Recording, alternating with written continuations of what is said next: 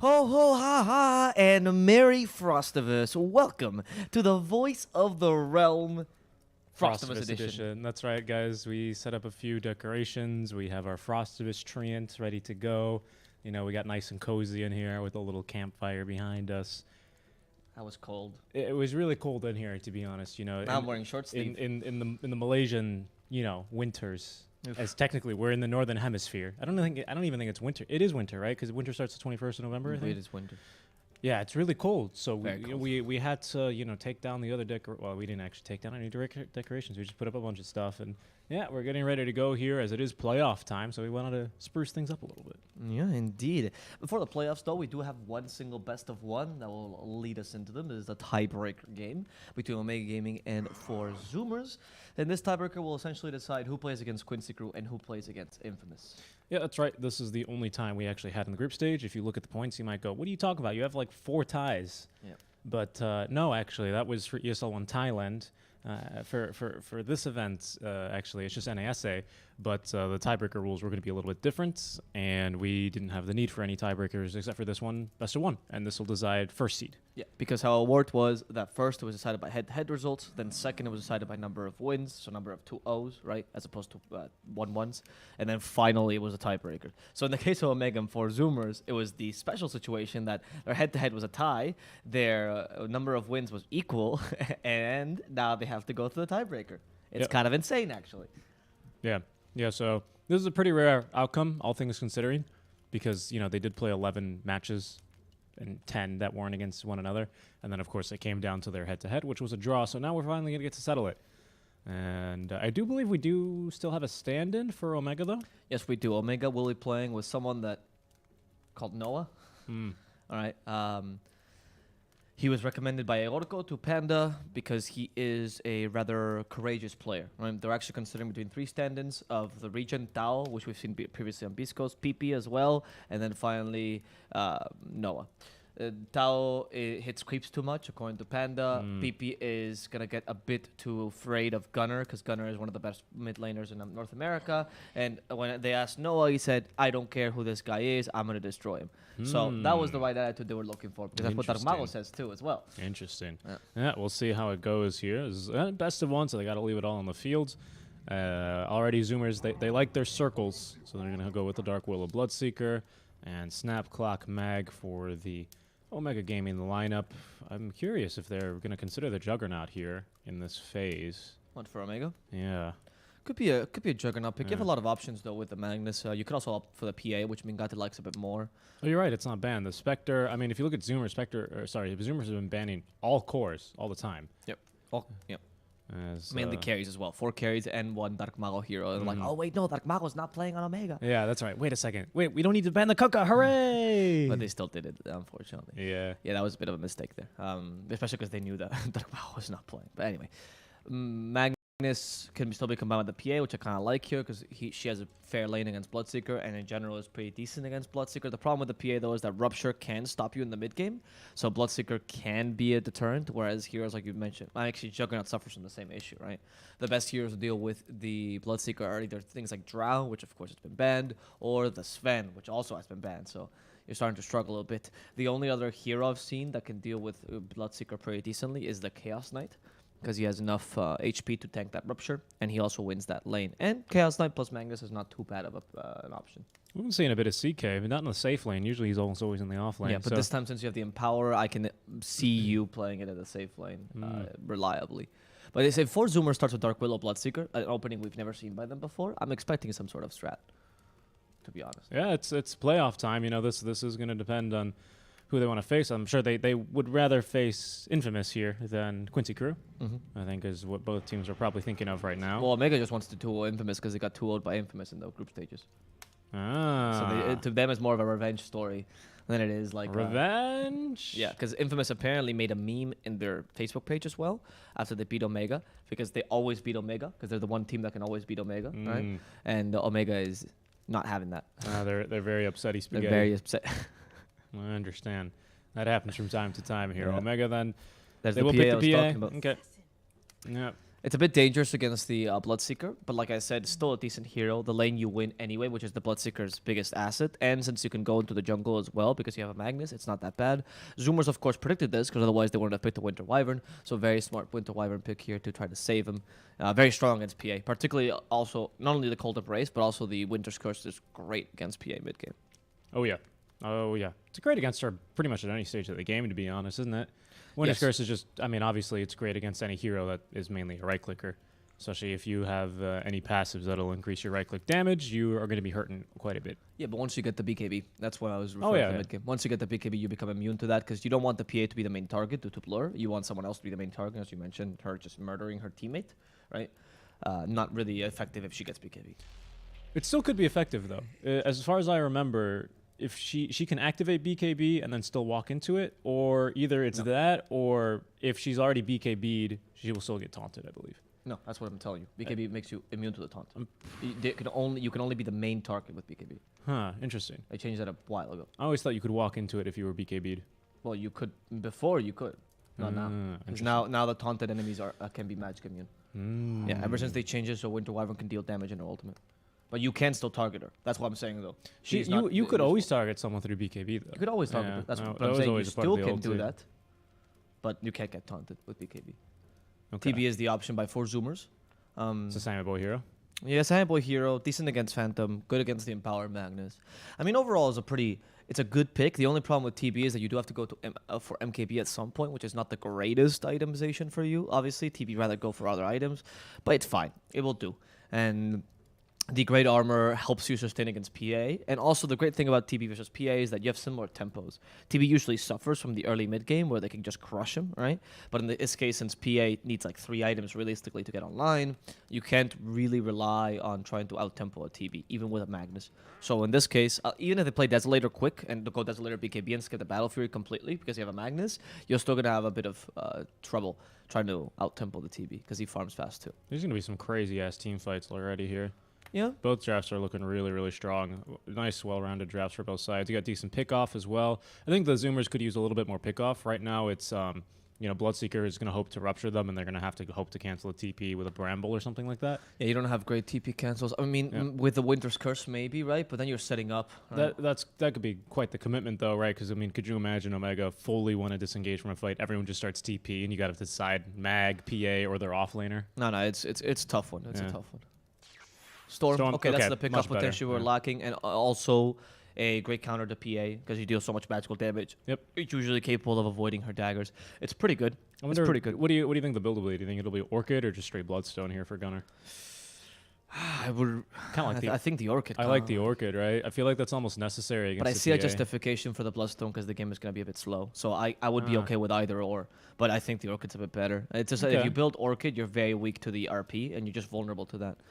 I would actually like to see the Snapfire mid here for Omega. I don't think it's going to be the case, but Oh, it could be. Ooh. It could be. well, I don't know. Actually, I think that's a silencer mid now. Well, let me go ahead and switch over to our full screen draft so And you we'll guys find out. can find out as well as we explode I mean, in you the should great be balls able of to fire. see. I know it's gonna be 5 silencer. Okay, Yep. mid Snapfire. All right, okay, good. So I like this lineup. I like what they did there. The silencer is pretty decent because he always prevents.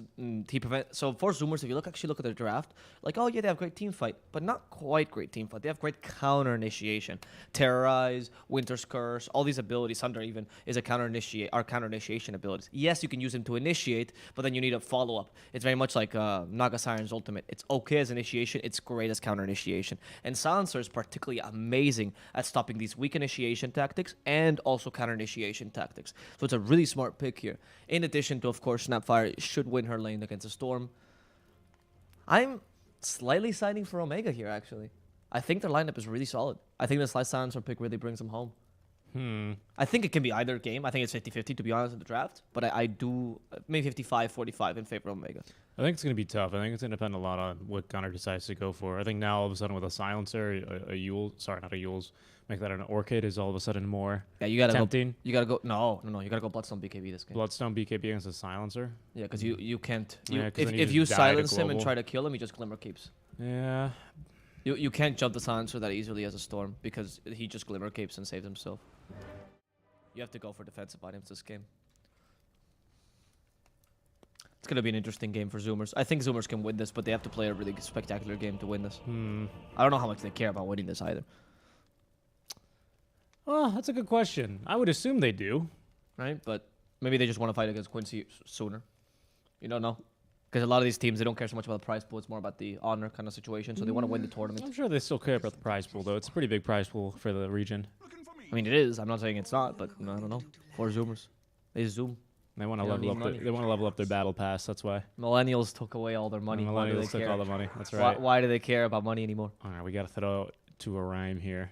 Eventually, trying to think of one.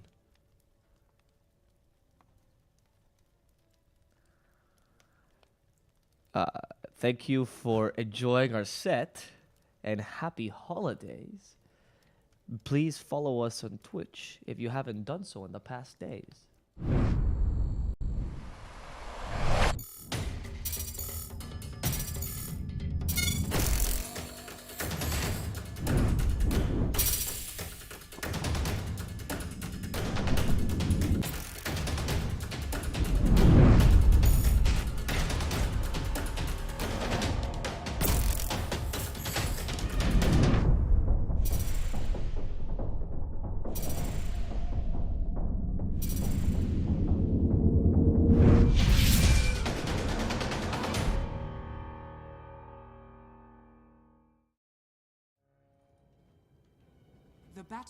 Hello, everyone. Welcome to our coverage here of the playoffs. Technically, starting with a tiebreaker, but you know what? That's not going to stop me from calling today the playoffs and welcoming you just the same as we wait to welcome Alvaro in the TeamSpeak server. Alrighty, we are going to get underway here with our first match. Best of one, everyone, so don't be confused by anything. It is going to be a very, very close game and a very good one indeed. As we'll be getting underway here. Thanks for tuning in. It's, what, Thursday, Wednesday for y'all over there? It is going to be Wednesday. As we're going to see the new mid laner here for Omega. Not new mid laner, rather, but just the stand-in for the side of Omega. We already can start to see, hopefully, why this is going to be a decent matchup.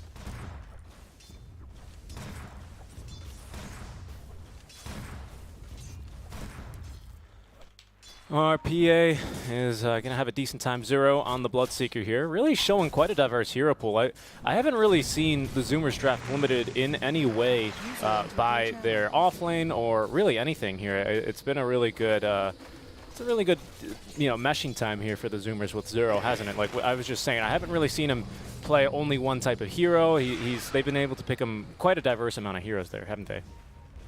Sorry, I literally just connected me. My Explorer was messed up, so I apologize. I know, that's why I was catching back up to the conversation. What were you saying, though? I was saying how what heroes? Zoomers, right, they've really integrated quite nicely with Zero. They don't have to pick him a certain type of hero. He's showing quite a diverse amount of hero pool. Like, they're not limited in any way here by this the newest player. No, not at all, dude. I think they've been meshing really well with Zero. And even from day one, we could even see it, right? Day one, because they were picking, or day one, day two, they were picking a lot of Timber Saws. It's like, oh, maybe Zero. Yeah, almost got first blood there, by the way. Panda could still be in trouble, though. Zero's playing quite aggressively here.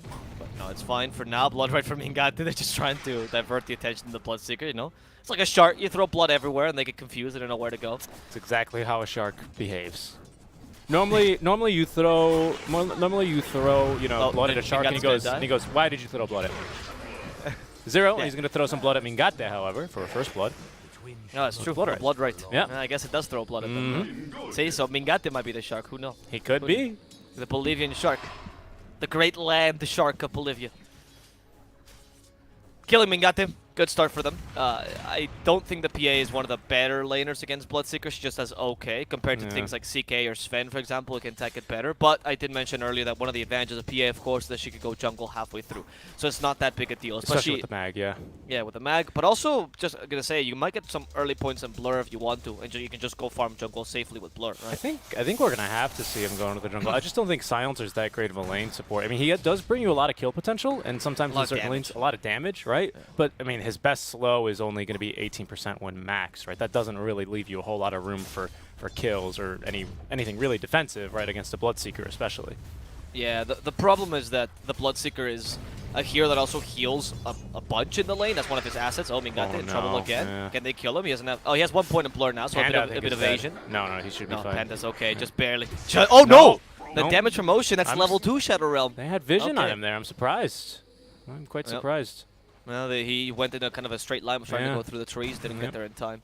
But yeah, the Bloodseeker heals too much in lane, so Silencer is not the greatest pick against him in lane because of that. Because the damage you deal and all the harassment you can afford, it's not great. And you mentioned it, he doesn't have kill potential, he has harassment instead because his slow is so puny. That's right. So you can't really burst down the Bloodseeker, which is what you have to do to deal with him. Yeah, That's why Chaos Knight is a good hero. That's a good point you bring up. It's a really good point. Yeah, because You brought it up. I'm just he's going to be #thriving. No, you're right, though. But the reason is going to be because of the thirst and the lifesteal, right? Especially. That's why you're going to do so well. These other lanes are brawling too as Gunnar with the 3-hit combo onto Noah. INS rotating on through, eating a remnant. There's the cookie stun there. They want this kill, but Husky is going to go and rotate on over the mid lane. INS is going to TP out. They, again, have nothing to cancel TPs yet. Vortex at level 1 on cooldown for just about forever. And is not going to be able to do anything there. We haven't looked at Zoomers, or sorry, at Samboy yet, but Mingate's dead again. He should be dead unless he dodges the attack. Ooh, oh, nice blur. blur. Very, very good blur. Zero's like, close. we almost had him. They had the evasion first of the hit on Zero. Yep. And then the blur for Ocean. Very well played, Mingate. A bit of luck as well. Ocean trying to go for the kill. Ooh. Phantom Strike. Mingate does not want to fight against Ocean. He knows he's the most dangerous hero. For now, Mingate's still alive. Zero's going to be chasing after him, though. Yeah, and I don't think he can make it out. He's got thirst, too. Yeah, he can smell your blood. Top Mingate is lane. going to die. Sammy Oscar. Boy. Oh, I was looking for Sammy Boy. Yeah, you're right. But Oscar running for his life. Nice Splinter Blast. But Ines is coming by here, too. Ooh. The Skewer into the tower. Oscar will die, but they can get They a don't have counter kill? cogs. No, they don't have cogs. It's only That's level true. 2 on the clockwork. Maybe if you have cogs there, you can hope for a little cheeky, breaky pushback, but no chance, unfortunately. INS needs to be careful here. Sammy Boy doesn't mind fighting him. High armor on this hero, but they will back off eventually. And he's going to go and collect his bounty runes then instead. Well, so the lanes are going really well for 4 Zoomers. I did expect the top lane to go very well for them, which is, I mean, you just have 2 heroes. One of them is Hold on, decent Kisses, against mid lane for Gunnar. Oh. They beat him to level 6. Can they actually connect? And they need one more. They're not going to find enough it. range. Yeah, not going to find it. Good That was effort, close, though. though. Yeah, good effort. And I that'll mean, you force get him them out of away lane. and slow down his level 6. So yeah. That's pretty good. You might even come back to the lane. You maybe set up with a Clockwork here. INS is already starting to roam a bit, right? It's not a bad idea. But yeah, the Clockwork here in the top lane is useless. Terrorblade divides the damage of Battery Assault, and the Winter Wyvern ignores your cogs, right? What are you going to do here? You might as well let Magnus solo. And he's gone for the Shockwave build as well, which is going to slow down PA's farm a bit. So the lanes have really favored Zoomers here. They've taken advantage of this. Now the question is, can they make up for how slow their draft is this game? We'll see. We shall see indeed. Yeah, INS, courier hunting. He does not kill one courier, but he got the other one. Oh, the Skewer. They want to make sure that this courier dies. There's only level 1 battery assault. Interesting. He didn't go for level 2, which made it impossible for them to get the kill. saving the skill point in case maybe the cogs would have gotten them that. But of course, against a Wyvern, not really too likely. Mid lane is a DD rune active, as we do have Gunnar now level 6 contesting here versus our Grandma. We have a cookie at the ready. Gunnar is going to go for only a little bit of a dive, maybe trying to bait out a cookie, but Noah's going to be a bit more patient. INS, though, rotating over, burning a bit of mana. Will pop the clarity from Gunnar, immediately canceled, as he will be kind of zoned away from about the Clockwork here. Very effectively done. Ocean, though, could look for a counter kill, but INS is going to go and just return back over to the mid lane. So Gunnar instead going to complete his run, looking for a kill down bottom instead. This could be a little bit disastrous here for the side of Omega if they actually end up getting another kill onto Mingate. We'll see. Gunnar for now, just farm. For now, Gunnar, I mean, his job is not to get kills anyway, right, early. As long as you're stopping their lanes, it's good enough. Panda, though, in trouble. I don't know if they can go for him. Oh, yeah, Gunnar could definitely, but it's a bit dangerous to dive. PA is very close to level 6, and they might not know exactly how close she is, right? So if she gets crit in the middle of this gank, you could be in a really big heap of trouble.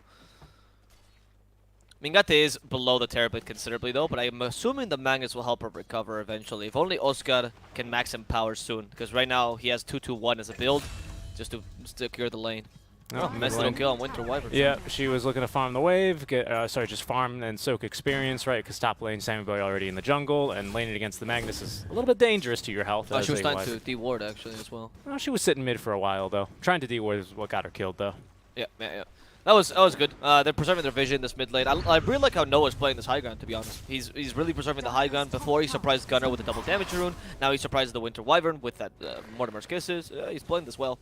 Taking advantage of the vision, and one of the best ways to play around the Snapfire. Not enough mana for the Scatter Blast, or Storm would be dead there. Yep, now we have a regen rune. Noah's going to go and bottle that one up. Rather have that one on the Snapfire than the Storm if you're playing on the side of Omega. Storm with the regen rune is very, very scary. As he does benefit greatly from that. Oscar up to level 6 already. He's gonna, you're right, he's put a second point here into the Shockwave, 2-2-1 here. And then of course the point on the ulti at level 6 is looking to accelerate his farm now.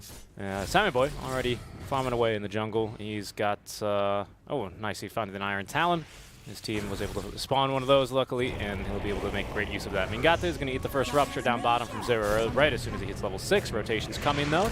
2 rotations, actually. They're going to rotate 5, actually, all over here. Mingate still in some trouble. There's going to be the Bedlam coming through. Nice Shockwave, the Cookie on top. Mingate alive on a sliver of HP, and they're going to miss the attack. Nicely done. The 1 point in Blur has saved Mingate's life twice this Literally lane already. All of Omega split that kill. It's okay, dude. They saved Mingate. That's all they wanted to do. They did, yeah. They have 5 it was a position 4, but it worked. It was worth for them. Zero, I think he's kind of stuck here. Yeah, Cogs, Blood Right is not really going to help you too much. Oscar evading the Blood Right. Zero, can they stop the TP? They can with Skewer, and Zero is going to go down, giving the kill as well to Mingate. Perfect way to recover for this PA. And we're seeing that she is going to be skipping the Battle Fury, by the way. She's going for Yasha. Another 5-man kill here by the side of Omega. They all show up. They're all looking to team fight early. His kisses. Mid. Yeah. Ocean with a Terrorize, trying to cancel it. The damage is good enough. No, I just spit enough fire. They didn't care about the Terrorize.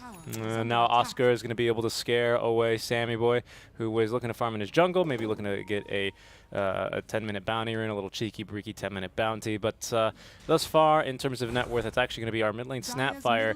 Gunnar, all the way here, trailing the pack, of course, currently. Not having too fun of a time this game.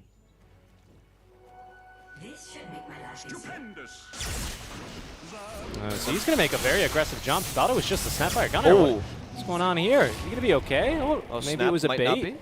She's just going to TP. Nothing to cancel the TP, Avo. Didn't doubt it for a second, by the way. It was like, whoop, immediate TP. Here, the Rupture's out. You just TP back home. Oh, not back home. Just go into the mid tower. Yep. And even going to run around a little bit with the Rupture. Why not? Even with a haste rune active, I don't care. Oh, that's so cute. Look at that. I know. A little Snapfire. That's my favorite animation in the game. I think Snapfire was made with so much care. Adorable. The whole design, right? The fact that I can play a badass grandma in this game is just so nice. I absolutely love it. Anyway, I think that Omega has actually done a good job of mitigating some of the lane impact by Zoomers, and now they're going to try to play the mid game a bit faster than them because they do have a stronger mid game here. Because Snapfire just comes online much sooner than Storm. Now the question will be though, when will she get her Aghanims this game? Well, in SCA we usually see, as you like to mention, 15 minutes in, but I think this game is going to be maybe a bit later. Usually like a 15-minute Ags is, I think, mid-snap. It's pretty decent. Yeah, it's pretty decent.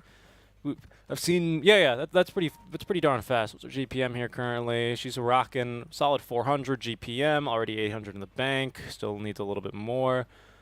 I don't know. I can't do that math yet. It's the first game of the day. I haven't finished my coffee. So it's going to be up soon here. And Sammy Boy, they're going to break smoke with the mirror image, though, right nearby. Hookshot will connect into the Cogs and the Kisses. Global Science, they really want Sammy dead. And they're going to get it here. They do have counter rotations coming courtesy of the Zoomers. The Kisses will scout them. INS is going to draw the aggro. Take me instead. And Zoomers are like, aight. And they will. Not the ideal kill for them, though, obviously. Very well played by INS, who sacrifices himself. He draws the aggro, and everyone else is easily able to escape. 2 ultis for the kill on the TB. Not bad, considering your PA is still farming. Even though I will say, Mingate started walking over there like he wanted to fight as well. But, you know, I think Omega, they just don't want to fight together right now. Yeah, what's the point, right? You don't want to sacrifice this slight, I mean, I wouldn't call it a lead, but this recovery you've been able to muster, right? You want the PA to be farming, taking advantage of the Empower. You know TB is going to be doing the same if 4 Zoomers are smart, but now they're going for a smoke themselves, trying to surprise Omega with an out-tempoing smoke. A lot of teams start to do this these days when they have, like, slower lineups. They try to propose first, because of course if you initiate, you do have a slight advantage, and just get a quick pick off here with a smoke. There you go. Samway does have the meta. Oh, nice hook shot, though. Winter's Curse. Is that going to be enough? Even RP here on the Magnus. They gotta stop it. Good Terrorize after the Winters. And now with the Rupture to Magnus, he can't get away either. And Clockwork will also fall as the last skill of this engagement. Zero's even chasing after Panda, but Panda's having none of this. He's just going to go back. But that's really well played. That's exactly what I was talking about, right? You initiate first, you have the advantage there. Even if Omega might have a good team fight against you, if they don't catch you in time, since there was no global silence, there was no way of stopping your initiation. And now they're even going to look to boot Panda, or sorry, make that Mingate away. Gunnar is going to be able to catch up. Has the healing cell active, has a little bit of mana. Curse Crown applied here. They should be able to catch him here with just these two. And they will scout him now in the trees. Blur now off cooldown for a whole minute. Bedlam here should be able enough to secure the kill, and it will. Nice job. I was about to point out, Mingate doing a good job of pushing the side lane, which you should be doing when your team's losing a fight on the other side of the map, but he sticks around a little bit too long here against the Storm Spirit.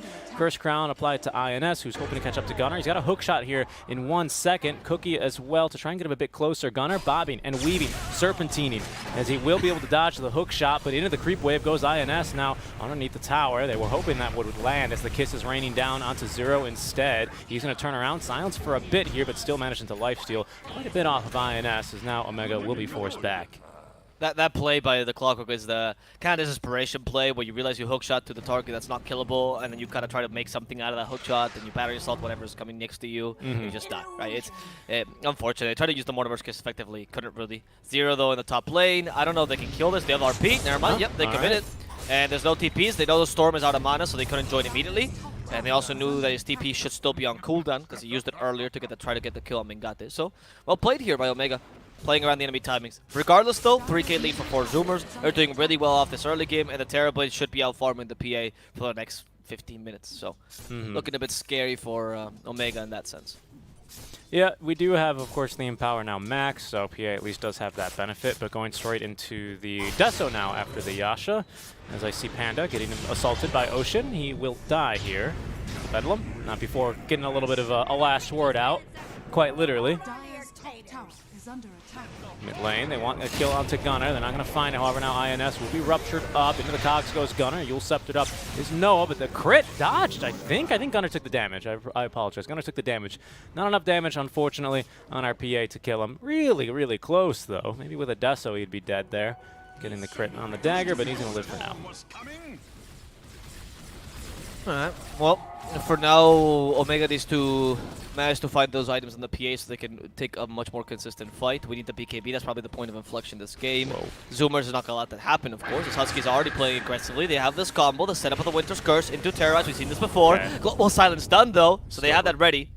I mean, at least you force Global, and you don't really waste Terrorize. That's why that combo's not that bad. We don't really waste anything. Maybe a ward? Well, Winter's Curse. Oh, okay. Winter's Curse and the ward. I mean, the ward, yeah, sure, but the Winter's Curse is the big deal here. I mean, it's a fresh ward over a farming spot. That was a fresh ward? Yeah, they just put it down. Oh, okay. That's the only reason I mentioned it. Yeah. No, that's kind of important thing. You're totally right. But you do waste the global, which means now you can fight them more aggressively, unless they find Husky here in the mid lane. Crit, battery assault. Can you just get up to him, though? Phantom Strike available in 1 second. A bit dangerous. Silence. And he's finally going to go down as Ocean comes by, trying to get the counter kill here, but there's no cores nearby, so... I mean, Gata's just eating all the brambles, though. Yeah, this guy's the... Whoever went before Theseus into the Labyrinth. That one dude that got eaten by a Minotaur. I think a lot of people got eaten by the Minotaur. Yep. Or mauled, I think. I don't think cows eat humans. Anyway, Storm finds Panda. Good kill. Bad cogs. Unfortunately, Panda's like, come on, Tano. Oh, Zero really wants a rupture, but he's going to be forced, zoned out, rather, by the cogs. Is Gunnar with plenty of mana now. He's going for the Bloodstone. Has the Kai level 2 ball lightning as well. INS will be killed off by Gunnar as well. Kisses raining down. Gunnar. Oh, the RP is going to connect. He was in the middle of the ball lightning animation, but couldn't get it done. They will, however, go onto the backline. Sammy, with the Metamorphosis active, does have himself a Manta style at the ready. His Curse Crown is going to stun and then silence Oscar due to the blood right. I mean, got then onto Ocean he goes, but he's going to eat a Winter's Curse instead. Ocean still alive. There's going to be the Metamorphosis as well, leaving Mingate with a bit of HP. Zero running around as well with the Thirst movement speed, looking for Mingate. Blurred up for a bit, needs to miss more attacks. There's one, but cannot miss enough, unfortunately. And Panda in a bit of an awkward spot. They're going to let him live. They got the kills they were looking for. They did lose Gunnar, though, but kills onto Sammy Boy, who's now beginning to show up to the fights, is a very, very good sign for the Zoomers here. Hook shot. Oh, whoa, they Yules him in the middle of the hook shot. Nice job, Zero. Yeah, wow, that was impressive. Yeah, that was incredible. I didn't even know you could. Wow. Yeah. Anyway, yeah, Sammy Boy's been playing this really well all this whole game. I guess that's one of the advantages of giving him a comfort pick, regardless of how good or how bad it might be. He really knows how to play this TB, and he's been playing him extra aggressive to make sure that he can take advantage of Omega's also kind of slow lineup, right? You know that they can't fight without the PA's BKB, and that's why the TP is proposing so early. You're taking advantage of your Winter's Curse combo, which we've seen a couple of times. Zoomer's been playing this early mid-game really, really well, and they've caught an Omega off guard solid 2 to 3 times this game, which has led them to the 7K lead they have currently. Yeah, it was a really strong early game from Omega, though. I mean, yeah, I mean they did really well, but their lanes were not as strong, right? So. Yeah, I think this is the natural, the pendulum restoring order here. As Gunnar now is going to finish off his Bloodstone. He's going to be a bit more of a threat now in these fights. All of a sudden, yep. It's going to be a bit scary because he actually has been overall the weakest core on his team, and he's still been getting a decent amount of work done here. We'll see here. We have the blink on Oscar, which we saw last time. Deso completed for Mingate. They will smoke up looking for a fight, as well as the Eat and Yeet now. That gobble up for Mortimer. He's good looking hungry, isn't he? We'll see. Gunnar might be the target here yet again, Avo. As he is going to show in the mid lane. They want to try to take advantage of the global silence here because they do have it available, but I don't know if the Eat and Yeet is going to be enough. That's a really good ward, by the way. Really good work. They see them immediately. Despite the smoke breaks and Omega doesn't see him because it's nighttime, but they have an advantage of vision to Zoomers. But Omega intelligently retreats. Yeah, they know what's coming their way. They know all the ultis are up, and right now their team fight looks a little bit more scary here until they get BKBs or Lotuses or something here on the side of Zoomers. We'd only have one Dispel, and that's of course the Yule Scepter, which Zero might actually need to save to cancel a TP here. And we have Blink Dagger on Magnus too, so as you mentioned, the team fight for Omega is becoming that actual team fight that we were expecting this whole time. Or just throw him in with a gobble up, right? It's either or. Yeah. Well, I mean, I think probably you want to throw in the Clockwork, right? Oscar, you can go in himself. You throw in this tanky Clockwork who's meant to die. Maybe he gets a short range hook shot. Hook shot doesn't care. Doesn't care if it's a 1 meter hook shot or a 10 meter hook shot. Yeah. Doesn't matter. It's the same damage, same stun, right? Might as well just connect it anyway. Well, I agree. Whereas the RP, that's a bit more, reliant on good positioning, and I think you want to be able to control that a bit more finely tuned. You have to lead the shots with the gobble up. Oh, there they go. They find Sammy. Good heals. Sammy might just die to this. He doesn't have any blood backs. Nice hook shot to prevent the Sunder. Great stuff.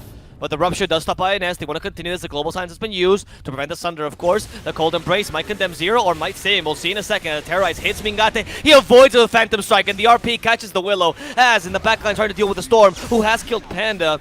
Noah, though, is surviving this whole onslaught in a nice cogs. Take away some mana from Gunnar. Gunnar realizing he has to play defensively as he has to get away. Yep, the Willow's TP'd away after the Wyvern died, so but Gunnar's still here? No, they don't have any bashes. Well, you have a Shockwave, but yeah. That combo with the skewer is not going to happen against a Storm that has ball lightning level 2. No, unfortunately not. Well played by the Winter Wyvern and the Dark Willow. I mean, the two supports you by so much, as per usual. Incredibly good, but the Cold Embrace into Terrorize to make sure that Mingate couldn't quite get the kill, or Mingate was rather forced to Phantom Strike onto the Willow just because of that. Really nice. Oh, yep, this is a dangerous play, by the way. Very dangerous. It is, because we still actually have all the ultis except for Rupture available for the Zoomers. We didn't use meta in that fight either. We have American Roshan today. Oh no, he bashed the Magnus. They guarantee the kill, the Eat and Yeet. They're angry. They're trying to get back their territory, but... Oh, that's going to silence Mingate here. Oh no, they messed it up. He's timed it. It's really difficult to get that, though. To be honest. Because 2.5 Cyclone, 3 seconds until the Blood Right hits. Oh, Panda's getting eaten alive here. Gunna's going to make the jump, wants this kill. He will be able to get it. So now they're going to have a 2-man advantage, setting up for the Roche fight. INS could be next, and very likely he is, as he's going to be killed during the Vortex, but does have the buyback. The Tier 1 to TP2 as well, as he's going to send in the Rocket Flare immediately to see Sammy Boy already starting up the Roche here. Has the Metamorphosis active, does not have BKB quite yet, though, only has the Mithril Hammer. But he's just used meta here. It's actually halfway through its duration. Husky hiding out here, ready to counter-initiate with himself the Winter's Curse. As there's the Eat and Yeet. Sammy Boy still in the pit. They're trying to protect it. Nice job. It's going to be blocked, however, by Husky, who will die for this. But Sammy Boy has recovered the Aegis. No, that hookshot was meant for Husky. Okay. They were not trying to steal from the pit. They were just trying to kill Husky. I don't think they could contest that. And even if the Clockwork went in there and took the Aegis, I mean, I don't think the... Oh, no, it's on Storm. Never mind. Yep, you're screwed. There's a difficult game. Oh, they give it to Storm? Yeah, they give it to Storm. Yeah. That's, if they would give it to Terrorblade, I was like, not that big a deal because you kill him once and he has a meta when he comes back, but Storm is a big deal. Yep. Yeah. Oh, it was Storm with an Arcane Rune and an Aegis. Monka-ass, dude. And Bloodstone already done. And soon to have BKB as well. Yeah, this is looking scary, dude. They might even Pierre hasn't gone for BKB just yet. Let's see. Got it. Bramble Maze, Panda, Global Silence. Try to save your carry. They throw a creep at the Storm. They don't want to kill him first, though, because they know he has an Aegis. Last word does hit Ocean, but I think Mingate's going to fall at this rate. The Cookie does guarantee the kill on Ocean, but Mingate, how are you going to survive this onslaught? He's just being surrounded and murdered. Ness in a similar position, killed off by Gunner as they go for the last hero. Nice, It's going to be Noah. Really nice clumsy net to set up for the Blood Right, and Panda's just trying to get them away. Please, leave my cores alone, but it's not working for now. Noah is just being chased down. Quite tanky though, the Snapfire, but not tanky enough. Zero's even saved by the Cold Embrace and the Winter's Curse just to destroy the pesky Panda. Yeah, nice job there. Zero, what a team player he is. He's constantly just lotusing the last words, the Arcane Curses off of Gunner so he can do whatever the heck he wants. Very, very well played there. Snapfire, as tanky as she may be, is no match for a Storm Spirit who has now had 18 Bloodstone charges, an Aegis, and an Arcane Rune active. Unfortunately, no chance really there. Really, really good fight for the Zoomers, and Omega will lose 4 off of the end of that. The game's looking pretty tough for them now. I mean, Storm's going to be ready to go in just about another minute. We only use Winter's Curse. Maybe a little bit, you know, aggressively, right? Just to send the message. But, yeah, wow. What a great fight from Zoomers there. Really just Storm doing everything, but Gunner's now online and he's feeling it. There's BKB now on his, not yet completed, but BKB for Sammy. We're not getting any BKBs on Mingate, which I'm starting to worry about, honestly. I don't think he can afford to not go for BKB this game. Not only just stop the Sunder, but to stop the Storm damage, to stop the Bloodseeker, Blood Bright. Like, I know that you still have Rupture on him, and they're going to just use Rupture on him once he gets BKB, but, you know, one thing at a time, right? What's up with the PAs these days? You say, okay, say it back, PA. BKB. Basher? No. BKB. Buyback? No. Buyback dive? No. BKB. Buyback dive. Yeah, I'm not really sure. We've seen like 3 games where PA refuses to buy the BKB. In the other 2, I kind of saw it justifiable. I mean, I guess in this one, because of the Winter's Curse and the Rupture, you're thinking no. But I feel like PA is still taking some like incredible amount just from Storm alone, right? So, I don't know. I mean, I guess you have the Global Silence, right? It's like, guys, they can't cast spells. Why would I buy BKB? Gunner? You madman? He doesn't really have the team behind him. Well, you can. Aegis, though. I mean, I see the point of the Basher, though. Montestal at least will dispel some of the things. Not too awful. Let's see. Okay, they're going for the Rune. There's a really dangerous engagement for Omega. The Global Silence as Panda dies. PA managed to get away with Phantom Strike, but for how long? The Storm could just chase after you forever. Nice Centaur throw, though. Blood Right will set up. The Rupture still hits the PA.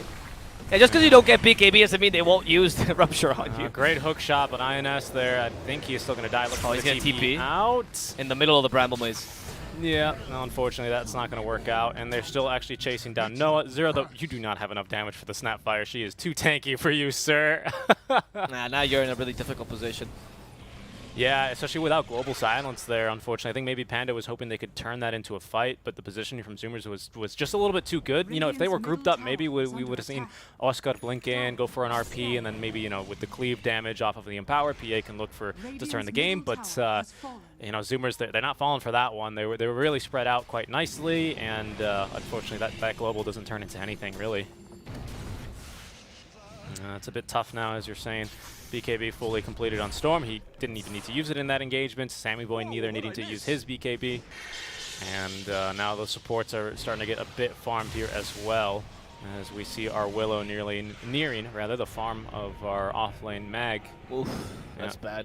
Especially because it's Mag, you of all things, right? He's usually an offlaner that can recover nicely from the lane. That's the only reason I bring it up, right? I mean, Willow, not bad of a farmer, to be honest, with Bedlam especially, right? Pretty short cooldown, good damage. You can pole creep away with it basically at any stage of the game because it's a great balance.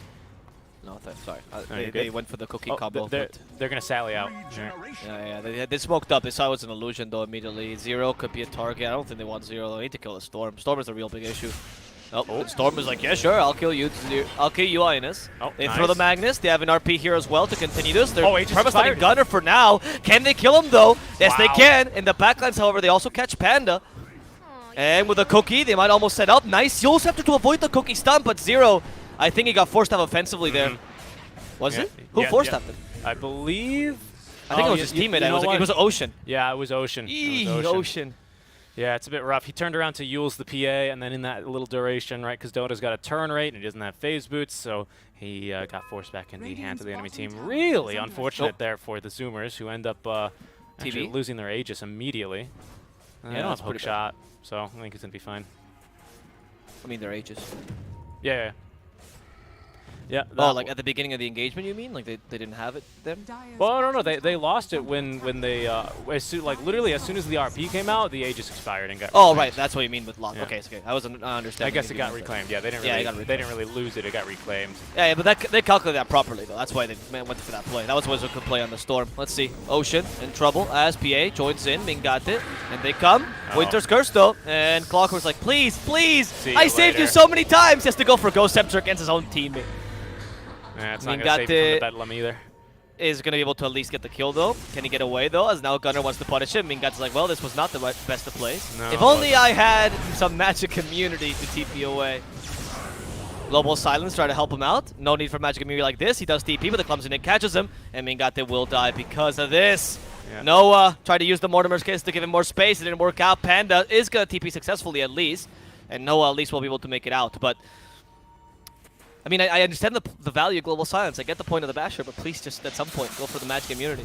There's Noah underneath a ward, and will get the cookie away, but still gets silenced. Not that you want to use anything anyway. Yule sceptered up. Gunnar recovering his mana with the 23 Bloodstone charges here. Should be enough to get this kill here onto the snap. The Samurai walking in here with the Imp Claw, doing a fair bit of damage now with the MKB, even without the Metamorphosis active. And they're going to be looking to push high ground here now. Roshan might respawn as soon as in 50 seconds, but could be 3 minutes after that as well.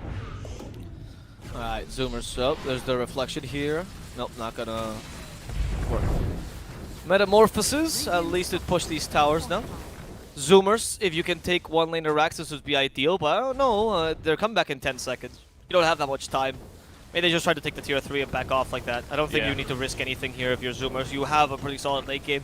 You don't want to give this advantage away. I don't think they're too concerned either. With Global, it's very concerning that they're going to eat a Magnus in, but without Global, I think you're going, it's whatever. We'll I heal guess them or you're right. something, right? Yeah. They're going to take the tower comfortably and back off here, but I don't think they were ready to re-engage if Omega, in my opinion, were to make the mistake to look for a kill there. Which might be tempting because you have most of your ultis up, save for the kisses and the global. But without global, I think it's just a bit too risky. Even with global, you have BKBs on Sammy Boy and Gunnar. Gunnar, especially the more concerning nice one. skewer. Oh yeah, good catch. Let's see. Can they turn this into a kill though? Okay, that skewer could also, if you take too long, turn into a death. They're going for 2. They're separating Zero's Ocean. got They the wanted bounty. to prevent that. Yeah, Zero gets the bounty, but I think he also gets to die unless Yule Yeah, Scepter. the team's now leaving Zoomer him. has no interest in him. I mean, he's taking a lot of time to die, Yeah, so that's good. He's going to know the PA by rupturing her before she goes, so she's going to have to stand still for a little bit anyway. But they are going to continue farming here. The Spider Legs, rather, pretty darn good here for the Zoomers. I wonder who you want to give these to. Maybe one of your supports. Probably the Wyvern, I would suspect. No, she wants the what's it, the Rocky Armor? What is it? What's this item called? The What? Craggy Craggy Coat. Exterior? Craggy Coat. Oh, Craggy Coat. Yeah, sorry. Exterior is the tiny pass. Yeah, that is the tiny. Roshan, it's going to be... Rocky Armor, my goodness. The gold, well, Craggy Coat, Rocky Armor. It's like it's the Walmart brand, right? It's true. So it's like Slaughter when he was called Sprint Bash Yeah, before yeah, they decided it was Bash of the Deep. Exactly. It's going to be the medium Roshan. It's going to be back up in 30 seconds here. It was a full timer Okay. of around 2 minutes, so they're going to be looking to scout that. Should be the next big point of contention here, and with both teams having all ultis up, it should be a pretty spicy one here. We'll just check in on buyback status real quick, because that might become relevant here in this fight. PA should be able to farm up her buyback in the meantime. has it. Already does. While the 3 cores of Zoomers probably will not be able to. Gunnar and Zero might, but there's no way TB is going to be able to farm buyback by the time a Roche fight starts. So just keep that in mind here. We'll go to see because Zoomers has a really strong fight in the pit, right? Because of their area spells, Winter's Curse into Terrorize. This combo is just good enough to destroy them in the pit. Global Silence has to be perfect by Panda. And not even Global Silence, his positioning has to be perfect so he doesn't get caught out by the initial four Zoomers So it's strike. going to break by Sammy. Okay. Mingata's going to be able to freely walk away. Hookshot Oh by no, Anas is he gonna missed the win. hookshot to his teammate. Oops. Oops. Yeah, Ghost Scepter. Pretend like you're not here. Sammy Boy's going pretty far, though. Okay, that worked out for them, even though that was a missed hookshot, but it's okay. No big deal. Warning out. hookshot to his teammate.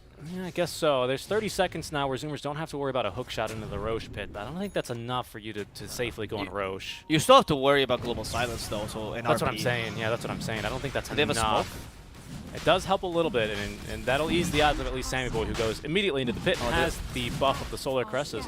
You don't have to do smokes. They don't, actually. No, That's there a they big do. deal. No, they do. Oh, they there we do. go. Okay, okay. Okay, so now let's see if they can take this. Bloodseeker wants to They break get the smoke. scanned out, though. Gobble Yeet. up. They throw the PA in. It's like, oh, wait. Where are they? Just jumps Wait, what? immediately as Gunner Oh. was barely out of vision, but there was a ward up there, which guaranteed this kill. RP catches TP as well. Terror's trying to help him. They still have the global, by the way, this whole time. Now the global comes out, but where's the PA? Where are they hitting? Mingat's actually being destroyed by Semi-Boy. The Cogs helping her out a bit. The Winter Curse annoying her. No. Oh, they didn't catch her. She has Phantom Strike. It's fine. Phantom Strike across the screen. But can they kill TB though? They wasted the global already. Sammy just wants to hit whatever comes to his way. A nice skewer. They're trying to divide this team fight. Husky is the next one to die. The Mortimer's kisses now. Terrorblade's currently silenced. He can't sunder. Oscar's coming in, but careful. You're a blood bag. Oscar just gave Sammy the necessary HP. Mingate died to Ocean alone, by the way. Yeah, the Bedlam destroyed him. Whew. Oh, Zoomers. That's all 5 buybacks out from Omega, by the way. And they were actually playing that team fight decently, but towards the end, you know, a couple mistakes really screwed them over. They know they don't have Sunder on TB. Can they kill him, though? There's no meta on him either, but you need more damage than just the Clockwork. Clockwork being eaten and yeeted, but he needs to get help. He's just going to die at this rate. Sammy disposed last word with Manto style. In comes the Magnus. They do stop Mingate with a Bramble Mace. Skewer misses. All the cookies just get to Sammy Boy. But it's impossible, that Lotus Orb. He can't finish strike as effectively. That's a really nice rupture by Zero to make sure Mingate cannot get this kill. The frustration is palpable. Sunder's available for Sammy Boy. He has a bunch of blood bags. Mingate, that's a dieback. That's not what you wanted. The BKB on Storm will ensure that the poor Snapfire is completely useless. They even catch up the Magnus. That's a second dieback. A third one on Oscar, most likely. He can't even TP. This is going to be GG. Yep. Slight correction, although that's the 5th dieback there of that team fight, as they all bob back. Now, Zoomers with a 27k net worth lead. They didn't buy back on anyone, and might not even Roshan here.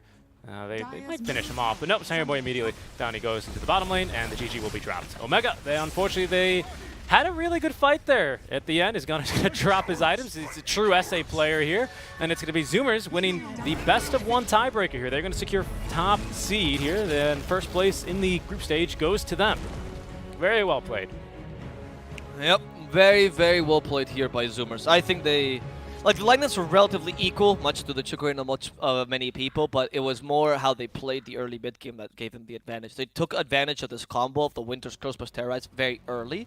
They took advantage of the fact that Omega needed to farm for a really long time and didn't quite get to the point of inflection they were hoping for. And also, Sammy Boy playing so aggressively in his TP helped a lot to make sure that it was difficult for Omega to come back. They couldn't really use the Empower bonus because by the moment that the Empower was maxed and the PA could farm, they didn't have enough of map control to be able to take advantage of it. So really well played here. They did max some power at level 8, but even that little second point there in Shockwave does make a little bit of a it wasn't so much. I wasn't so much pointing that. I was more pointing the fact out that it was like by the time you got level 8 on Magnus, you already were losing your tier 1 mid and tier 1 bottom, right? And you already were losing a bit of map control, which was a big deal.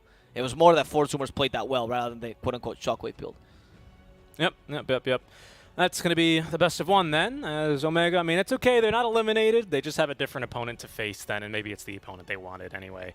But it should be then... No, they weren't. They wanted Infamous so bad. They wanted Infamous, so it's They wanted Infamous so badly. It's going to be then tomorrow. These upper bracket matches will begin, but it will be Zoomers versus Infamous, and then Omega Gaming versus Quincy Crew.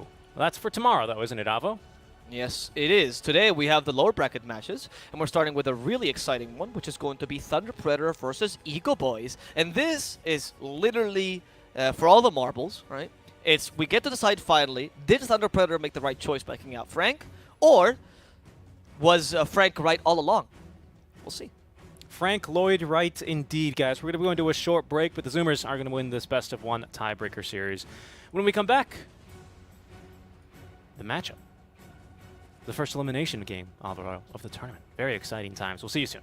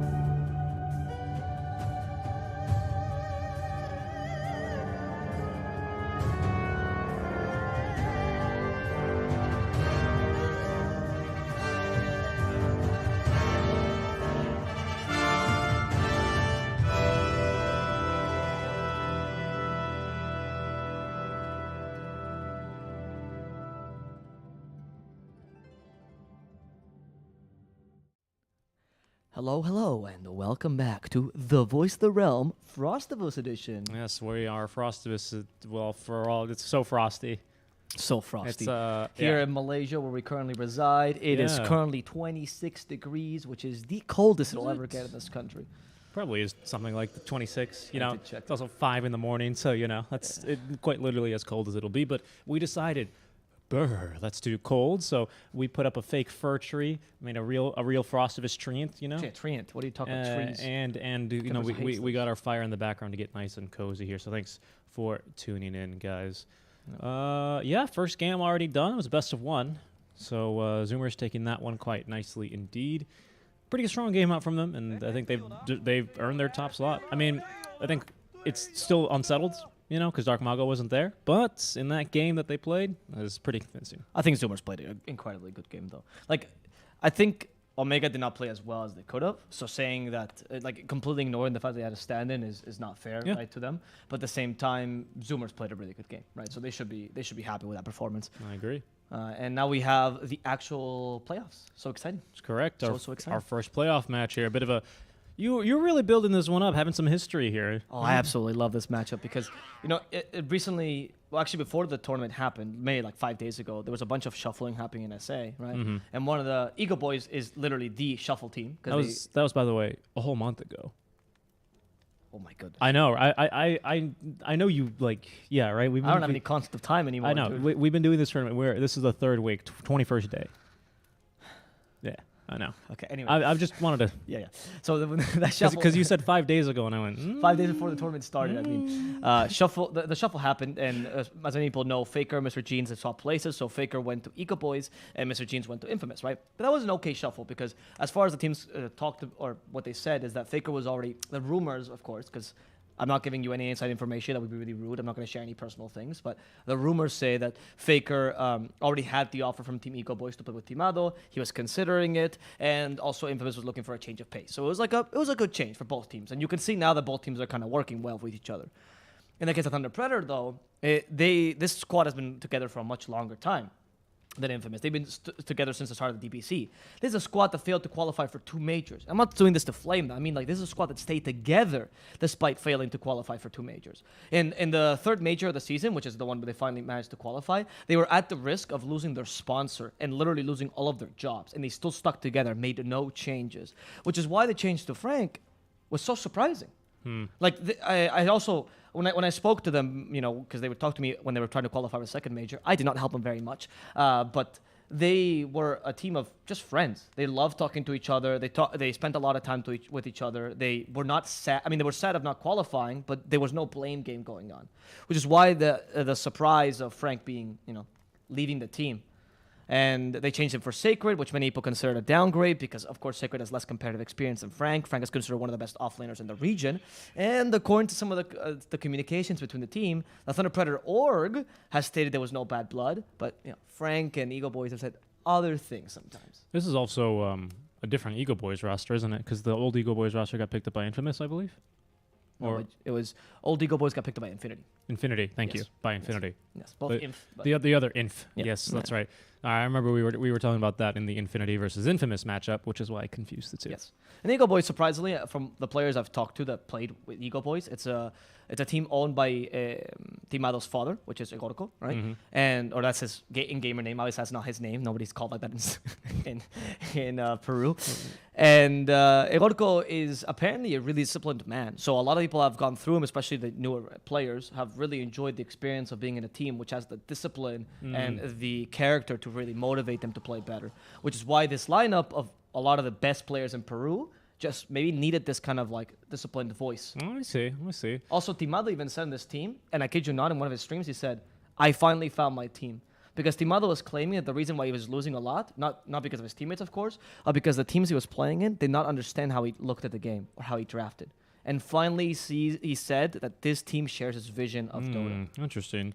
Discipline's an interesting topic in the SA matchup, but maybe we'll talk about that one for our next match, which is going to be the Beast Coast for fun. Ironically, it was Beast Coast who said that Egorco was what they needed to win. Not as a coach, but as a manager. It's like not replacing Washi, no. but someone that would give him the discipline. I understand. There's different roles that can be there within the team, and exactly. I get that. I know you're just being. We love you, Washi. You're just being very cautious and deliberate with your words. I understand that, but there's totally enough space for a bunch of different roles on the teams here. And I mean, with that, let's get into this draft, right? We've had it on screen for some time, but now you know a little bit more about the backstory. That is, if you don't have us muted. But if you have us muted, you know, how could you hear this fire? I mean, you guys have to let us know if this fire starts spreading. It's very important. It's very dangerous. We have a bunch of snow there. There's marshmallows. This is going to be toasty. It's a toasty one indeed. Anyway. Look at that! Look at that pick of Shadow Demon to counter the Oracle, huh? Really smart. Yep. This is the first team to do this in this tournament was Team Brazil. To think of the Shadow Demon as a counter to Oracle +1 or Omnight +1, and it's a really smart idea. I love it. That's all I'm gonna say. It's very smart because it purges off a lot of the things that obviously the Oracle helps you with, right? It deals a fair amount of damage, and Disruption is fantastic at stopping, for example, picks like Sven, which are really good with Oracle. Almost, to be honest, any single carry. Yeah. Except for the Pango, actually. The Pango's pretty good against it. Yeah, because he's not a carry. Well, because he's not a carry, but even that, you know, you want to slow him down with the ulti, and he's going to go, okay, I guess I'll just roll away at my regular roll move speed. And Pango's a bit of a comfort pick for Thunder Predator, kind of a ace in the hole here for them, because Sacred is a player that really likes to win lanes, right? He likes playing the Vipers, the Timbersaws, these kind of heroes that just destroy the lane and then snowball from there. And Pango is not quite that, but he is the somewhere in between initiator and carry from the offlane, right? You can put a lot of pressure, you can be a really aggressive player, but at the same time, you also carry some initiation. Not fully like a Centaur or a Slardar, but some initiation. And it really suits Sacred's style. It's one of his comfort picks in his pubs. I'm a little bit concerned about the support duo from the Eagle Boys, though. It's good, the Shadow Demon Disruption is really good setup for Mars, don't get me wrong. That's very true. But I just feel like they're still lacking a little bit in some department between these two supports. And control. I mean, setup is not the same thing as control. You got really darn good slows, even a BKB piercing one, of course, on the Shadow Demon with the potential to upgrade it into 3 charges that also break for 6 seconds. It's very potentially strong. That really good. That axe is really good. It's really strong. But I don't know. I feel like they're going to rely on this Mars quite a bit in the mid game here when the supports just aren't going to have the items, aren't going to have the ability to set up team fights the way that, say, a Tusk, and even a Tusk plus Oracle, where Oracle can go in and hit him with the Fate's Edict, right? And then the Fortune's End, hit him with the Fortune's End, so then when he rolls in, he can apply a route around him, right? So that you have much better initiation. Like, a Blink on Tusk is way scarier than a Shadow Demon with his first item. I like what you're pointing out, because this means that Eagle Boys, they're going to have to bring their initiation or their control in their cores, which is usually, which they are doing a bit. And this is usually a harder thing to do, because now the cores fulfill multiple roles, right? Where the supports are there to give you save and make sure the core survive. The cores have a lot more pressure, because they usually have to not only deal the damage, but also deal the control, right? I want to talk about the Queen of Pain pick, though, because this adds to my excitement about this matchup, because that is Faker's best hero. Best hero. Back when he started playing competitive, he only played Queen of Pain. I kid you not. I don't think that was a good thing, but anyway, he only played Queen of Pain. And this time, you actually gave him a favorable matchup where he could take advantage of the Queen of Pain, because Queen of Pain against DP, which is also one of Leo Styles' favorite heroes. Is it now? So much excitement here. Alvaro really likes watching Queen of Pain and DP specifically. I don't really, but I like watching. No, you do. I like watching when these guys. I can tell you really like watching Queen of Pain's play. What hero do I really like play? I really like watching Storms play. Okay. And it's just true. I mean, I like Faker Queen of Pain. You like all Queen of Pains and DPs. It's just a fact. I'm excited about the DP. You get really excited about exorcisms. It's okay. Yeah, I usually go into like little children's bedrooms, like, "Hey, are you possessed? Are you possessed? Get out of my bedroom." I've never seen The Exorcist, by the way. Oh, no, it's quite funny. I mean, Funny. I know it's supposed to be a horror movie, but it's quite funny. The kid got traumatized. Well, is it one of those things that doesn't age well because it's a little bit old and it was like the first thing that did it? I mean, it's still a good movie, but it's quite funny now. Okay, fair enough. I'm just curious. All right, last stage of bans. We need plenty of carries, so plenty of carries get banned out. AM Morphling by the Eagle Boys and Drought Sven by Thunder Predator. Okay, so what can Eagle Boys pick up now? We have a PA still available in the pool for them. Yep, there we go. There it is. And Thunder Predator. Okay, they'll have 1 for 1. Let's see. Lifestealer? No, he's banned. Nope. It's a tough one. I mean, you could go Juggernaut if you want to play it safe. I actually like TB here. TB is really good. Queen of Pain's annoying, but TB is great against PA. Mars can be an issue, but TB can buy BKB. I'm just scared of the quote-unquote unpredictable damage from the PA, right? And then, of course, the Queen. To stop the Sunder. To stop a Sunder. Queen of Pain as well. Pretty darn good at stopping Sunder, especially because I think we're seeing more and more Ags these days. We have Oracle to give you that reliability. That's a good point. Yeah, okay. Faceless Void says. Okay. I'd like this hero too. The only thing is now you have a different caveat, which is Shadow Demon. Yeah, existing. I was about to say he's a real big thorn in your side to say the least. Also, the PA versus Void matchup is relatively even. It kind of depends on who jumps on whom. And if Phantom Assassin jumps on the Void, well, you're going to be disintegrated, right? The Oracle has to be really quick. He's not the best hero to take advantage of the Oracle, but you do have a good Void matchup. Pangolier and Void is quite nice because you swashbuckle into the Chrono and Rolling Thunder to extend it. The Exorcism Void is, I mean, that's one of the most classic combos in Dota. Yeah, pretty much. DP can just pop Exo, put a few life drains on, and then literally run into Chrono and do her job. Tusk as well with Matthew here. If they get a good Chrono placement from Minos, you can actually apply the tag team buff as well while still doing damage. Yeah, I mean, it's a pretty solid draft, and just I think he's just going to be really darn annoyed. Slathian here, honestly, this is a great blink game for the Shadow Demon. Yep. I think his positioning is not to be underestimated whatsoever. You can use that blink defensively. Maybe like Glimmer first, obviously. Even then, Glimmer. I don't know. It's a tough game for the supports, for all the supports. There's a lot really riding on the supports' shoulders here. Yeah. And it's a little bit easier for Thunder Predator because I think their support's just a bit stronger without items. I agree, especially the Tusk. The Tusk really stands out here. Yeah, I agree. I would say Thunder Predator also has the overall-ish easier game, right? I think the DP is much easier to play and play effectively than the Queen of Pain. Not saying that Faker's a bad Queen of Pain, of course not, but it's true that the Queen of Pain needs to get some really nice Sonic waves here to make her value worth. I also love the Pango versus Mars. I think that's a really strong matchup for Pango. I'm going to side slightly for Thunder Predator this time. Yeah, I agree. I think... yeah, I think it's a lot for the Shadow Demon to deal with here this game. It's going to be really, really darn difficult. I don't think the support... I think both of these supports individually are fantastic. It is a Shadow Demon 4, right? Mm-hmm. I don't know. I'm hesitant to go for a Shadow Demon 4, unfortunately. I think Thunder Predator is going to take it as well. I was gonna try and come up with one as well. Do you have one ready? Okay, our casters are in agreement. Why don't you follow us on Twitch for our appeasement? There it is.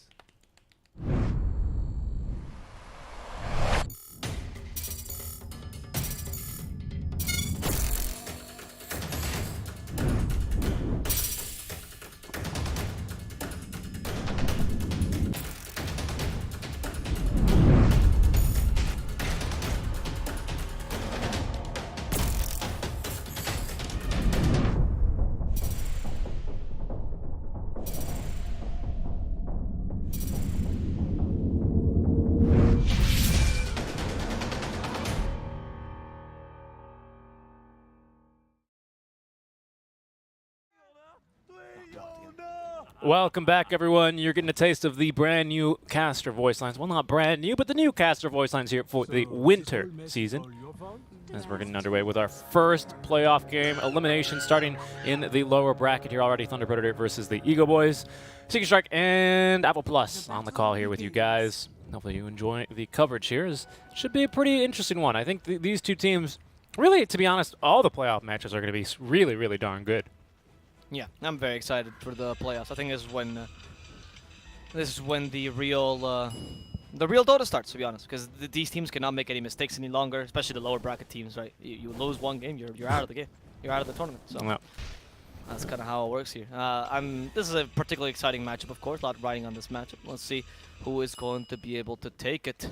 And also, these are best of threes as well, so the consistency matters a bit more, right? Yes. You can't just tie and go, okay, well, I wonder who would win the best of three. Nope, you have to decide it this time. Yep, you have to decide it. And even sometimes, who knows, right? Because we did kind of get a best of three between Zoomers and Omega, but sometimes stand-in issues if you play them on different days. And is that really a true best of three? So still some unanswered questions as we are going to be having a nice little top lane, Frank and Slathian. Again, Disruption is going to be a really, really easy setup here for Mars. So pretty big power spike here, relatively speaking, at level 2 in the top lane in favor of Eagle Boys. Wouldn't be surprised to see them go for a kill onto Wu. So he's going to be playing as aggressively as possible here when he's going to be safe from that combo. Minos as well, actually, starting to suffer a little bit. And he's going for a very, very wise decision in the very early wand. That'll be some nice regen. Basically free spells for him in the lane. Or just so many spells that they toss out anyway. That bottom lane is going to be a bit tough for the Pango, though, and for the Tusk, actually. They don't really have much use against the Enchantress PA. Both really strong laners. So that's going to be... Let's see how Thunder Predator can manage to do that, right? The PA can still be really powerful asset this game. And even in the middle lane, Leo Style will struggle in the similar vein. Thank God as well. I've seen the DP versus Queen of Pain matchups where the DP will win. I'll question, how ashamed the player will feel after. Oh, Sacred is going to be first blood at the bottom lane. He will go down. Dimala making the jump on him. Does get disarmed by the lucky shot, but Aretes will not be slowed by the attacks of Matthew, even with the tag team applied. Nice job there. Well played. As I said, this lane is probably, honestly, the hardest one. The Pango can't really do much this lane. In the top lane, the Void really can't kill the Mars, but in the bottom lane, they can definitely kill the Pango. And Pango is just not the strongest laner. Yep. There's Slalin dying as he and Wu were in a bit of a tussle, but a nicely executed combo there with the Fates, the Purifying Flames right into the auto attack, perfectly timing that one. It was Wu. Nicely done to even up the kill score. Yep. The Oracle, as always, really powerful in lane stage. Huge combos. In the middle lane, I also see Faker struggling, but no, they're both struggling here. Yeah. They're both hitting each other with everything they got. Oh, Leo's actually still maxing the Spirit Siphon. Interesting, as opposed to the Crypt Swarm. Usually against the Queen of Pain, you max the Crypt Swarm instead, but maybe he's just getting the 2 points in the Spirit Siphon. Yep. Bottom there sparring as well. Sacred with the kill on 2 Aretes. This time, they're going to be winning that duel. As we did have a level 2 on Matthew, so Snowball is going to be the difference maker there between that one and the last time they tried for the kill. They're just going all out in the bottom lane. They really are. Everyone's just kind of having a nice time fighting, as Minos will be able to time walk away the damage. Time walk still only level 1, though. I'm not sure if they know quite yet. We'll see. They might be able to take advantage of that, to be honest with you. Very, very long cooldown. Can be very easily punished. You can work your way up to quite a few stacks of that Shadow Poison if you're not too careful. And with Time Walk level 1, again, it could be deadly. Everyone's just so low all the time in this mid lane, by the way. Faker does not have the Blink quite yet ready, but it's only level 2 Crypt Swarm. I don't think that's going to be enough damage. Ooh, it could be. Yeah, that's going to force the Blink out. Bottom lane, they're just fighting again, Abo. Onto it at this yet again. This is a pretty big kill, because now he's going to have to walk back to the lane. Cannot even refill a bottle mid, as that's already the second death here of our Doe. And now Timada will struggle. Wu in the top lane also falls to Slavin, getting the counter kill from before, and the lanes are starting to take a turn here as they swap around between dominations. And that's usually what happens when Pango reaches enough levels to actually present a threat. If you make a mistake against him, he's going to punish you. Tuscan now will go to the mid lane, but Faker's already dead to Leo style. The Crypt Storm finishing him off. He might die here to the Stifling Dagger, though. Well, he has a Fairy Fire. If they do catch him, he's dead. Oh, Slavin really wants it. Matthew can save him with a alive. snowball. We need vision on something, though. Yeah, he's okay. And he has a Self now. Slavin doesn't have mana, unfortunately, so you have to get an auto attack there. Yeah. On top lane, they kill Mars as well with a simple Purifying Flames. And, I mean, this is a South American Dota. This is. It's true SA Dota. I'm really struggling to keep up with the kills. I'm surprised I didn't miss even more of them, because they really are popping off. That's the first one I actually missed, to be honest with you. Oh, no point. Yeah. Alright, bounty rune time. Let's see what they're going to do now for the bounties. Oh, they're going to fight bottom first for Aretes. Yeah, they really want this. I mean, it's so easy on a 2 Aretes here. The stomp didn't quite work out there. No. And Timao has only 1 point in blur, so they can continue to attack him. They're hoping for a lucky shot. Matthew realizes he has to run away from that creep. But it's time for runes, which is what matters here. Let's go. I think Thunder will actually get the advantage here in runes. Yeah, they will. That's a pretty big deal. 3 bounty runes early will really help out your weaker lanes, especially the DP, who needs some of that gold to struggle. Mm-hmm. Yeah. I'm just looking here. This top lane, Wu, he's just gonna have to play it defensively.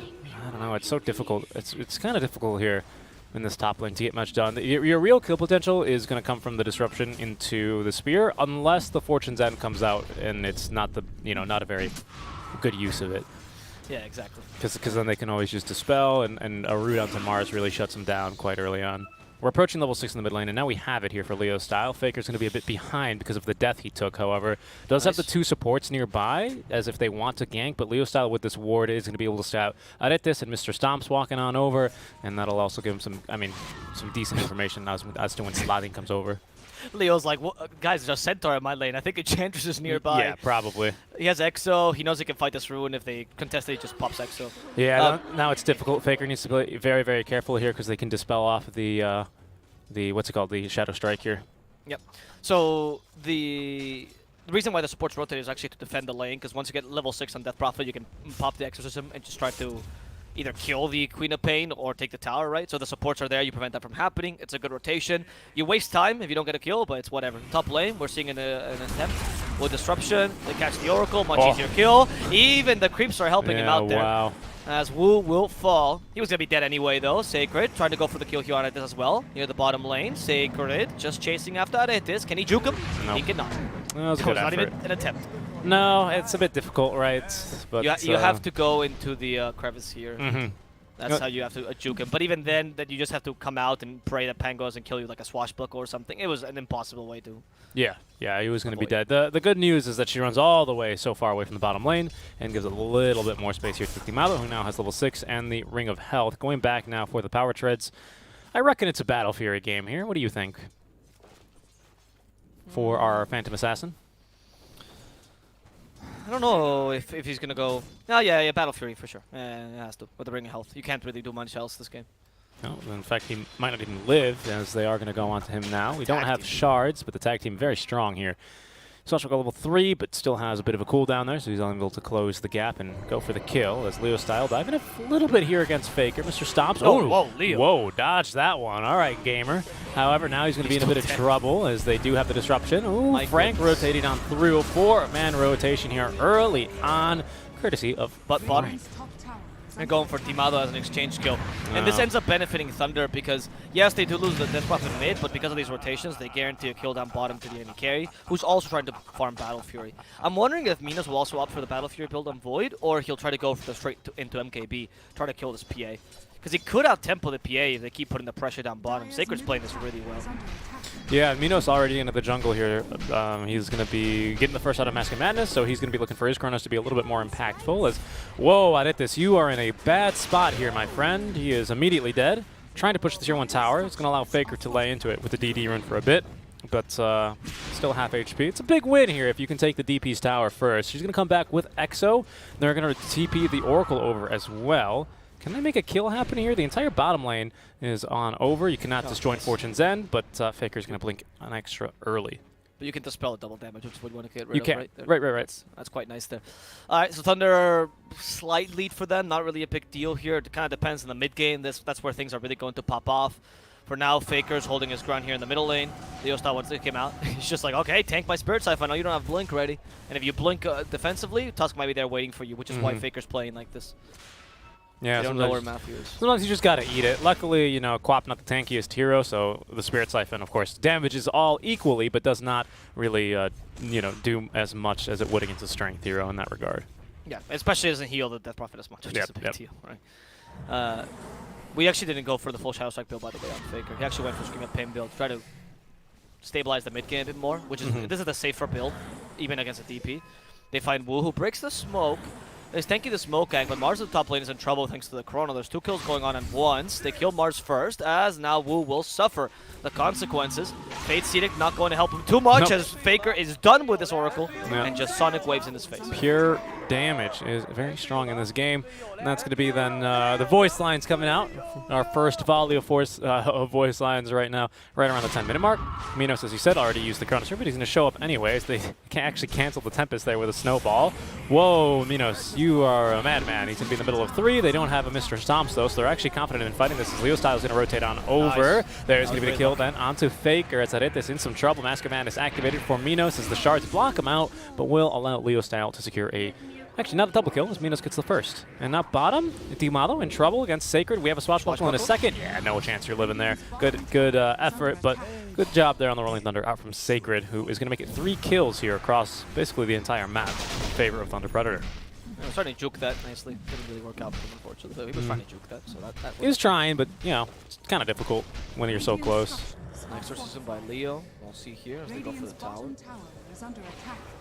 Yeah, we have Demonic Purge available, so they can really slow down this DP, but they don't have Sonic Wave for another minute, and now they found Sladin, who's blocked off thanks to the shards, snowballing across here to Faker, who's still disarmed. This Leo Style there, just running down Sladin. 4 heroes then mid lane in favor of Thunder Predator against Faker and Mr. Stomps, and I think this tower is going to be all but theirs. An effort was made to deny it. Good effort there, Mr. Stomps. He tried. He tried. Does more damage than, you know, not quite the DP. Does more damage than Oracle at this point, but still no chance to get that one.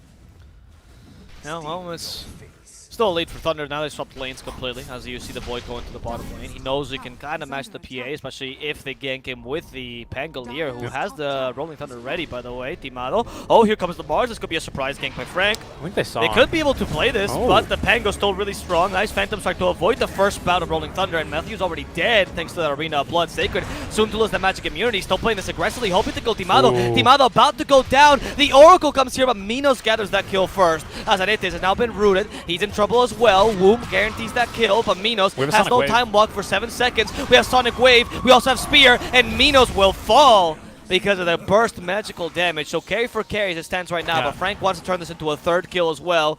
They realize, though, now that Leo is here, they might need to back off. Leo playing super aggressively, guarantees the kill on Frank as Faker tries to blink himself away. They're not going to be able to... Dude, huge play by Slatting there. Wu was ready with a false promise to save the Faceless Void, but instead he's sitting in a disruption, thinking, you know, whatever you do when you're in disruption, I guess. I don't know the lore. And he's unable to get off the false promise. They will be able to punish Slatting, however, he will be the fourth to fall in this engagement. I also wanted to bring up that Minos. My goodness, dude. This time dilation absolutely wrecked our poor PA. She had the Phantom Strike ready in 1 second for like 5 seconds there. It was so tough. That would have been able to save her as well, but she is just too slow, cannot move, cannot cast any spells, and well, she's going to die. That spell's too broken. That spell's so strong. It's really strong. It's really, very strong. Especially against a PA, actually really strong. That's one of the things that gives you the advantage in the matchup. The time dilation is very, very powerful to stop her from, as you say, Phantom striking away all the time. Strong against the Queen of Pain as well, of course, and a hero with 4 actives, and Queen of Pain is one of those, and she really does rely on that blink, doesn't she? Yeah, exactly. That's the big thing as well, right? Being able to stop that blink. Oh, good nice silence. Very good silence. And now the pinball starts. He's in a pinball location. Yep. Even with the illusion, you can't get away from Sacred's Rolling Thunder. They will roll in with a snowball as well and send Slatting to the stratosphere. Nice job. Nice job there by Thunder Predator. I think that's a level 1 silence. It was just caught him there on the edge of it. Level 10, of course. Why bother for a level 10 talent when you can get a kill onto the enemy mid laner? They do just that, and the Farm Fest continues then for Minos, who's going to be topping the charts.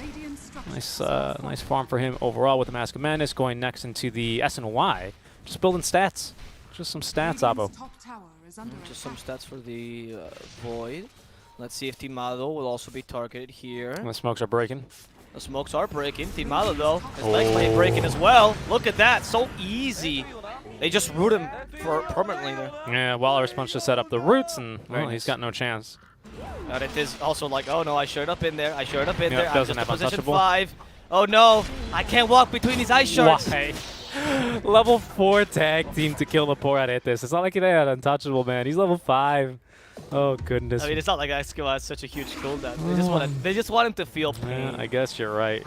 You got to hit him with the psychological damage of killing him with the spell that you've been killing him with in the lane.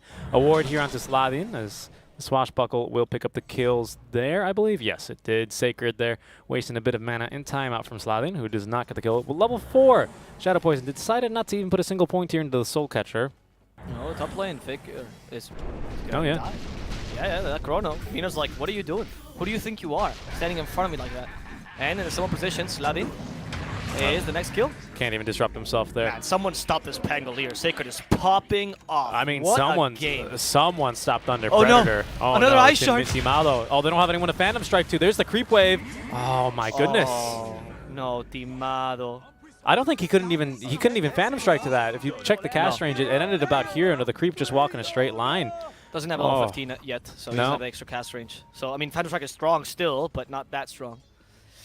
That must suck a lot for Ego Boys. They're starting to really falter to Thunder Predator's lineup, and Thunder Predator also has a stronger team fight in general. Yeah. Right? Or easier to execute, rather. You were not capable of taking advantage of Frank's Mars too much.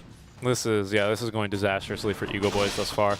It is already an AK net worth lead here for Thunder Predator. They've got some big items already coming on board. There's going to be the full Guardian Greaves up for our Pangolier as they smoke up yet again to look for some more kills. Leo Style has the Boot to Travel, Faces Void, probably finishing SNY soon. That's about it. But still no Battle Fury for Timado. He does have both swords. The smoke's breaking all around. Aretes is scouted, but they don't want Aretes. They want a bigger fish. They want Timado, but they have no vision here on the Shadow Demon. They have no vision on Frank, but they're just going to go for it anyways. Leo Style coming in. We do not have a Chrono, but we're playing like we do as the Rolling Thunder silences up 2 in the backlines as well. Oh, it could be huge. He catches 1, he catches 2. And there's already 2 dead for the Eagle Boys. Great arena, though, to try and lock down Leo style. He does not have any more regen, and he will die then, as they will be able to chase down the rest of the Eagle Boys onto the back lines. Faker invis here. They do have detection from him, though. They just drop a sentry ward. What are you doing? Oh, no. That's going to be the full team wipe then, all in exchange for the life of Leo style. It was a decent arena, but not going to lock down Sacred with that. And he's able to roll around and set up for plenty of kills. Well, well, well. Eagle Boys. Unfortunate, because they're starting to lose the plot a bit here, and they're not going for the consistent plays they should be going for, right? They need to. It's so difficult, though, because this game, what do you need to play around? Rolling Thunder. How do you play around a 77 cooldown skill, right? It's not easy. If you could play around Chrono, that's easier, of course. You could just time that. 160 seconds, that's a lot of time to do stuff, but 70 seconds is just not enough. Seika has been absolutely everywhere. Yeah. I mean, actually checking, he's participated in 23 out of the 30 kills Yeah, this game. it's pretty ridiculous. Yeah, he's 10-1 and 13. It's absolutely ridiculous. Minos as well. I mean, Minos showed up to play, right? No Kotaro today. So he is going to be doing some serious damage now to Roche. And that'll be Aegis into the inventory of one of the Thunder Predator members. Again, they lose Leo style, but honestly, not too bad there for what you got. So they even get a tier 2. They secure themselves a very, very easy Roche. Its Eagle Boys will sweep the jungle as 5. They don't get the D ward, however, so they have been scouted with this rotation. That's going to allow Leo to back off away into safety. It's a really sneaky ward placement here. It's a good one for your pubs.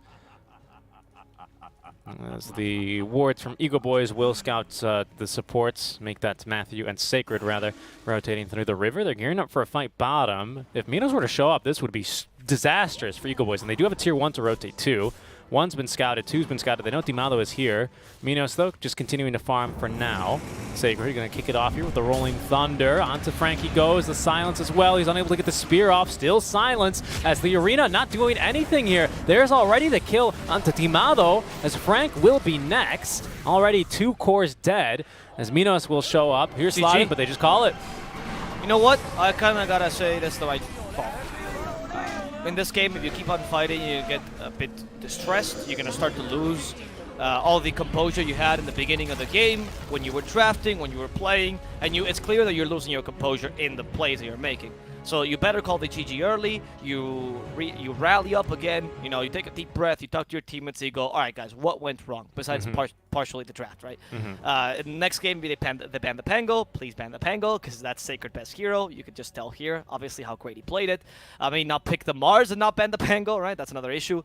And small mistakes here and there that Eagle Boys can certainly fix and bring this to a 3rd game. But for that, they need some time and they need some silence.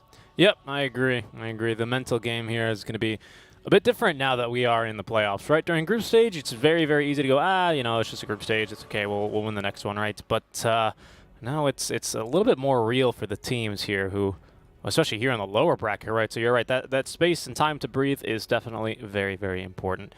But that'll be then game number 1. Any other thoughts here? If you could create some space for me while I update the overlays. Of course, of course. Well, for Eagle Boys, some issues that we saw this game, right?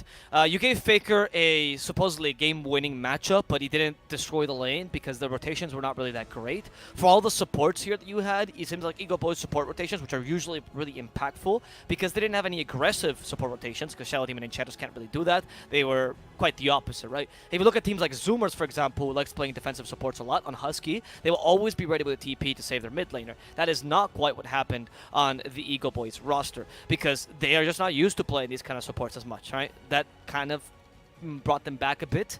We talked in the draft about the lack of catch in your team. You don't have catch in your supports. The team fight's really only provided by Mars. Queen of Pain and PA are decent because they offer slows, but they're not great against heroes like Void or Pangolier. And because of that, you also suffered a bit. So you might consider getting just easier supports to play around. And even if the Shadow Demon was supposedly a counter for the Oracle, I mean, it's just not that great, right? It's not like when the Shadow Demon counters the Omni Knight, where he actually makes the hero kind of useless and takes away your ultimate. Against the Oracle, you're just decent. And that is not something you want to gamble your support strength on. Exactly, and just last point on the Shadow Demon here is that, you know, we saw him unable to farm very much. He only had 200 more gold than Aretes did, right? And that's not really his fault. The hero just doesn't farm very well, right? Especially if the game's going poorly, you can't afford to take stacks. That's one thing the Shadow Demon can do, take stacks with the Shadow Poison, but not when Timado needs it, right? Not when your mid laner needs it. And yeah, the hero just can't find farm anywhere, and then just without positioning items is rather weak here in the game. As it will be Thunder Predator then taking the game 32-8. What a game here. And that'll just be game number 1 at Albo.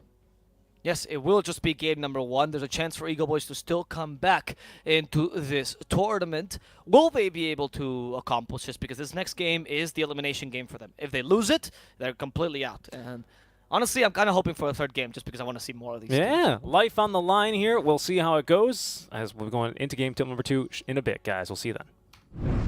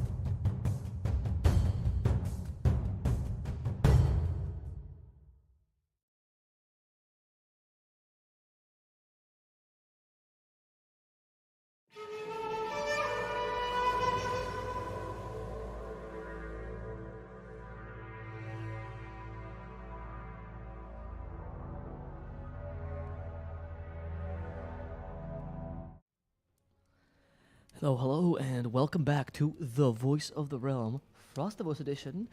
My name is Alvaro Sanchez. I'm here with Richard Garcia. We are your two hosts for this wonderful tournament. Hello. Welcome. Hello. Yeah, it's been a fun tournament. It has Big old community behind it. We've a lot of people in the chat. Thanks for stopping by. Speaking of community, you know what communities need? What? Cups. I agree.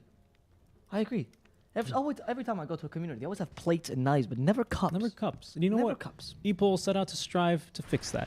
We Okay. have some community cups for you guys. Oh you my can goodness. You can sign up by typing !RCCC in the chat because it stands for Realms Collide Community Cups. And you know what the best part is, Alvaro? What is the best part? These teams, sometimes they go, oh, we want to play Brazil, we want to play Peru, we want to play US East. You get to decide what server you want to play on of those three because there's 3 tournaments. It's like I'm North American. I know. There's an infinitely scaling tournament as well. What does that mean? Every team that participates gets 1 flesh heap, and also $5 gets added to the prize pool. That flesh heap part is false. I don't want anyone messaging Epol's support saying I was promised a flesh heap. You can buy flesh if you want to with the $5. Well, for each $5 that you win, because for every team that enters the tournament and plays, $5 gets added to the prize pool. Infinitely scaling there. So make sure you guys check that out. It's going to be on epols.com. You can sign up by typing !RCCC in the chat. And as he mentioned, you guys, it doesn't have to be a good team, right? If you just get your friends to sign up, they play the one game, they get destroyed, doesn't really matter. The cup will still get an extra prize pool. $5 dues. Extra prize pool, $5. If 50 people sign up, that's $250 prize pool. That's pretty decent. If Yeah. 50,000 people sign up, that's $250,000, and that saves the scene. And it is a by the way 5 versus 5 captains mode. Yes, is of course, the of format. course. So So just get everyone to sign up. If you have friends that never tried Dota before, get them to try it for this. Bankrupt Epos. Let's go. check it out, guys. Epos.com. Type in !CCC in the chat. Anyway, here we are, game number 2. Game number 1, bit stompy here, and it's starting off already quite similar. Yeah, they're not banning the Pango. They don't want to. They will ban the Oracle instead. I mean, that was a problem too. Yeah, we only saw 1 false promise, though. Well, it was a problem because it conditioned your draft. Not so much it was a problem. Yeah. I get that, but Yeah, I mean, I don't know if banning the Pango would be the right choice necessarily because he is just not that strong of a hero, but he does counter Mars pretty effectively. So I would still ban him as a last phase ban, to be honest. Lukey already tweeting at you right now. What? Not that strong of a hero, the Pangolier. No, Loki's too busy what do you fighting mean? Dota Smut between his to set up for the Arkosh gaming match. Oh, that's right. I forgot about that. I saw that We tweet. support you, Loki. Good luck. Yeah. Beat back the demons. Not demons. What Arkosh gaming is not a cult.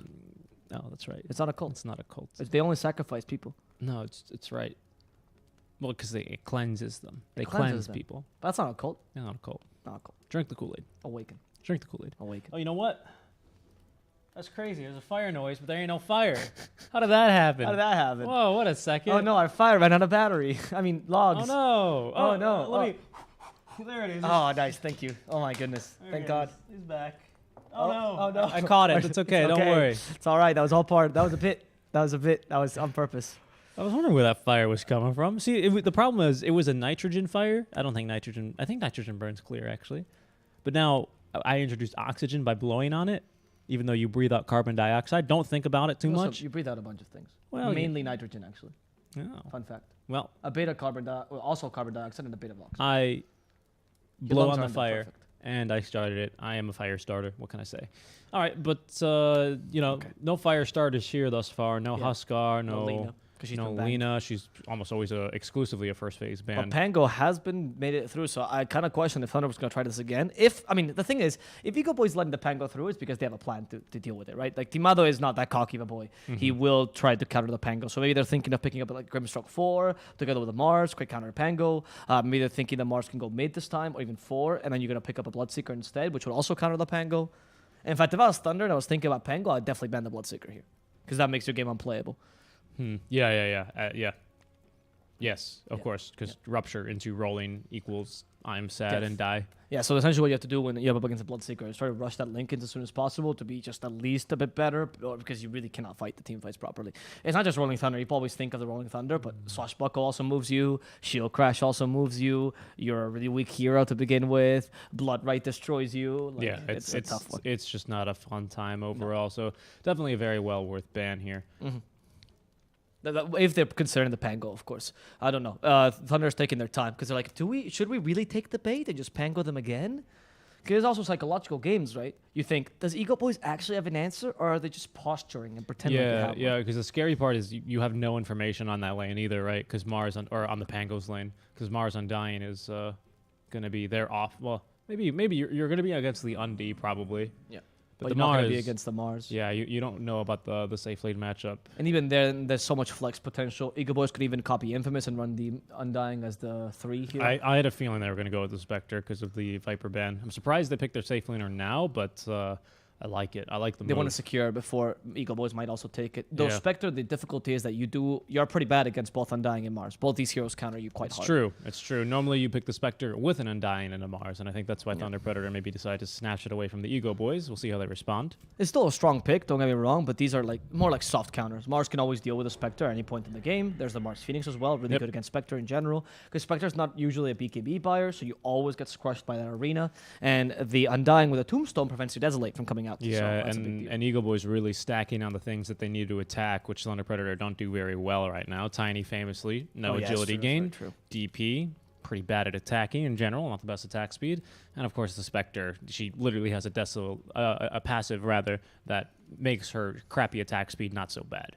Yeah, but you can't use that on the Egg, though, No, you can't. or the Tombstone. Yeah. So The whole that's- point is that every single hit you do does way more damage all of a sudden, but you don't. You start off with low attack speed, right? That's the way Exactly. that the heroes And balance. your agility gain is okay, but not as good as, like, say, something like a Clinks, for example. Yeah. Now there's no option for the troll. The Snapfire is in the pool, however. You could try Snap. I don't mind the Snap. Enchantress. I mean, she's an okay hitter of these things because she's range and her attack speed is okay, but just not the best. Though. Yeah, I think. Yeah. Like, I I'm saying agree. okay as in like, yeah, all right, like I'll take it. Now you can't really pick Pango because Pango's one of the worst hitters of the times. Tombstone and the He Supernova. really is. So we need an offlaner that brings some decent attack speed. you could still snap off lane. yeah. Would not be too bad actually. Yeah, you could. I think that's a worthwhile ban here for Eagle Boys. I Yeah. don't really like the. I think Ench is just going to be fodder again this game. For just this time for the Thunder Predator side though. She's pretty solid against Phoenix though in the lane. That's partially what they're thinking of. Because you can enchant the creep once you get enchant level 2. The creep deals so much physical damage, and Yeah. Phoenix has no armor. And also, you trying to fire spirit the enchantress is honestly kind of Yeah, impossible. it's pretty hard. You got really high movement speed. I think second in the game to Coddle or something like that. Maybe Pugna's I up think there. Scarith Mage is the top, I believe. No, That's- I think it's Coddle for sure. I know It's a Coddle's- Coddle, but then Scarith is the same or more than Enchantress as well. He's really Okay. fast too. Okay. Pugna is fast too, but not that fast. Pugna's a fast boy, spooky fast. It's because he's small. He has He's so less small. weight to Again, his carry. little legs, he can carry him And really he's quickly. also part of his lore is that he has no guilt for murdering a bunch of people, so he's not. He's very lightweight in that sense. I'm sure he's not weighed down by all the deaths he's caused, but No, he apparently. likes it. That's part of the point. That's why he's Pugna. Oh, it's because he doesn't have any pockets because he's a skeleton. That's a good point. He does wear a cape. though. Oh, this time Eagle Boys are going to take the Pango Oh, for it's the a really world. good Pango game for Eagle Boys too, actually. Because Pango is great at protecting these structures. He is. Tombstone or Supernova, because you're just rolling around them. And even if you don't get like the perma-stun, it doesn't really matter, because you secure that they happen. And if the enemy team is trying to go and attack your structures, Pango just rolls in and keeps you in place. Sorry, your hands get really close to my face, and he rolls around, and you get in his face. I'm never gonna hit you though. I love you too much. I mean, he does get really close. Normally, I'm completely unfazed by it because I've lived with him for like a year and a half. But like, my goodness, that was both of those. It's Usually it's dishes that get scared of me, not you. why the dish is scared of you. Oh, because I've broken like 5. I don't think you have actually. I'm quite proud of myself then. I don't think you have. This is because we have cheap dishes. That's true. Yeah, they make them. We got the unbreakable ones for Alvaro. the child-proof ones. They're all childproof. He's really surprised he hasn't broken his sippy cup yet. I don't have a sippy It's cup. because I keep replacing it. I have a I have a mug. He doesn't know. He hasn't realized it's because he's colorblind. The first one was red, the next one was green, and he didn't tell the difference. They all look the same to me. All right, let's see. Eagle Boys needs a carry. I agree. It's probably going to be Pango or Mars mid, but this duality makes it a bit difficult to counter both of them. We'll see what Eagle runs as their carry. I mean, you have a lot of options. Sven is out of the Sven's pool. out of the pool. The PA's still in the pool, right? Yeah. She's fine. Against the Spectre, though, they should try Morphling here. Morphling is not bad. Burst for the DP, burst for the Spectre. Not too phased by anything but the Tiny. Morphling is not too bad. I'm thinking maybe Troll. The AM. Okay, that's a Oh, Dimado yeah. classic. Yeah, that's a really good one. He's one of the few guys I won't sigh when I see him pick AM because he actually does farm incredibly quickly. Yeah, they already have good lanes for him anyway. The matchup against Spectre is just about out-tempoing her, and in general, you do deal fine against her because you just ignore her. He's really good against DP. The Tiny is not the strongest counter to him because he's Magical Burst. And there's very few mid laners you can pick against AM. Also, this blocks potential Storm picks here. It does, yeah. Although I'd be surprised if we saw a Storm Spirit in this draft from Thunder Predator right now. I don't think they're looking necessarily for a Storm. Oh, sorry, yeah, they minted an offlane. Yeah, That's my yeah. bad. My bad. No, you're good. I mean, it's a decent offlaner pick at the very least. I can't see the DP over the sign. I apologize. They just profit pick for... Okay, it's okay. Like, it's not as good as Snapfire to destroy these structures. But Snapfire is so vulnerable to Pango, he wasn't really an option here either, to be honest. I think MP is quite decent. He has to go this game for a bit more of an offensive build so he can get attack speed. He might even consider the really old Mjolnir build this game just to get that attack speed, or maybe even rush the Bloodthorn as opposed to go, because now it gives you attack speed. So those are two viable options for the MP. Orchid is really good this game though, so I think you should definitely go Orchid and not Mjolnir. But Did Bloodthorn not always give you attack speed? I always thought there was a Hyperstone in it. no, it used to be Crystallis. Oh, that's right. It used to be Crystallis. Yeah, Yeah, it so used to you be get a Crystallis. natural correct. Now with the Hyperstone, it's a bit better against these structures, so I don't mind the MP. He's kind of decent. His laning against the anti-mage is pretty good as well. He only deals physical damage. Your lane should be fine for the most part, especially because you have a Tiny, so you have to mitigate that impact somehow. I still think Eagle Boys is the much better lineup though this time. Yeah, I think Eagle Boys definitely won that They have draft. great their, team their fight. team fight's amazing. They can easily 4v4 so easily. Correct, because Spectre, even 4v5 when Spectre haunts Yes, in towards honestly. the end, like it's not an issue for them No, whatsoever. their early game is so powerful. The Spectre's going to be cancelled even if she haunts in, as you mentioned. Yep, yep. And AM will get farmed relatively quickly this game. It's hard to really put pressure. I will say that the single target pretty good against the AM though. To be honest with you, Yeah, So- you only have Tiny though. yeah, but tiny +1 should be enough, honestly. No, because it's Tiny's magical damage has a point though. So you have to consider Avatos. Instead of dealing 1200 damage, it deals 600. Sure, but that's also something you can't like reflect either, right? For the AM, So you he's can gonna- defrag the toss actually. Well, yeah, but then you just You can you just toss yourself, right? toss That yourself, that could be even worse. That'd be worse. That's what I mean. You can reflect duel. I mean, you're right. It's not bad against AM, but it's not like it's going to be the easiest thing to gank him. no, especially 'cause he can of blink. course not. I'm just saying with a tiny, at least you have the option, right? You already have that enabler. Yeah. And with the global presence that the A Furion Spectre, gives you yeah. and the Spectre, Yeah, I can see why you know why you could it's- be able to annoy you him. could Yeah. always go for these pickoffs, and that might be the way into the game here for Thunder Predator. Is they have a 1-game lead and are on the cusp of eliminating the Eco Boys. But will they manage to do so? We'll find out in the next game. Please do follow us on Twitch just the same.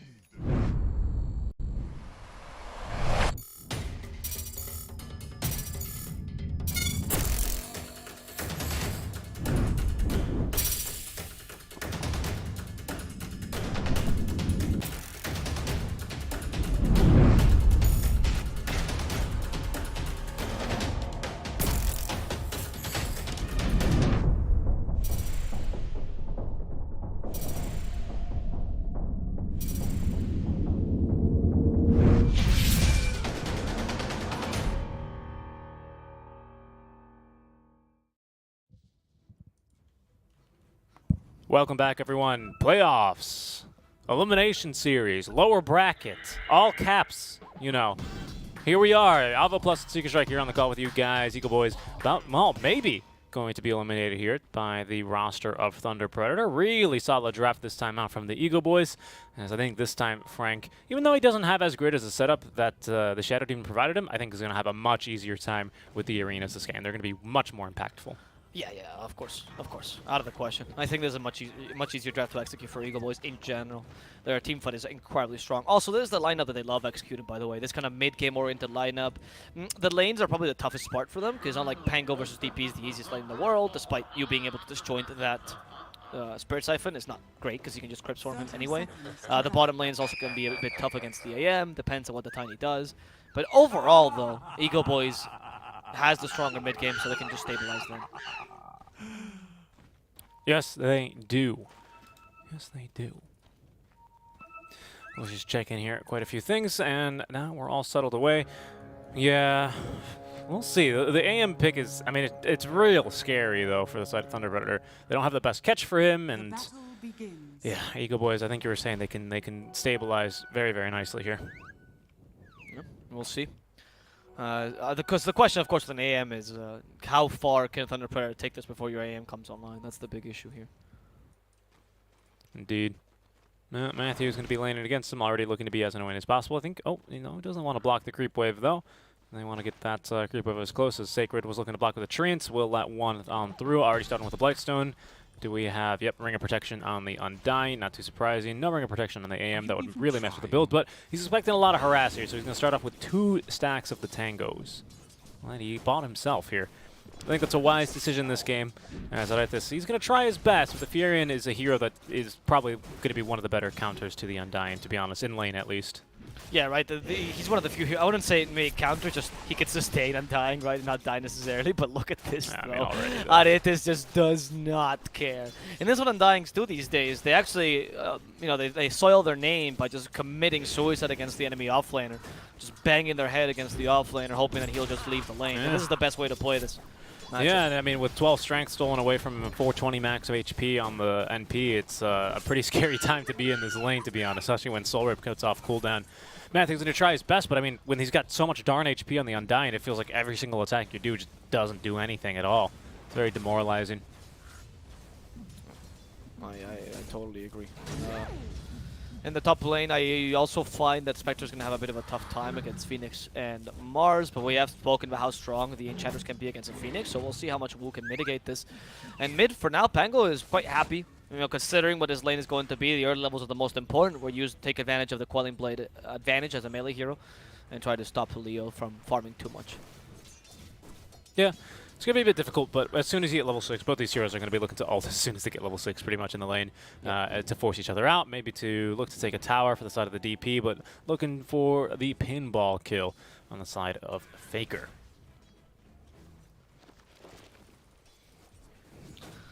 Well, for now, this game is going to be much. I mean, I was just looking around, like, is anyone dying here? But no, it's just harassment in lanes. Both teams want to take the slow this time. Which I'm surprised. Last time we had like 6 deaths already, 6 kills, I should say. Yeah, because they were playing Thunder style. Now it's time to play Eagle Boy style, which is wait till the mid game, have consistent lanes, and then let's destroy the mid game together, right?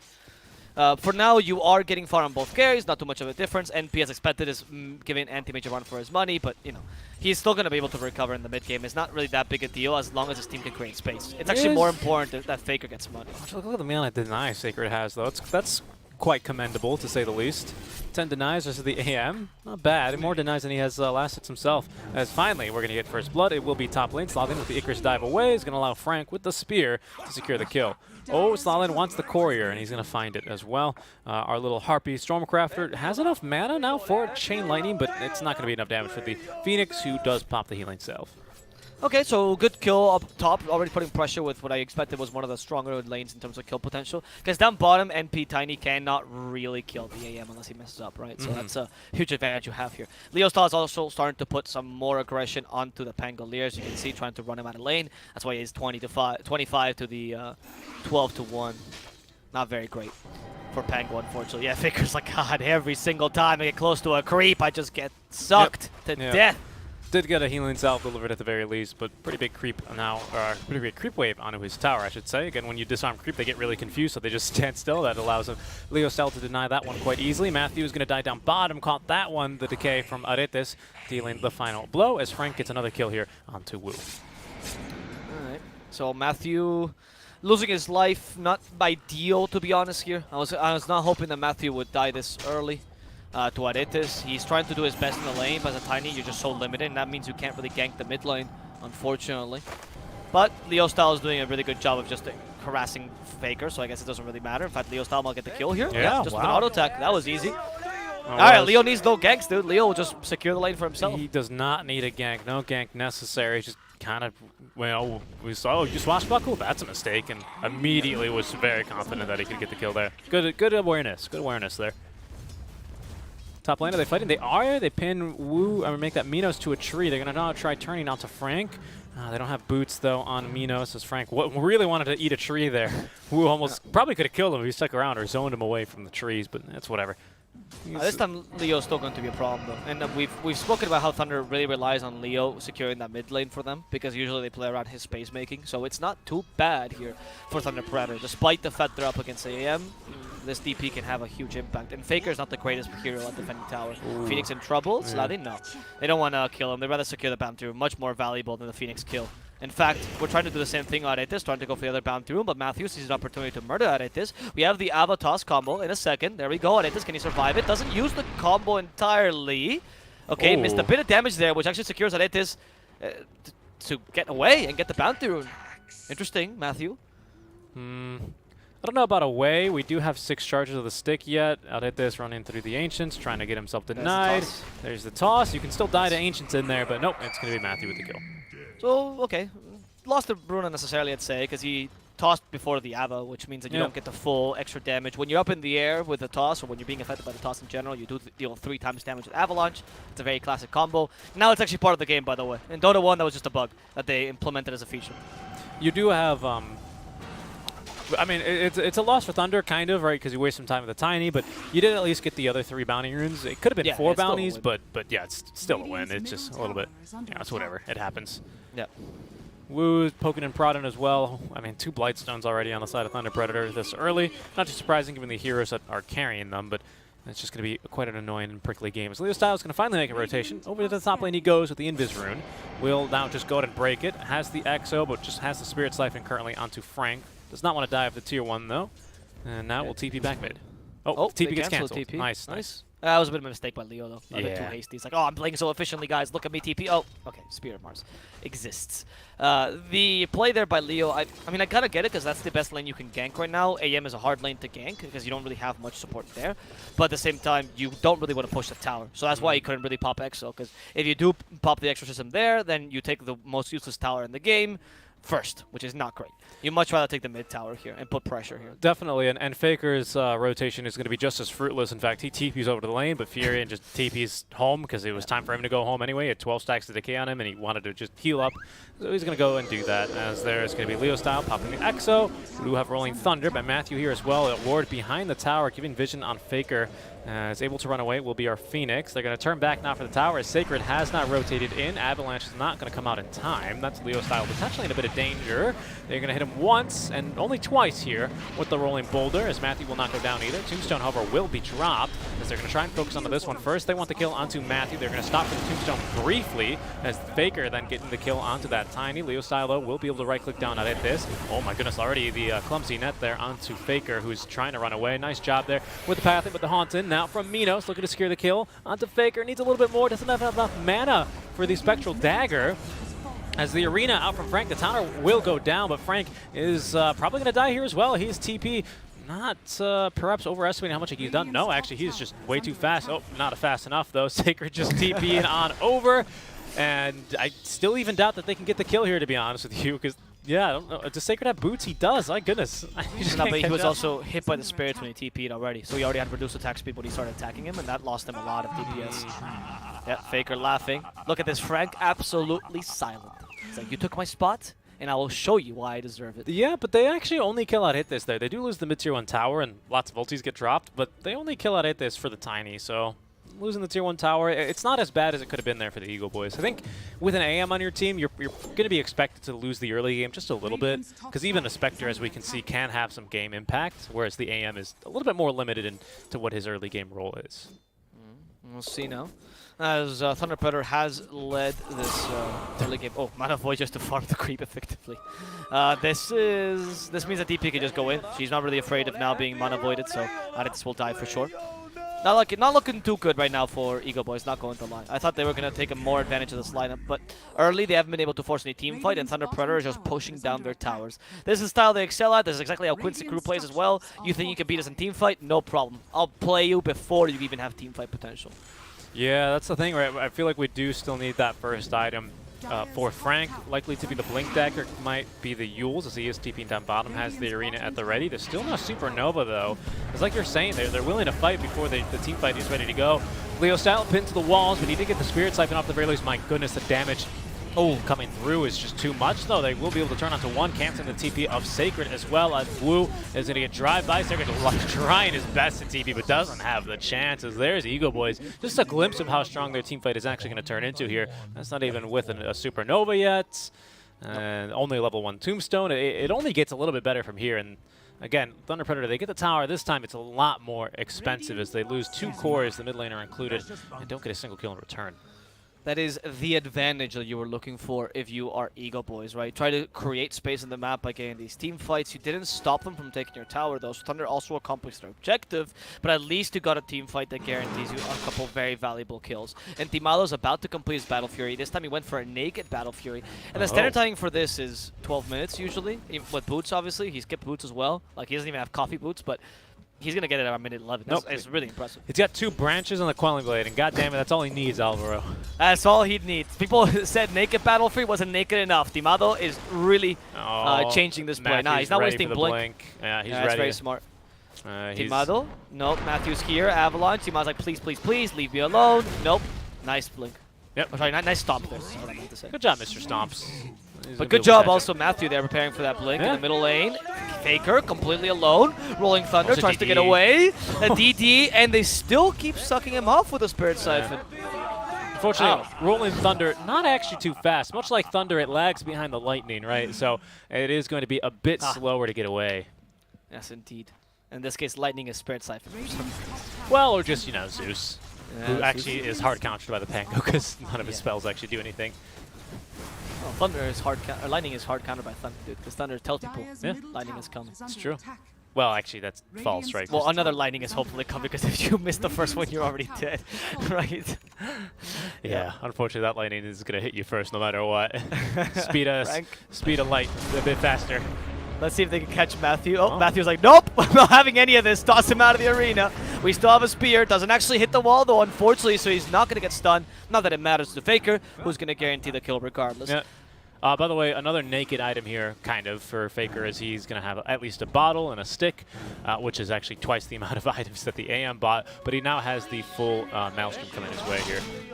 And I believe that's also Battle Fury? Yeah, no, not yet. Oh, he just needs to go to the secret shop. And he's going to, you know, have his courier go there, even though he was walking over as well.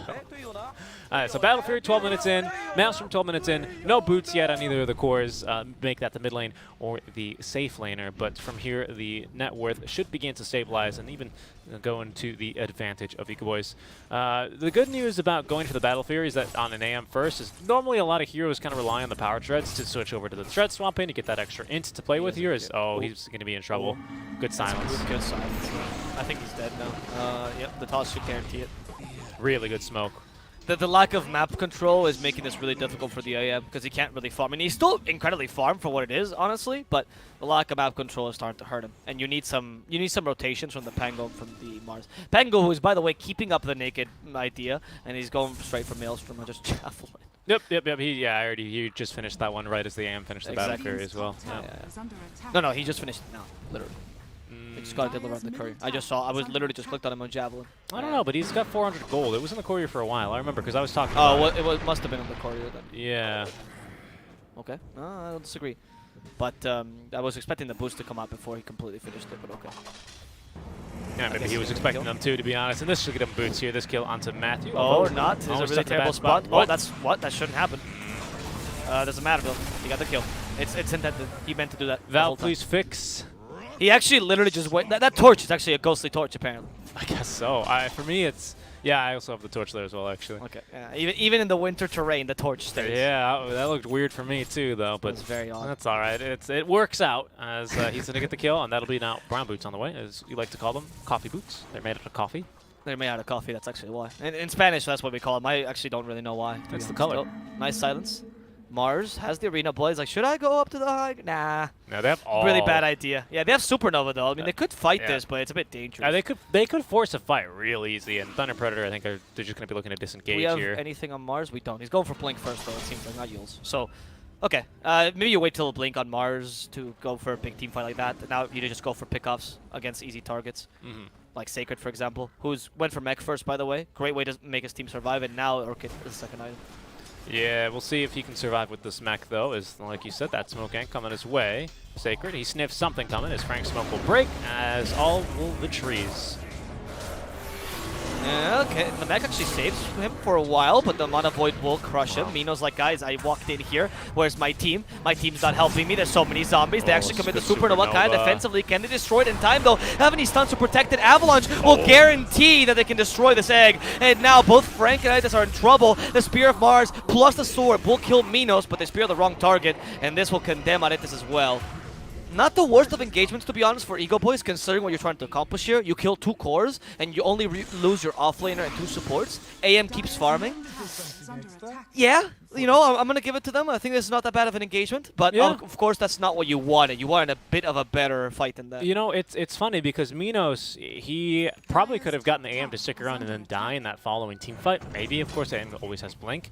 If he hadn't activated the Blade Mail, he was a gamer and activated Blade Mail as soon as the Mana Void came out. So the AM actually took a lot of damage himself, right? The Blade That's Mail scary. kind of wrecks him. So he scared off. He kind of got scared and ran away. Didn't really have too much interest in fighting.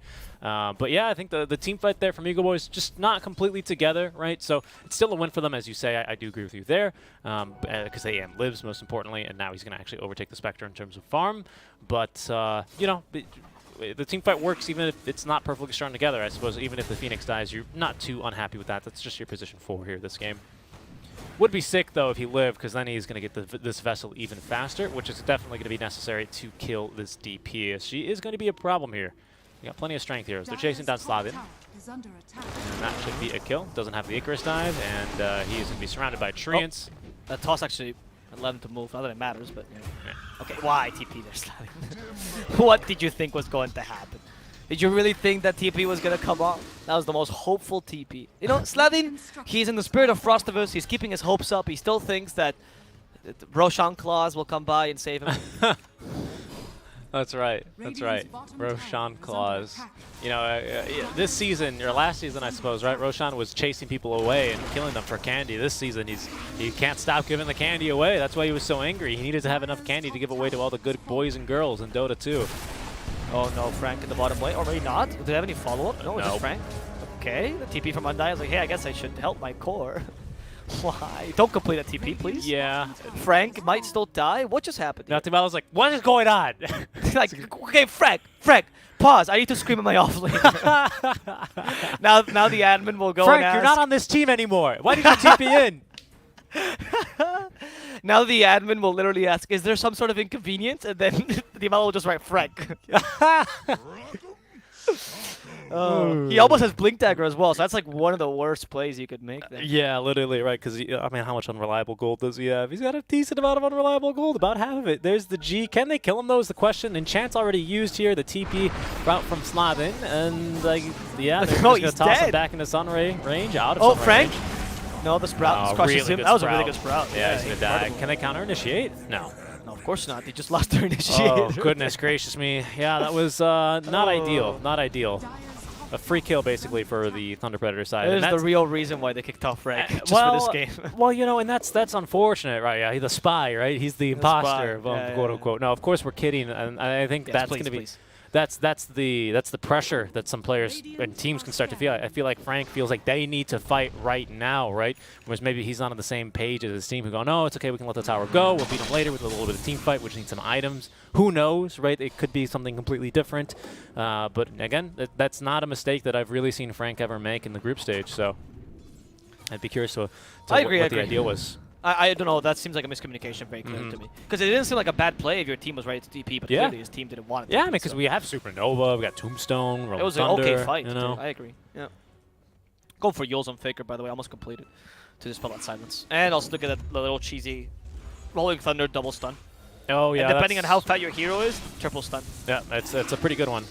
It's even better with the blink. That was the original build. Oh, they're going to catch Faker, though. Toss him back into the DP. Great silence. Haunt as well to come through as the Sunray actually he keeps him alive a bit longer. But Minos jumping over to Aretis now. Finds only Slavin here with the Spectral Dagger. And they really want this Phoenix first. Minos might be able to finish him off here. And first they're going to get Aretis. But there we go. Minos eventually getting the kill there.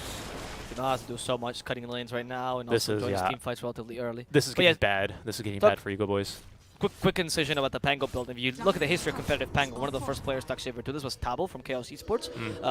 Everyone shames on South American Dota, but it was very, very good Pango. And he was one of the first players to identify that indeed on Pango it's much better to go for the Rolling Thunder duration rather than the Shield Crash CD, even for the talent nerf, which obviously made the Shield Crash CD much worse. And he used to play with the Blink Heals build, as mentioned, all the time.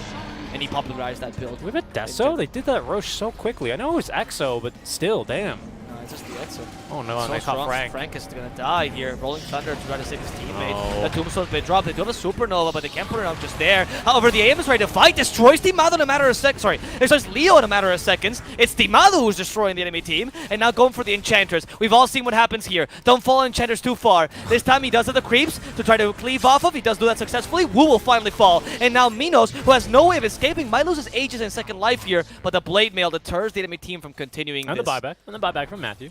Yeah, of course. The buyback from Matthew also hurts them a bit, but that was really well played by Timalo. Like I said, this guy is a much more active AM, and if Minos messes up, the Blink with extra range, he just got the talent as well, which means Minos completely out of mana. Do they have any way to stop him? They have a Yule Scepter for now. The Sundry as well. Supernova still available, which is why they're forcing this fight. And Minos, that was a perfectly calculated Supernova. He's going to come back into the stun? No. It's a little early, So unfortunately. close, Sladin.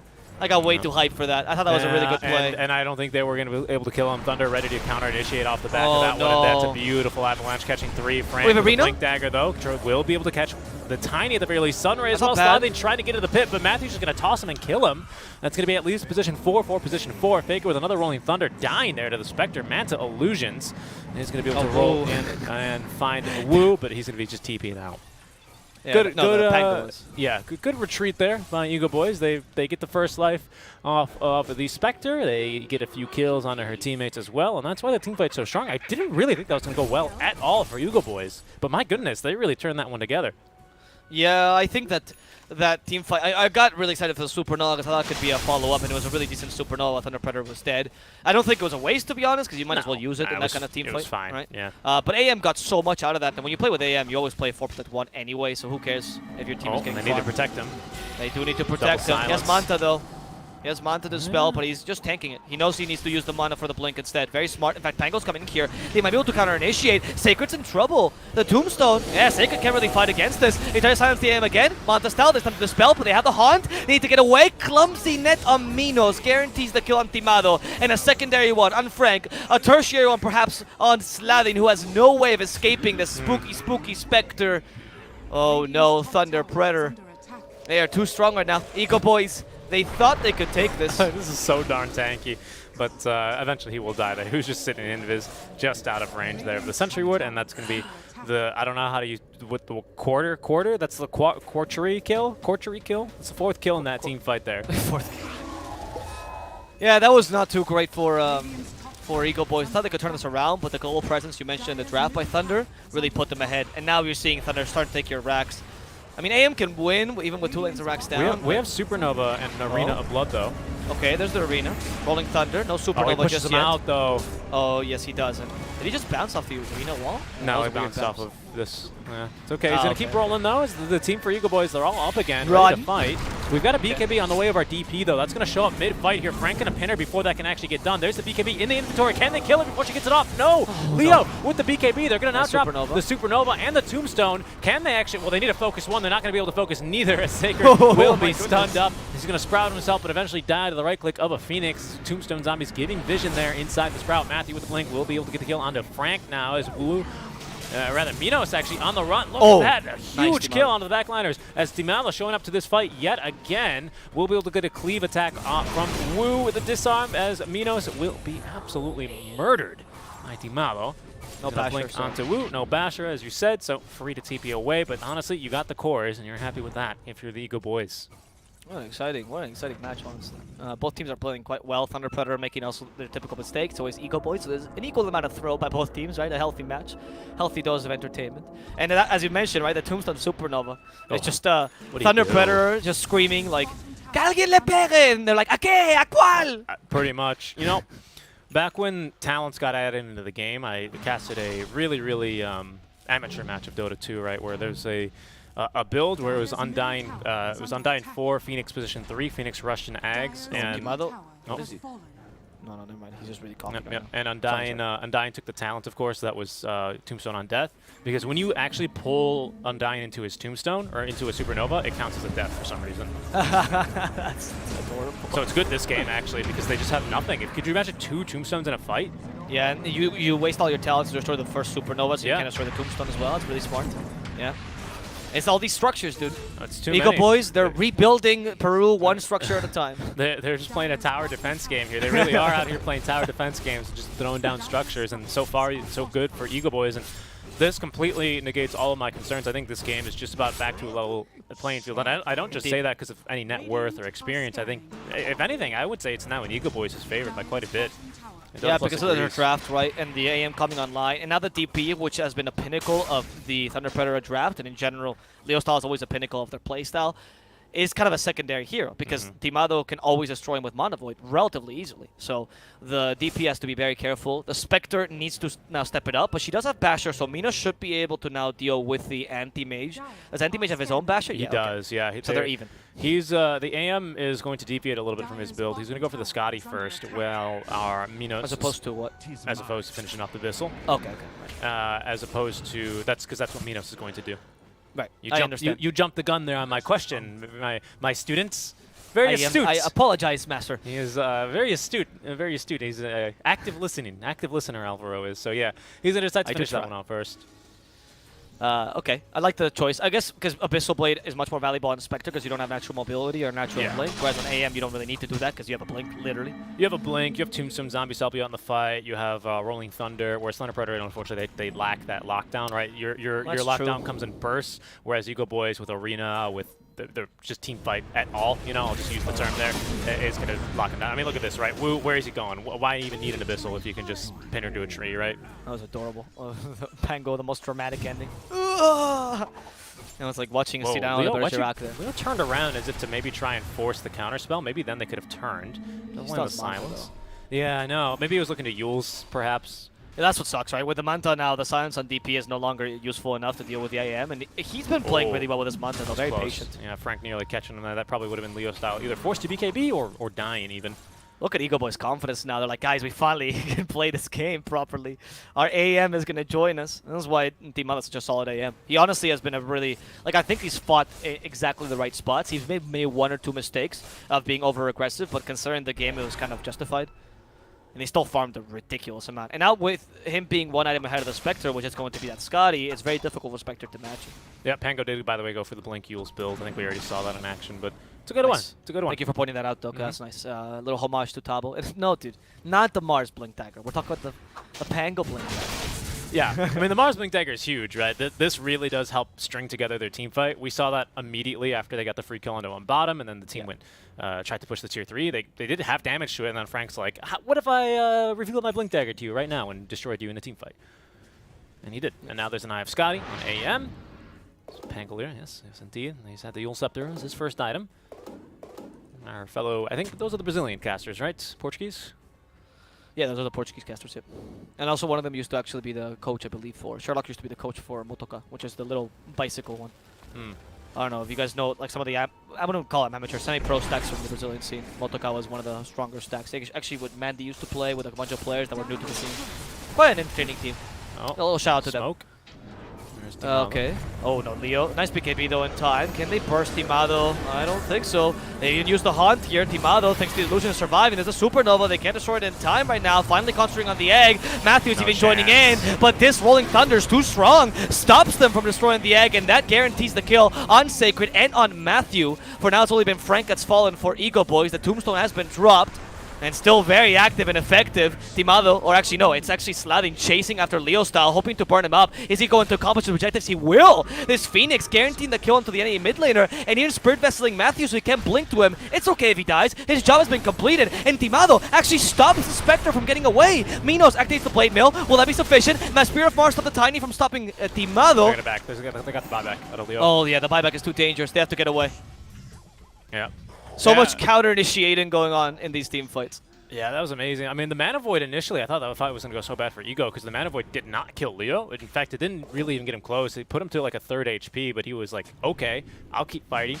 And then just tombstone zombies. They kept getting lucky shot after lucky shot onto Wu, as well as onto, who else was hitting that tombstone? As well as onto Minos. But my and goodness. even Matthew had started that. Yeah, they just nothing. The egg, the supernova, I mean, it's just too much, too many structures here.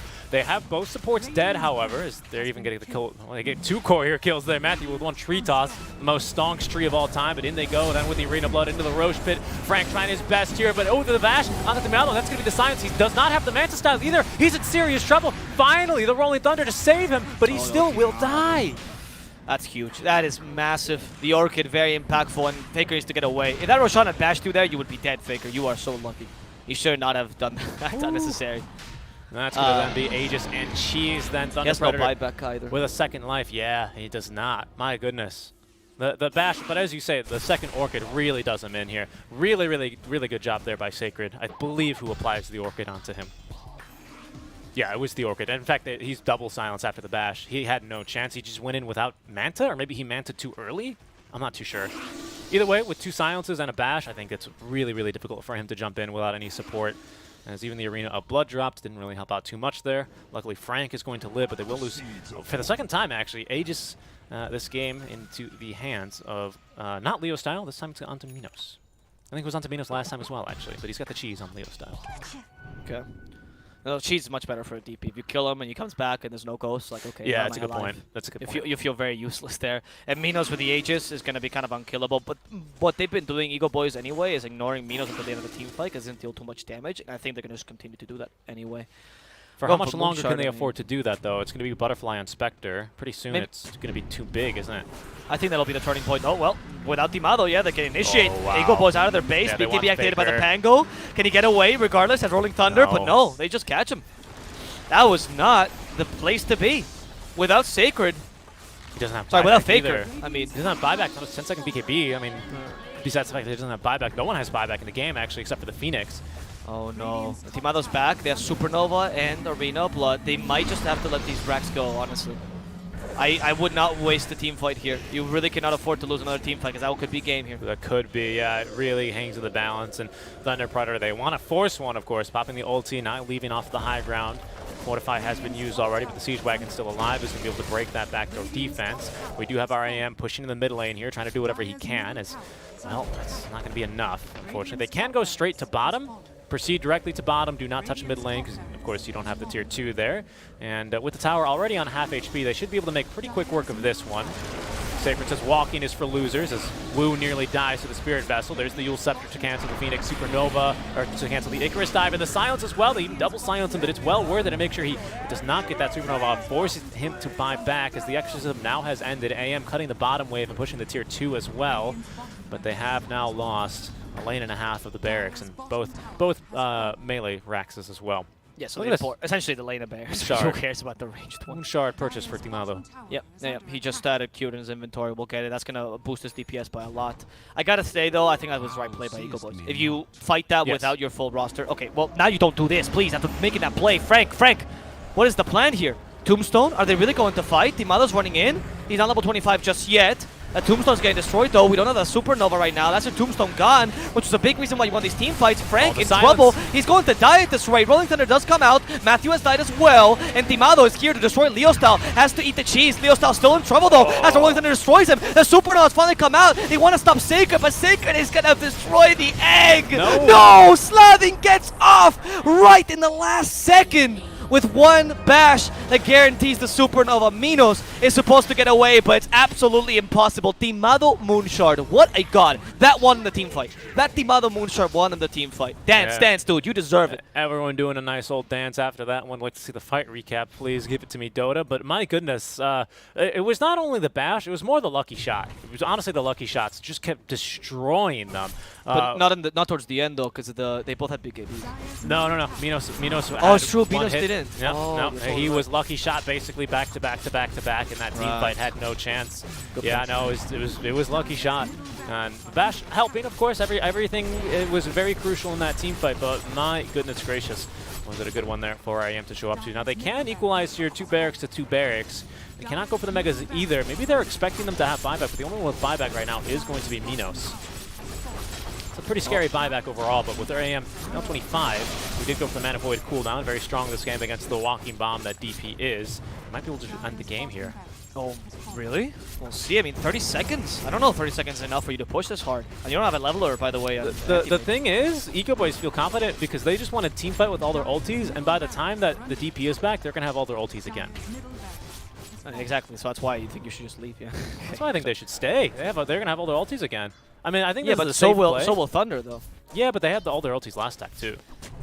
I guess that's a fair point to be made. I don't know. I would play this safely. You just got out of a really huge team fight. If you fight there near the tier 4s, let's not forget I still give you the tower protection aura, which does matter a bit in these fights. The extra armor is very important. Those small things, right? The extra vision that you get in that base. I don't know. I like them playing safely here. No, I mean, I don't disagree with it, but I'm saying I think they could probably, maybe could have ended there, but they're going to make the safe play. Can't disagree with this one either. I think it's obviously now with the AM, they feel very confident taking this one late. Yeah. Satanic next for him. Yeah, this butterfly cannot come soon enough here for Minos. Yes, because AM cannot go for MKB or hates going for MKB, of course. So the butterfly is going to help you both offensively and defensively. And that might be the turning point you were talking about, where they can't ignore Minos any longer. But if you're never going to get it, then what's the point? Yeah, and another problem right now is the Lucky Shot is just so freaking strong against the Spectre. She can just hardly ever attack at all. And that is really making the difference here between life and death in these team fights. Especially when it comes to our Phoenix, who now, of course, is level 22, I should say, and has the level 3 Supernova. So he's got, what, 8 hits? 10 hits, I think? 10 hits. 10 hits at max level, which was a little bit nerfed, of course. Yeah, nerfed by 1 or 2, I think? By one. Yeah. They added 1 to the beginning and took one from the last one. However, since you have nothing really that hits it, and we didn't see a Bloodthorn pick up, like, look, Nature's Prophet now actually went for the Assault Cuirass, which I like. Oh, they killed that. This is courier. And they might kill it at Wu as well. Yeah. Okay, let's see. Spear. Yes. Yeah, you're not going to fight for a support. No way. But he was Especially kind of a valuable thing in the team fights, though. I mean, it's okay because you guys got buyback. Worst case scenario. That's true. Yeah. The impetus was dealing a fair amount of damage to the backlines. Was really helpful in killing Frank, who's pretty much playing support this game. Like, they gave Sladin the 3 role, and they're like, Frank, you're playing 4 here. Yep. To level 23, this level 25 talent cannot come fast enough for the Spectre either. That's going to be another big turning point for her because we don't have any breaks, and I think we're very unlikely to build one here. For the side of Eagle Boys, I don't know who would even build one. I guess maybe AM to replace the boots at some point. But honestly, he's already done that, so I don't really know, right? I guess he's going to eat the Moon Shard, sell the Battle Fury, so he's still got 2 slots. I would honestly keep the Moon Shard before the Battle Fury, if I'm honest with you. Okay. I think the Moon Shard was huge. The extra attack speed was amazing. Unless you're like eating it to get an Assault Cuirass, which I'm okay with as well. Okay. I don't know. I think you don't think the cleave is any good in these fights? Well, no, not it is useful, but not as useful. Oh, in they go. Let's Want see. Minos? Yeah, but Minos was expecting this. Yep. You can notice this by the way that they're positioning themselves towards the right side, right? Because they know where they're coming from. They don't want to get surprised. They want the tier 2. That's what they want now. That'll give them the advantage here. Of course, they are up 6k and 2 kills at this point in the game, but the real advantage is going to be coming from map control and towers. Right now, Eco Boys cannot get megas because of this tier 2 tower. Thunder Predator cannot get megas because of the mid tier 2 tower, and both teams would really like to probably see, pin the other team into the base. But it's tier 4 time, so everyone's going to be farming these for now. Anything big that you think can make a big difference here, or potentially For Thunder, you mean, right? well, any neutral items overall that can be game-winning for any of these teams, as it's tier 4 time. The Minotaur Horde is pretty big for Thunder, which Yeah, they it just is. got, by It's the on way. Minos as well. Yeah. You can use that to purge off the But the you also disarm got from Lucky Shot. I was literally going to say these 2 items. Minotaur Horn for Minos and Leveler for the Anti-Mage, and they both got him. So let's see what's stronger. Oh, no, they're not the fighting? high ground. Okay, the Arena Blood. Stop Leo Style from getting the Exo up.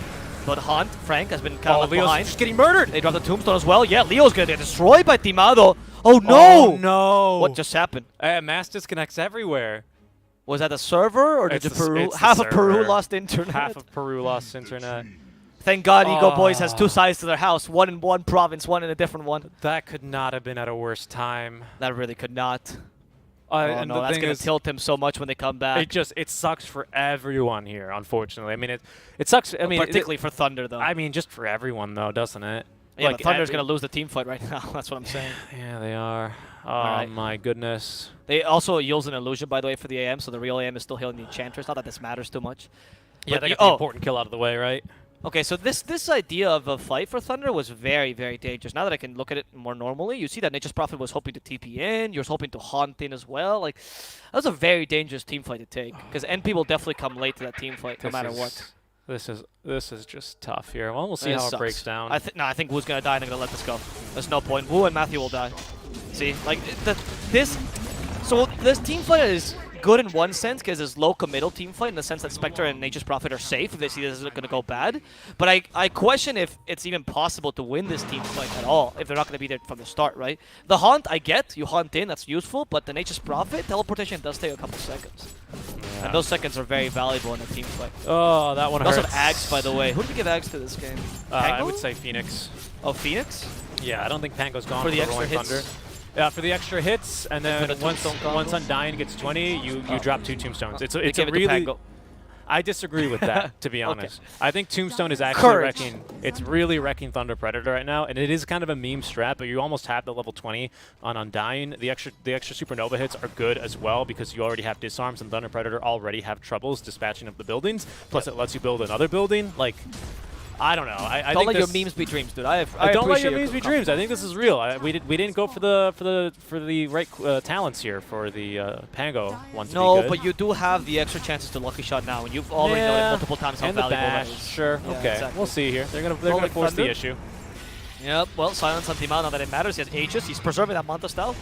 But the Missile Blade will cancel him. That's the Aegis gone. Okay, that's because you saved the Manta style too long. Yeah, sometimes you play too efficiently. Let's see if this will work out regardless. They're fighting up, going for the Enchanters first. Rolling Thunder did stun a fair amount of people, sorry.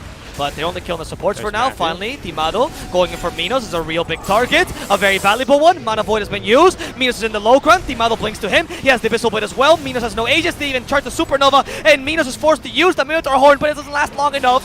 Minos will fall. 90 seconds that you carry. How are you going to deal with Timado now as they murder your supports quickly? They're even going for the enemy mid laner. He's been disarmed. Seiko is trying to be the secondary carry, but it's not working out because Leo is getting bashed to death. Timado chasing after him, looking for the last blink. Leo at least saving himself for a couple extra seconds, but he knows he's just delaying the inevitable. Thunder Predator will lose 4 out of 5. They have buyback, but they will There's not the game. commit them because the game is already over. Oh man, I just feel so bad. I mean, the game. I think Eagle Boys is going to win this one without that disconnection issue. I think that the idea to team fight when they were looking to Hans and TP in was flawed. I agree with you, but oh man, it doesn't help to lose like that, does it? That really sucks. Yeah, that sucks, but at the same time, I gotta give so much credit to Eagle Boys because they played this game amazingly, right? It's very similar to the game we saw between Omega and Zoomers, where I think that, yeah, Omega did not play their best game in the world. They could have done a couple things better, but Zoomers played so well that it's hard to look away from that, right? And this kid, I think Eagle Boys just incredible. Yeah, there was a disconnect. That disconnect didn't really matter, I would honestly argue. I understand that it puts you in a bit of a tilt position and you can't really win from then, and I think it does matter psychologically, but it doesn't really matter in the case of that team fight. That was an ill-advised team fight. You Yeah. went to the enemy high ground with only 3 of your heroes, hoping the global abilities would help you. That's a bit dangerous. Yeah, I mean, I get that as well, right? But like, also, you got to remember, like, when you're disconnected, it's not. It takes a while, right? Like, if you're ever disconnected from him, you don't instantly disconnect from Dota. Your game takes a second to realize, oh, he's gone, right? And then you're like, it takes like a couple seconds, right? Which is crucial in a team fight. I agree with you in that the team fight was probably flawed, and it probably wouldn't have gone too well for them regardless. But like, both supports being disconnected for Thunder Predator, like 2 of the 3 people you had in that fight got just struck by internet, right? That's like true. That's that's true. fucking brutal, dude. Yeah, I agree. I mean, I'm not going to say that doesn't hurt you, right? I'm not going to claim that it Yeah. didn't matter, but I just don't Yeah. want to say that that's why Eagle Boys won the game. Yeah. No, me neither. Me neither. Like I said, Eagle Boys, they played a fantastic game as well. Their team fight and their draft overall really assisting them, and they're going to be able to take game number 2 here to force our very first game number 3 of the tournament. Didn't take long, Alvaro. Our first best of 3 is going to 3. Whew. Do stick around, guys. We're going to be going to a short break. After that, we'll be back with our draft of game number 3. We'll see you then.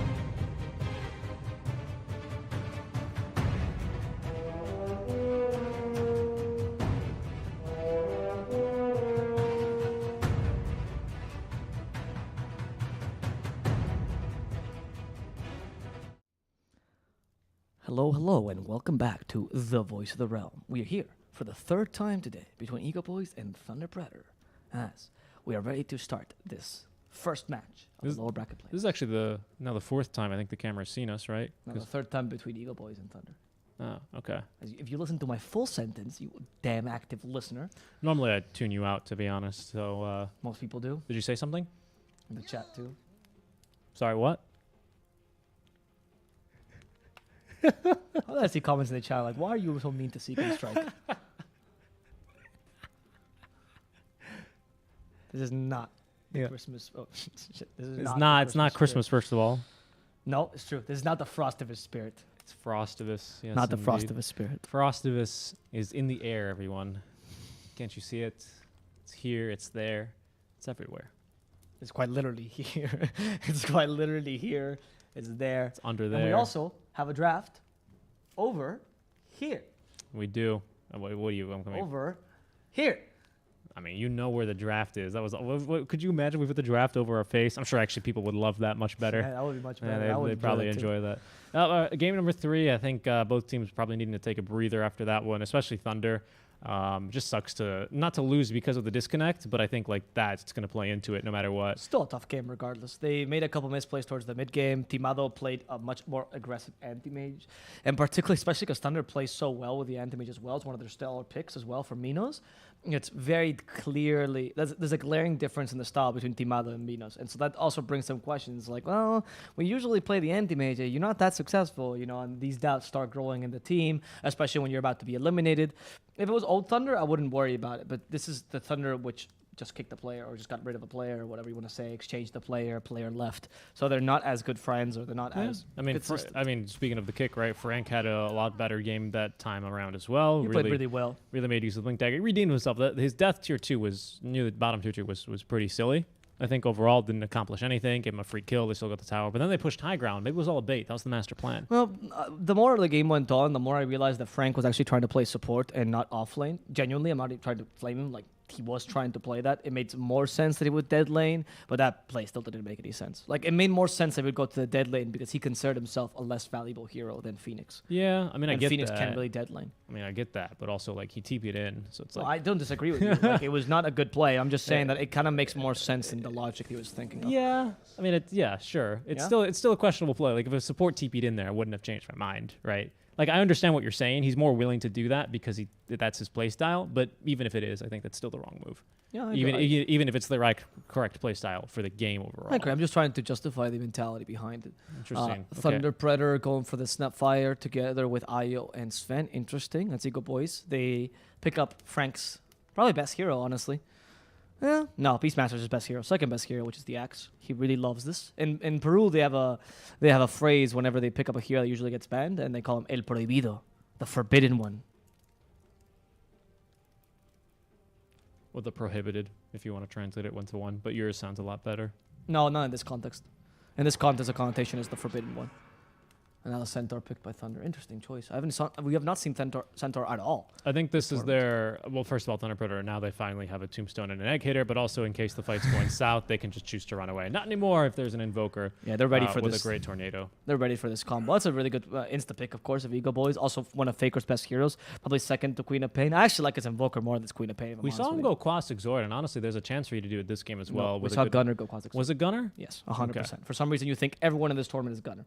That's not true. I confuse Ryoya. Gunner. I think everyone is Gunner, and I think Gunner's Ryoya. That's what I think. Exactly. Everyone is Gunner and Gunner is Ryoya. That's how it works. It's 50-50 chance either it's Ryoya or Gunner. And this time You're either Gunner or you're not Gunner. It's a 50-50 chance. That's it. 50-50. It's really how it works. No, but the Invoker, the Quaswex Invoker is Faker's bread and butter. He's really good at it. And the best thing about this is that Faker, one of his biggest weaknesses as a player is that he loses his lane very often. Even in favorable matchups, he will lose it. Leo's style is quite the opposite. He wins the lane almost every time, even in unfavorable matchups. So if you give him like an Invoker, that's what exactly suits his playstyle, because this hero is kind of made to lose the lane. You don't really care if you lose or win the lane, honestly. You just want to roam around and get kills, and that's what really matters to you. And getting an earn timing, since it's an 800 gold item, it's easy, even if you lose the lane. Yeah. So it suits his playstyle a lot. I think Yuga Boys, they had to make a tough decision here that you tend to have to make when you first pick both of your supports, so you can't just like throw a support pick in here where they have to go, well, are we going to pick our carry here, or are they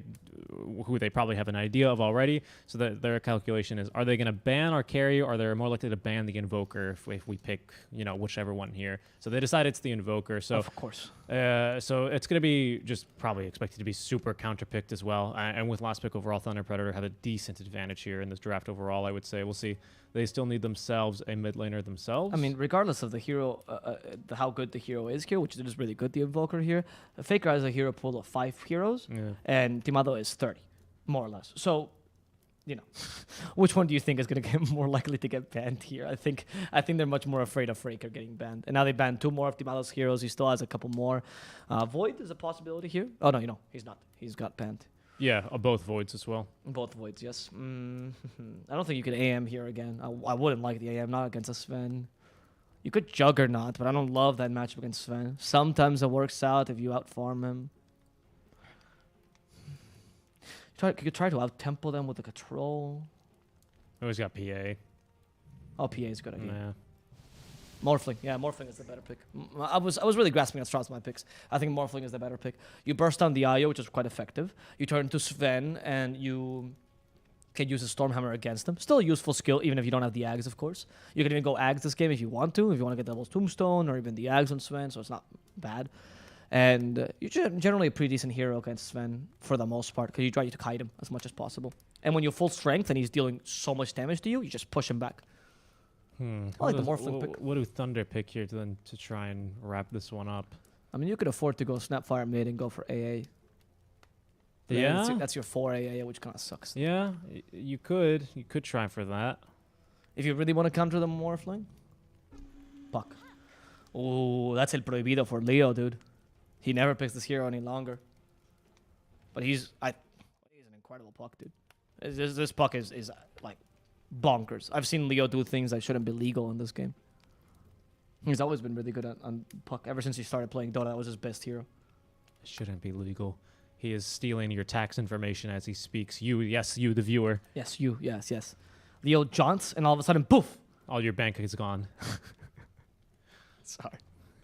Thunder Predator, the Puck is really good because he brings burst damage against Morphling. He takes advantage of Invoker's weak lane because Puck's rotational ability is equally as good as Invoker Quas Wex. I would even argue maybe better because Dream Coil is such a good ability, right? And he's particularly fantastic against heroes like Axe as well. He also can go for a bit of a hitter build and take down the Phoenix and the Undying.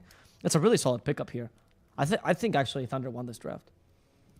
I don't know, honestly. The teams are pretty closely matched. The Axe pick from Frank can always really throw a wrench in your team fight because it's just BKB, no, pierces that. Mantis style, no, you thought, it can't be Lotus. Like, it's just all these things that it really screw with. And you have Tornado set up for it as well. Yeah, I know. So it's kind of terrifying, right? Plus, you still have 2 buildings. I mean, yes, we do have the Snapfire for the counterplay, but you can't Lil Shredder if you're being taunted or lifted into Tornado, and that's just so much time for Tombstone Zombies to build up and for Supernova to keep ticking down. It's a real problem.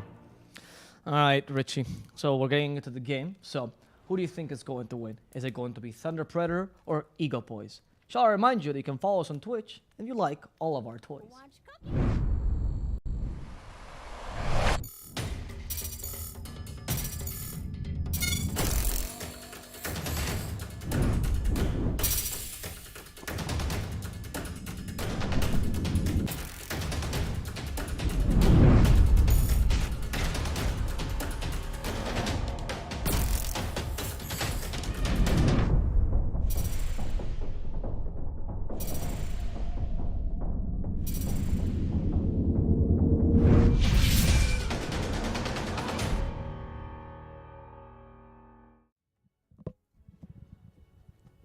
Welcome, everyone, to our final game here of this series. Best of 3, first to go to 3.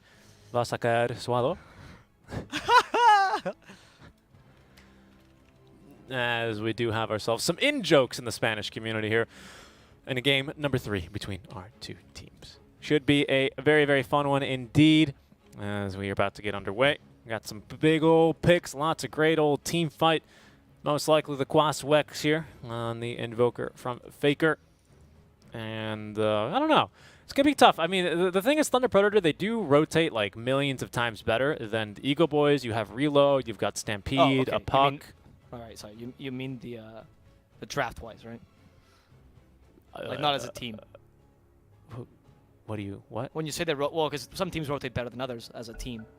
Right, so are you referring to the picks here, that they rotate better, like they're more effective rotators? Yes, that's why I refer to things like the Reload, the Stampede, the Puck. That's what I was misunderstanding you, because the Eagle Boys rotates much better than Thunder. That's what I was. Sure. But you can, they address that in the draft, right? By picking things like the reload, the stampede, the puck. Okay, thank you Right. for repeating that. You want to say it again? I mean, do you need to hear it again? I would like to. Yes. They're going to have plenty of come on, rotational boyfriend, abilities like the reload, the stampede, the puck to help them move around the map here and try and counter the rotations that Eagle Boys are pretty prone to doing. So we'll see how successful that will be, as I was unsuccessful in saying the word. Tiamalo down bot lane. Again, they're going to try for a first blood probably up top. A little cheeky break your first blood. No. You think they can get it? I don't think that Thunder No. will give him that. No, there's not a stun here. That's true. It's just hoping that Thunder overextends. The chances, because you're with Minos, is relatively high, but Minos is playing as Sven. No. Probably his best hero in terms of, like, I don't think he makes too many mistakes in the Sven compared to a lot of other heroes where he does occasionally just fly off the handle. But in Sven, he tends to play much more conservative. He's very confident on this hero. I like that Wu is tanking the gank here. He's the stronger of the two. He's the more courageous one. Come on, Sven. Come on, we can beat them. Oh, no, we can't. Oh, retreat. Retreat, Sven. Yeah, the Undying's going to be here to steal all their strength and damage. That's 8 damage stolen already. And Frank is going to get stunned. He's going to eat a Stormhammer, but eventually will get the kill regardless. They're just trying to harass Wu. Normally you want to put the Battle Hunger onto the tethered target instead of the tethered target, being the Wisp, because then, Io he gets overrided to his move speed is whatever he's tethered to. So any slows, he was going to throw on the Sven in this case, right? Yeah, that's a really good point. You're totally right. And with a Warcry as well, it's a really nice little buff for the Sven to fight fast. Right? Next D. Eki's there, as Matthew's just going to get like 5 free right clicks there onto the Morphling. Is that what he XTs? I think so. Morphling was blocking the camp, or blocking the wave rather. Matthew just laying into him for a bit. They have so much burst damage for this Morphle in this game. Centaur, Snapfire, Puck, right? It's a tough game for Tiamalo. No, it's Reload Stampede Puck. No, thank you for that beautiful single you made. But genuinely though, it's the magic damage that I'm scared of for Tiamalo. He's gonna have to keep, he can't play full efficiency with this Morphling this game, I wouldn't say. Yeah, they got a lot of damage. At the same time, though, they got 4 strength heroes against an Undying who's going, yes, please. Thank you very much. Yeah, Undying's going to have a ball this game. You can already see he's just willing to fight with Matthew very easily. That's going to allow Sacred to go one-on-one versus Tiamalo. Yeah. Oh, nice Fairy Fire by Matthew there. Not quite. He waited till the last second as well, so he would heal as much as possible. But Slavin does die in the top lane. Well played by Minos. As bottom, they kill Tiamalo with Sacred's burst magical damage. All right, well, that's obviously a really big win for Thunder Predator, right? Not only do you kill the enemy safe laner, but you get a kill in your safe lane. Wu is not going to die. Oh, uses that overcharge for the extra healing, I suppose? Yeah, interesting. Yep. Gives you an extra 7 at level 1 with his starting 0.5. strength. Oh, right. Okay, 7 extra HP. Yeah, that makes sense. Yep. Faker in the mid lane. Force Squash Wex is going to be the call versus Leo Style. So far, it's going to be in Puck's favor. Kind of just happens with an Invoker, especially when you don't have the damage granted by Exhort. But it's hard to bully him out of lane as well with all the Quas Orbs, rather, he does end up getting. So he shouldn't be dying, I would suspect, unless positioning is real bad, especially because he can always counter with a Tornado EMP Cold Snap. But unlike the, Reload Stampede Puck. You want to say it again, dude? Are you very excited about this combo? I mean, I just gotta say it a few more times, right? Before the joke becomes dead. I mean, the joke has been dead for a while there. I don't know about that. The Puck is destroying the lane regardless, right? So not only is it that, yes, there's this great global potential, but on top of that, with the strong lanes that you have, it's going to be difficult for the Invoker to have the same amount of impact. Did you catch that down bottom? Because I think this did die. Mm-hmm. Yep, with the cookie. I mean, the burst damage from this lane is incredibly good. It's a really difficult lane to lane against, actually, Centaur plus Snapfire. We haven't really seen it very often, because Centaur is not one of the star offlaners, but it's going to be nice against Morphling. I like the idea, because Morphling actually doesn't beat, but doesn't suffer too much against Slaughter and lane, which is one of the star stompers. So they pick up a magical stomper instead. A magical stomper. That's true, because Slithering Crush is physical. No, I mean, you're right. It just sounds funny. Obviously, Hope Stomp, he releases like magical dust when he does it. So and his magical sword that also hits him is also magic damage, so it gets reduced by things like a hood. It's beautiful, yeah.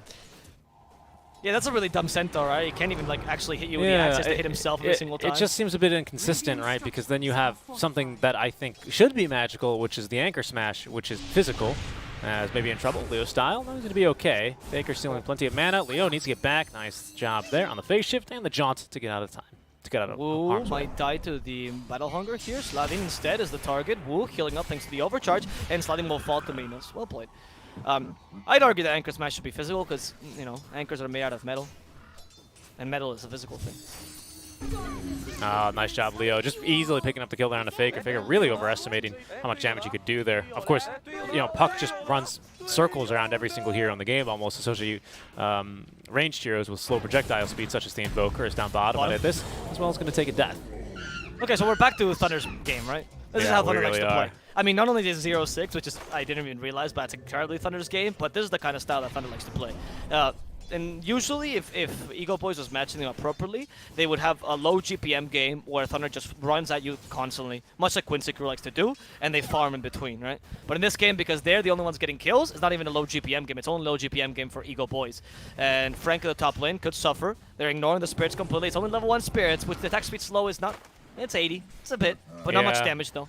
It's not much, but of course that's negated by the 50 that you get from the overpower. As now Frank, they need one more, and they're going to find it to get the kill. Killing spree already here for Minos is definitely a bit spooky, and they're bound to get 5 bounty runes as we actually have a rotation very early, courtesy of Leo style, and it's with a haste rune as well. They will look now for a kill down bottom. We have, of course, oh my goodness, so much damage. Even dropping the Dream Coil there to keep him stunned up. But at this, not really much he can do there. Nearly gets the kill onto Sacred, however, the double edge nearly kills him. At this, so tanky here, actually can continue to chase him down and cancel the healing salve of Sacred. We have 2 tangos, but they will be able to turn and kill him. Actually, the creep getting the job done there. Yeah. They're playing this bottom lane so well, dude. really And Morphling are. is going to have a really... Like, he's a quote-unquote jungling carry in the sense that he can go jungle with just Morbid Mask and recover slightly. But as opposed to other jungling carries like Sven or Terrorblade, he doesn't recover effectively, right? So he doesn't just out-farm. And you do rely on your lane going at least somewhat your way. Part of the strength of the Morphling is that once you get level 5, ideally you're kind of unkillable in lane. But since this level 5 is taking so long to come by, yeah, it's going to take a while for you to be effective. Yeah, and Sven with a really early start is going to be over to move into the jungle really, really early as well. He's nearly got the full power treads. Of course, he's going to go ahead and pick up the Morbid Mask. That's going to allow him to fight a little bit here against the Axe, while he still has a few less levels in Counter Helix. As soon as Counter Helix is like level 3, 4, it's not really sustainable, even with the Wisp there, to be expecting to fight and out-heal the Axe's spin. Agreed. He does go for Berserker's Call early, though, to see if they can actually deal with this. Sven, you know, if he initiates early, they want to play this really aggressively. The Axe is going to play much more defensively. He understands that this is not the lane that he's meant to win, right? He needs to create space for the Morphling, and an early point of Berserker's Call can help you greatly in that. Now, the question, though, is when is Faker going to start rotating? Is it just the earn and then just immediately go and try to get a kill? Because we need these rotations to happen. Yeah, we need something here to you know, some sort of catalyst for Ego Boys to get the ball rolling here. And bottom lane, they're just playing a little bit aggressively as the Snapfire will rotate away. Yeah, Faker does have this empty urn that he's sitting on here. Just, I mean, decent stats, mana regen and everything. But of course, you need that for the cold snap, and we need to get a kill there, which can be the hardest part this game. Especially because this game, there's like not really an easy target, right? The Wisp is always going to have the Sven nearby. Puck is just hard to kill overall for you already. Snapfire is really darn tanky, as is the Centaur. There's not a really such a fantastic target here to get the ball rolling. Once you get the first one, you know, they'll start rolling on in for sure, but it's always that first one that can be most difficult. Oh, he's going to try bottom. There's a rotation, yeah, with a Tombstone as well. Cookie helps Sacred a lot as he avoids the EMP, but we still have Nice Waveform, job. and they'll guarantee that kill. Great, and he actually rotates exactly on the earn timing, so he gets 2 charges off that. Perfect. Literally could not have played that any better. Yeah, I Like mean, clockwork. it was really a nice job there by Adithis, who gets 12 decay stacks on him. So I think he had like something like 500, 600 HP there on the Centaur, you know, with the highest strength gain in the freaking game at 4.6. So he wasn't really expecting to die that quickly now. Leo, what's he got? He's also got an urn as well. He's going actually for a full vessel here for Leo style, who will quite easily dodge the Tornado MP combo, but he's going to walk back in and get Cold Snap earned. Not that it does too much damage at this point in the game. I don't know if I've seen this build on a Puck before. What, Straight the- vessel? Yeah, me neither. I have definitely not. And no but it's brown a good boots idea either? to the Morphling. I agree. I mean, the no brown boots I have seen if you're going for like Bill or Yule Scepter, but definitely not straight vessel. Well, there's gonna give him 2 charges though. He's like, nah, I just want the charges for later when I finish my vessel. Yeah, actually, that's exactly what he wants them for, right? Because the Morphling is probably going to be able to outrun you a little bit, even on a Puck. Oh no! He brought the shovel back, but it was still off cooldown. He's losing efficiency points, Leo style. I think he's going to be okay. Rotation coming top lane, courtesy of Faker. Tornado catching both. EMP, Cold Snap then to follow up. They want the Wisp first. He's the easy kill, or is he? Because Leo Style is rotating. They're going to snap the coil. Wu still alive, and there goes Faker. As Frank looking to run him down, has the dunk, will be able to reach him, but it'll cost him his life. And unfortunately, that call not being too effective. Was that the best of choices? And now the urn is empty again. Was that the best of choices for Frank to chase after the IO? I guess he was dead anyway, that's the idea. Yeah. Must have been. I don't know. That was not the best of initiations, though. Both mids rotated, but as we explained, if you mirror the movements on the Invoker, you're just going to be better as the Puck. He's just much more impactful. He brings much more to the table. Invoker's great for solo kills. He's very useful because he can do a lot with very little farm. They're going to kill out at Puck this mid. better in general. Yeah. Both supports, I was about to comment on it, but I want to let you finish your point because you're completely right. Both supports, they see the mids leave and they both TP mid to immediately get that experience. Faker then bot lane. He's going to go for Sacred. This is where he got the kill last time, but last time Sacred did have, well, a lot less strength, to be honest with you. EMP is going to force out at least the Stampede, but they're looking at a counter initiate as here comes the relocate gank. Now we just need the Puck. There's Stampede, and here's the Puck already. It's a thing of beauty. Alvaro Timado in some trouble. They're going to be looking for Faker first. Do they have detection? No, but they have kisses, as Timado still is going to be able to morph some agility or some into strength now, as he's going to need as the kiss is raining down. Not really nowhere for him to go. They're going to leave Sven here. Can he actually kill him? Mask of Madness? Yep, Coil, he's dead. Morphling was out of agility, dude. Like, he really couldn't morph anymore. He was shell-shocked after that incredible Mortimer's kisses. He didn't know where to go, and of course, it was a very dangerous TP. Matthew? Okay, thank God for that. The map just suddenly turns to day, by the way. There's no transition on this new terrain for Dota Plus. It's just like, it's nighttime, and then it's daytime. That's how it should work, dude. That's how Night Stalker likes it. It's really jarring. It's really jarring. All of a sudden, he's running at you. He opens his face, and then he's just stronger. That's how it works. This is, however, I do have to say, this is pretty monumental for Leo Style, who now has finished up the full vessel. So kills on the Morph lane are just going to be rolling, dude. It's really, really tough. They don't get another kill again onto Faker, so his urn's still empty. He's hoping for a vessel of his own one day. He's dreaming. He's got it, pinned up on the wall. He's still, when he's going to school every day and practicing invoking his spells. He's the public school kid that one day wants to own his Fortune 500 company. Yeah. But first it starts with a vessel, right? And Exactly. he really does need these charges. They can rotate quite effectively now that they have level 6 on the Phoenix, however. I think they should maybe try and put some use of that. It is going to be 1-2-2 here on the Undying, who is going to have then a more powerful Tombstone. Of course, we do have the pointed little Shredder prepared for that, courtesy of Matthew, so it's not going to be as strong last game, but at least this time you still force the decision. It's a very target-rich environment. Which one do you destroy? Not as easy this game, because Thunder Predator, they've drafted a lot better for it here. Yep, Undying is in trouble. There's the Puck. The Cookie's not good enough, but I think He's going to still try and die. deny himself here. Nope, Roshan today. Yeah. See, both teams are Peruvian, so Roshan can't really support any team. No, he was like, I He's hate torn. these guys, and he started running at Leo Style for some reason. I have no idea why. Oh, no, they found Invoker. Yeah, he's just going to try and snap the coil and live, but not a chance there. Leo Style now double kill for him. This one is balling out of control here already. Over 12 minutes in, we'll call it. And my goodness, already a 5K net worth lead here for Thunder Predator. And I don't know how they slow this one down here for Eagle Boys at this rate.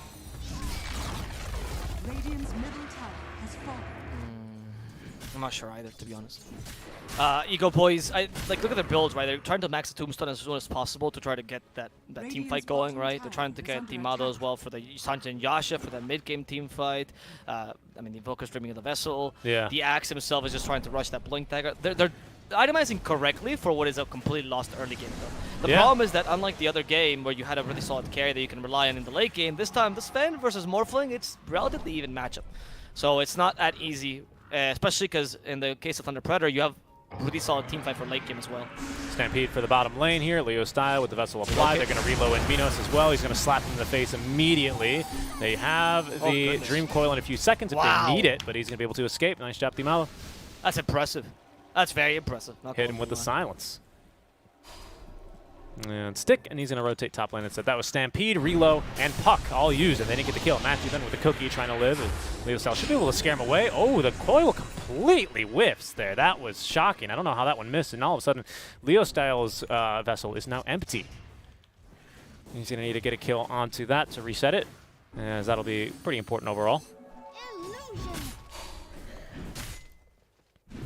Yeah, it's looking difficult. We almost have the Blink Dagger. Oh, in fact, we do now have the Blink Dagger on Axe. I was going to say it should be soon here. 13 minutes is not too bad considering how this game is going, but they need to make some work of this. He is richer actually by quite a bit of gold, over 1,000 more net worth than our Invoker early on. Who, you know, when you shut down his early game rotation, you take his mid tower early. You know, what is he going to do, right? But they need to get the ball rolling here somewhere. And with this Frank Blink Dagger, maybe this is where they begin to turn it around. We'll see here in the river. Smoke on smoke action. Oh, Frank making the jump first. He only catches Matthew. However, Tombstone dropped Leo on the way in. He does not have a Dream Coil for 14 seconds. Sacred, unsure if he wants to go in or not. Doesn't have the Stampede. And Frank with the dunk will secure the kill. Oh, they want to fight this one. Careful. Frank in trouble. Supernova in the pit. That should help, but I don't know if it's going to help enough, though. They're just avoiding the Supernova. Well played here. Not even with that Stampede, they still could deal with the egg nicely. And thanks to a Dream Call, they guarantee the kill on Faker as well. Mino's still pushing forward, hoping to try to get at this. I think with the Stormhammer should be easy. There we go. Waning Rift, Spirit Vessel. He can't really heal, and that's Undying.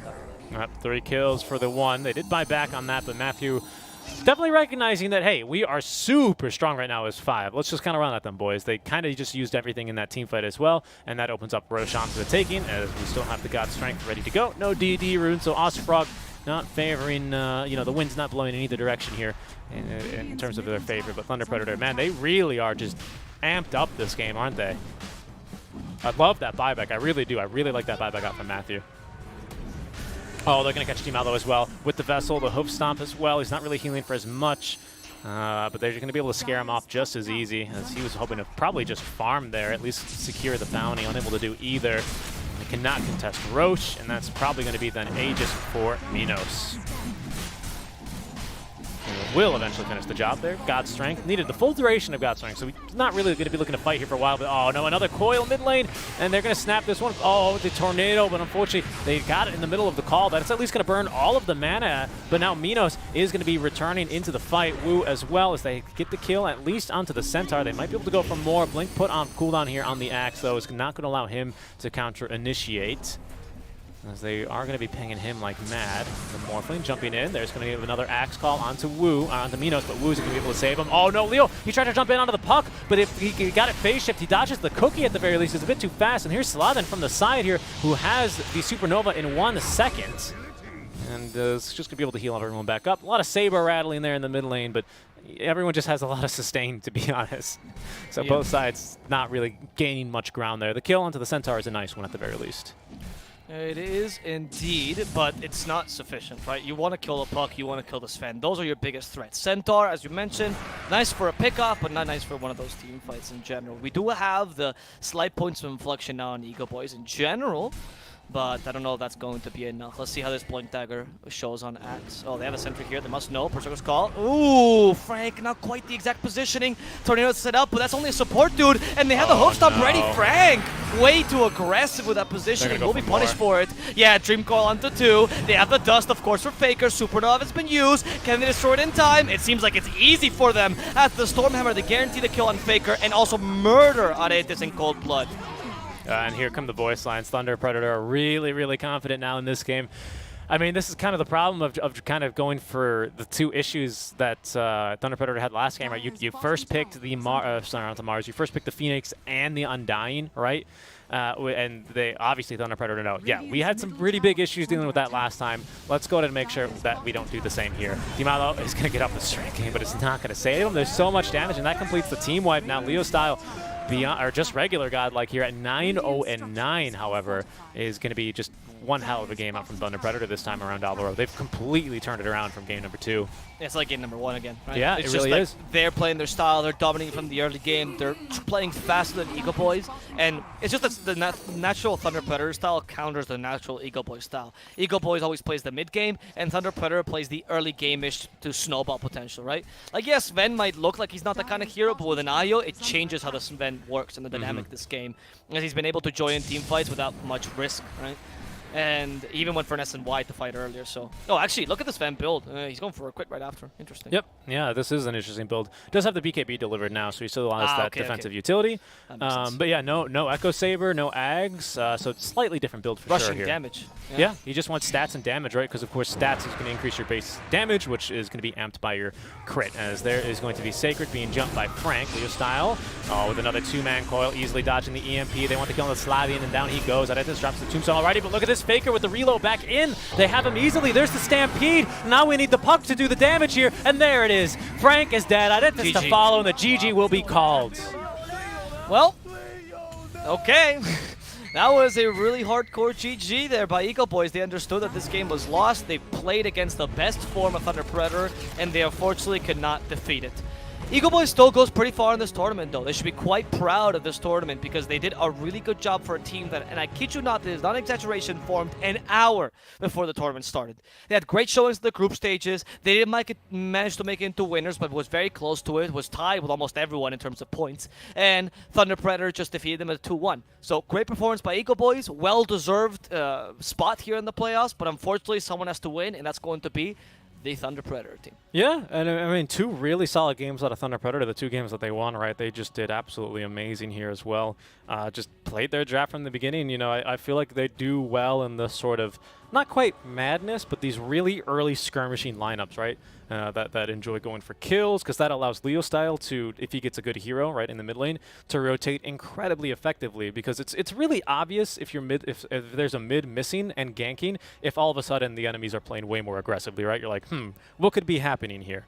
But this game, when it's just constant aggression in the top lane, in the bottom lane, Leo style is just easily able to rotate around and secure the early game for his team here. And we barely even got to the mid game, to be honest. And my goodness, Thunder Predator, they look so strong. Yes, they did.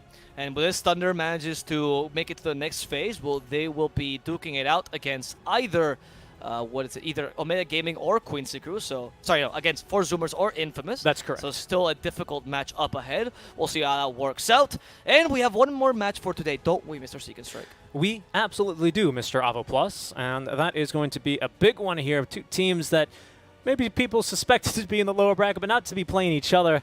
As Beast Coast will be taking on For Fun, Ector versus Envy. It's going to be a fun one indeed, guys. Do stick around. We're going to go into, I think, a 20-minute break here.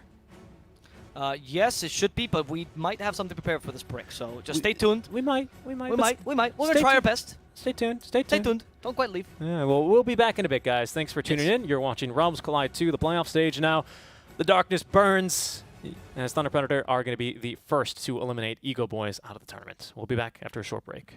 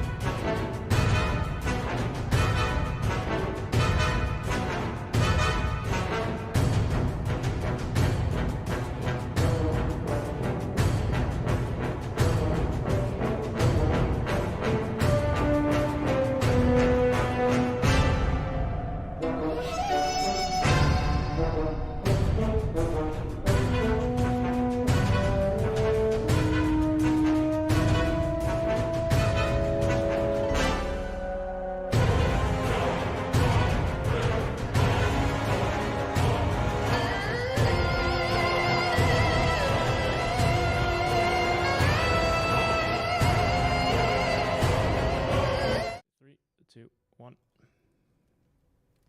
Hello, guys, and welcome back. Just temporarily, we have a nice little treat for you guys, actually. We do have a treat. Now that we're in playoffs, we actually get to talk to some of the players and some of the team owners, particularly. And one of the team owners has graciously allowed us to interview him. His name is Egorko. He's the owner of Ego Boys.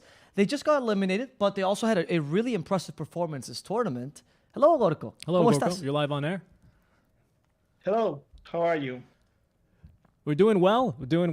Just casted a great series between your team and Thunder Predator. Fantastic game number 2, and a strong showing as well throughout the whole series. It's a shame that, of course, someone has to be eliminated, right? How do you feel about your team, though, in this tournament? Are you happy with the performance? Yeah, I'm very happy because this has been a very difficult year for everyone in esports. Even though the audience is very big, you don't know how to capitalize all of the fanatic energy you have growing everywhere, and because of that, I have to play all the year with the stand-ins or with a lot of changes, and not the best stability, but sometimes you have to do it, and we have done that, and with this team, I think we have achieved a very good performance. Not even training as much as we would want it, but they are good players. So I'm here to say that we have very good players. So with a little discipline, with a little training, focusing in the strategy, and the mindset, you can achieve a lot of things, and they have achieved this by themselves. I have to say, it's all their merit. Wow. Can you tell us, especially because the English audience, they're not so well versed, of course, in South American scene. Would you mind explaining a bit how the team gets formed to begin with? Because I hear they formed very shortly before the tournament. Yeah, it's funny because sometimes I have a very long process. So for the selection and the tryouts and everything, but other times like this, you have just one key player. All the year, Timaro has been playing for Ego Boys, just because we live in the same home. Yes, it's a circumstance. I don't know. We have a quarantine, and we have to keep inside the house. So we want to play. Yeah, let's have a team. So we were making tryouts with some people, and we have a lot of changes. I believe there have been maybe 30 players this year for Ego Boys. It's Ego Boys, not Ego Boys. Yeah, sorry. I can explain later. For Ego Boys, all the complete year. So this last team just could play because both Infamous and Thunder Predator, they free one good player, very good player, like Frank for Thunder and Faker for Infamous. So my mid laner said goodbye. I say Egorko. They call me from Infamous, so I'm saying goodbye. Okay, we have no attachment, no strings. And he went away. So we call Frank. I called Frank and Faker, and they have made a very good group with the rest of the team. Aretes was a stand-in for one time, so he kept unsliding, have joined me for several tournaments since several months ago. But the good thing is Timaro took in charge of the team, and he kind of turned in the captain. So he did a very good work, I believe. And I'm very enthusiastic because I think this is a very good team to think about the regional leagues for the next year. Yeah, I actually wanted to ask about the regional leagues because you mentioned stability when for earlier on in the interview, and Valve finally put out some sort of announcement, right? Some semblance of, hey, it's going to start this. Is that like helpful to you as a team organizer to try and plan around, or do you think more clear communication could be more beneficial to a team, especially in a region like SA, where, like you're saying, sometimes the teams are formed minutes before tournaments, and players just go, "Hey, see you later. I gotta go." Right? Can you give us kind of your perspective on that? I frankly believe that with very little you can achieve a lot in SA. I believe this is a very good place to invest.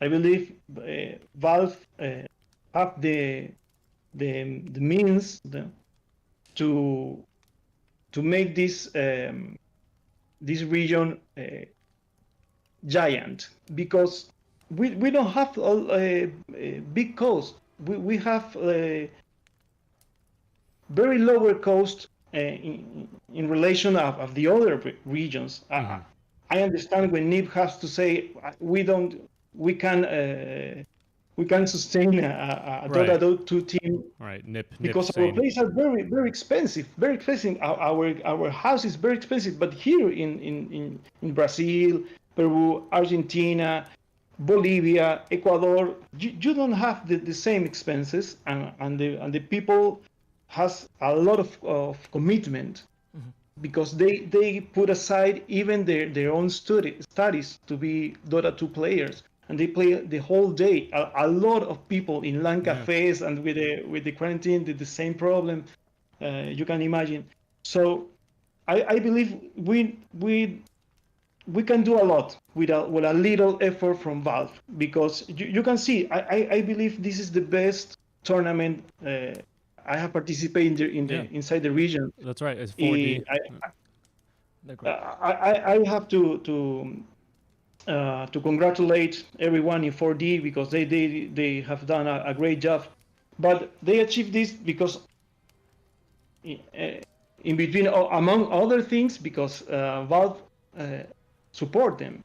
And support them, and when they support them, they say Valve is supporting us, and all the players and all the teams and organizations say we want to be part of this. And the people, you have 10,000 people watching the stream, and I have 3,000-4,000 people watching me with delay. So there are a lot of fans. There are a lot of fans.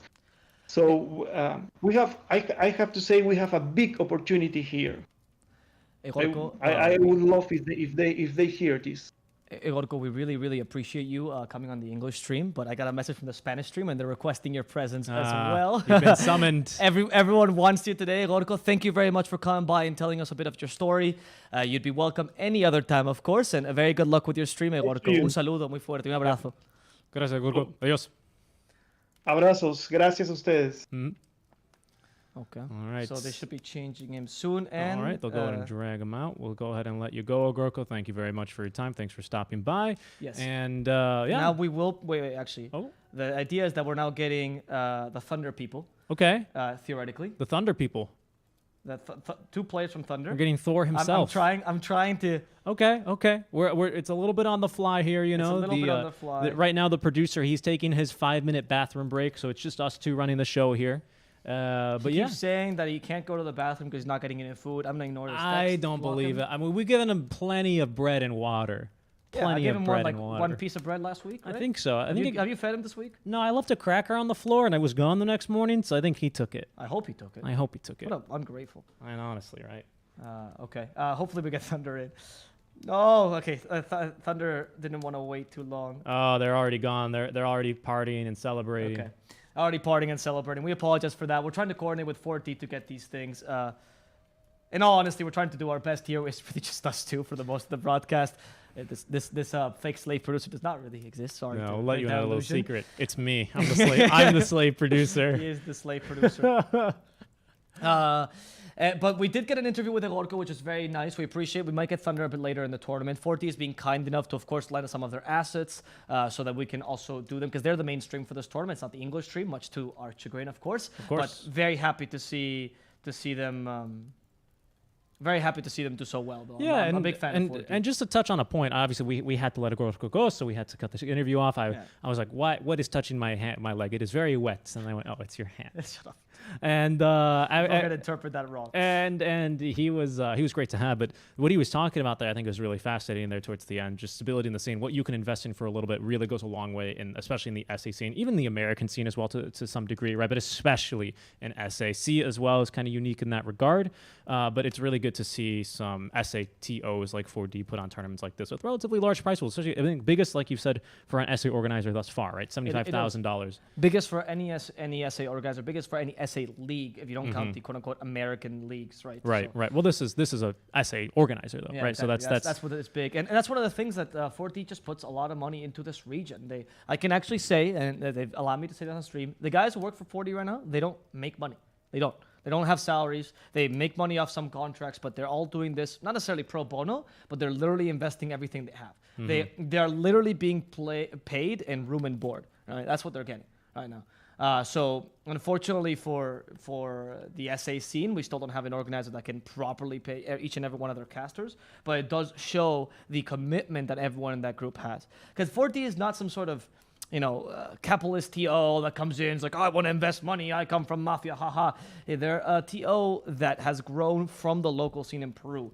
One of their CEOs is actually someone that used to organize, just a year ago, was organizing local amateur cups for Peruvian teams. And that shows the love they have for Dota. Because they told me many times, if I was a smart businessman, I would not be in Dota. But they love it so much, they're continuing to put effort there. So the biggest shout out and a lot of love to the 4D guys, because they absolutely deserve your recognition. Yeah, definitely, guys, definitely. And if I can go ahead and that's why I go and help them sometimes. They cast in Spanish with them. can I go piggyback off on that on the community-based building as well? Oh. And let our viewers know. We have community. Yeah, if they want to support the stream like this, right? Of course, you'll notice a lack of sponsors, Yep.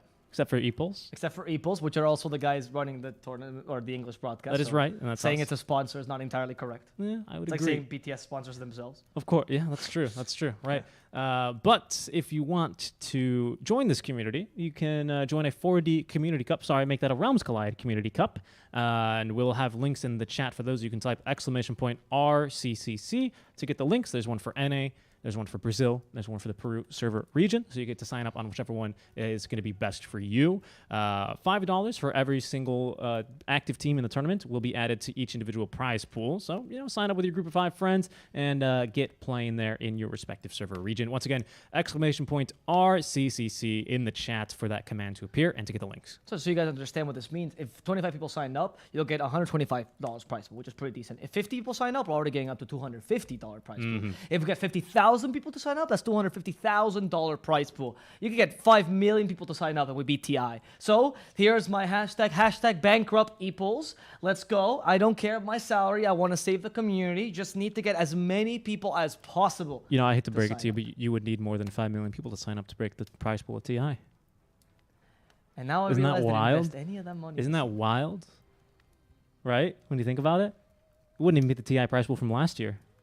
What was it this year? Like 36 million? We hit 40, right? Get 10 million people sign up and we break TI prize pool. Yes, we will. We need 10 There million. we go. Yeah, right. Hashtag bankrupt Eeples. All right. And with that, guys, we're going to be moving on to our next match of the day. It'll be Biscos versus For Fun. We'll also have an interview lined up. This one we secured beforehand. It wasn't so ad hoc after the game, so be ready for that as well. Do stay after the game. Hopefully you enjoyed the small segment. We're doing what we can to try to bring you the best production possible for English cast for an SA tournament.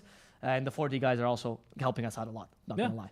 So thank you guys for joining, of course, as always. And we'll come back in like 5 minutes. Oh, you think? I think they're about to launch. It's already past the match time, brother. Yeah, but they do need 5 extra minutes for Gorko's interview. All right. Because So one question takes 5 minutes. that's very true. He's a very charismatic man. He is a very charismatic. Nope, Nope, never they've mind. just launched. They're done. Gorko's had the Gorko is interview done. through the draft. Gorko says, "No, ya me voy." And I don't think he would ever No. say that. The man reminds me of, the old like Spanish plays, genuine like theater plays, where you have this kind of person, like the Don Juan kind of person, like very soft-spoken, very eloquent kind of person. He's that kind of person in the community. He literally will get into debates with people about the most random of things. He usually appears for debates with people. He will analyze games, and he's just like very calm about it. He's not the quote-unquote hype caster. He's a more traditional, like mature analyst. well, speaking of analyzing games, we can analyze a game right now, can't we? Because the draft just launched. Oh my goodness. Oh my goodness. Oh my goodness. Oh my my goodness. excitement. My hairs are tingling. Oh my goodness. All the hairs on his face are tingling, and we have a really, really fun game. That's because, of course, Biscos is playing. Oh, I'm only joking. Oh, shut up. I'm But- excited for Beast Coast versus For Fun. It's an exciting game Yeah. because no matter what happens, well, we're going to see a good game. Either one team is going to throw, the other team is going to throw, or they're both going to throw, and then that's going to be the most exciting. Who knows? Because I feel like both of these teams at their peak are like almost they feel unstoppable, don't Yes. they? Yes, they Right. do. Like when everything's really clicking and the rotations make sense and they're on top of their game, it's really something to watch here. As hopefully we get. Hey, I'd take 3 of those games, Yeah. right? I would definitely take 3 of those games, but it's hard to play perfect, right? And not every team can. So it's important to also recognize that hey, just because a player makes a mistake every now and then doesn't make them bad, right? No, of course. A mistake does not a player make. No, of course. Envy though flips a coin every single time for all his decisions. Yeah. To be honest, out of all the inconsistency we talk about For Fun, I really wouldn't call Envy the most inconsistent. I agree. I think the 2 stand-up players that have been inconsistent this tournament, particularly, again, not flaming them, just saying, have been particularly Brax and Moo. Both of them have had games where they've been stellar player, top net worth, best player in the game easily, and then also times were complete opposite. Yeah. In the case of Moo, it's more understandable because he swapped positions just for this team. So, okay, that makes sense. You can be a bit more inconsistent in your performance. In the case of Brax, I'm kind of surprised. Not gonna lie. Yeah. Well, we'll see here as just immediately first picking Envy's hero. He's like, yeah, I don't care. I'll He's such a frickin- good Void, though. Well, It's the- ridiculous how Okay, good well, he's on we the know Void. what's also ridiculous is that it was a first pick Slarder, and then they picked the Faceless Void into it. Because they don't care. They literally do not Don't care, care. Alvaro. Envy's like, yeah, I don't care, dude. I'll just bash him or some shit. Didn't you hear? You're getting too good at this. Didn't you hear what Brax said in ESL about how they draft?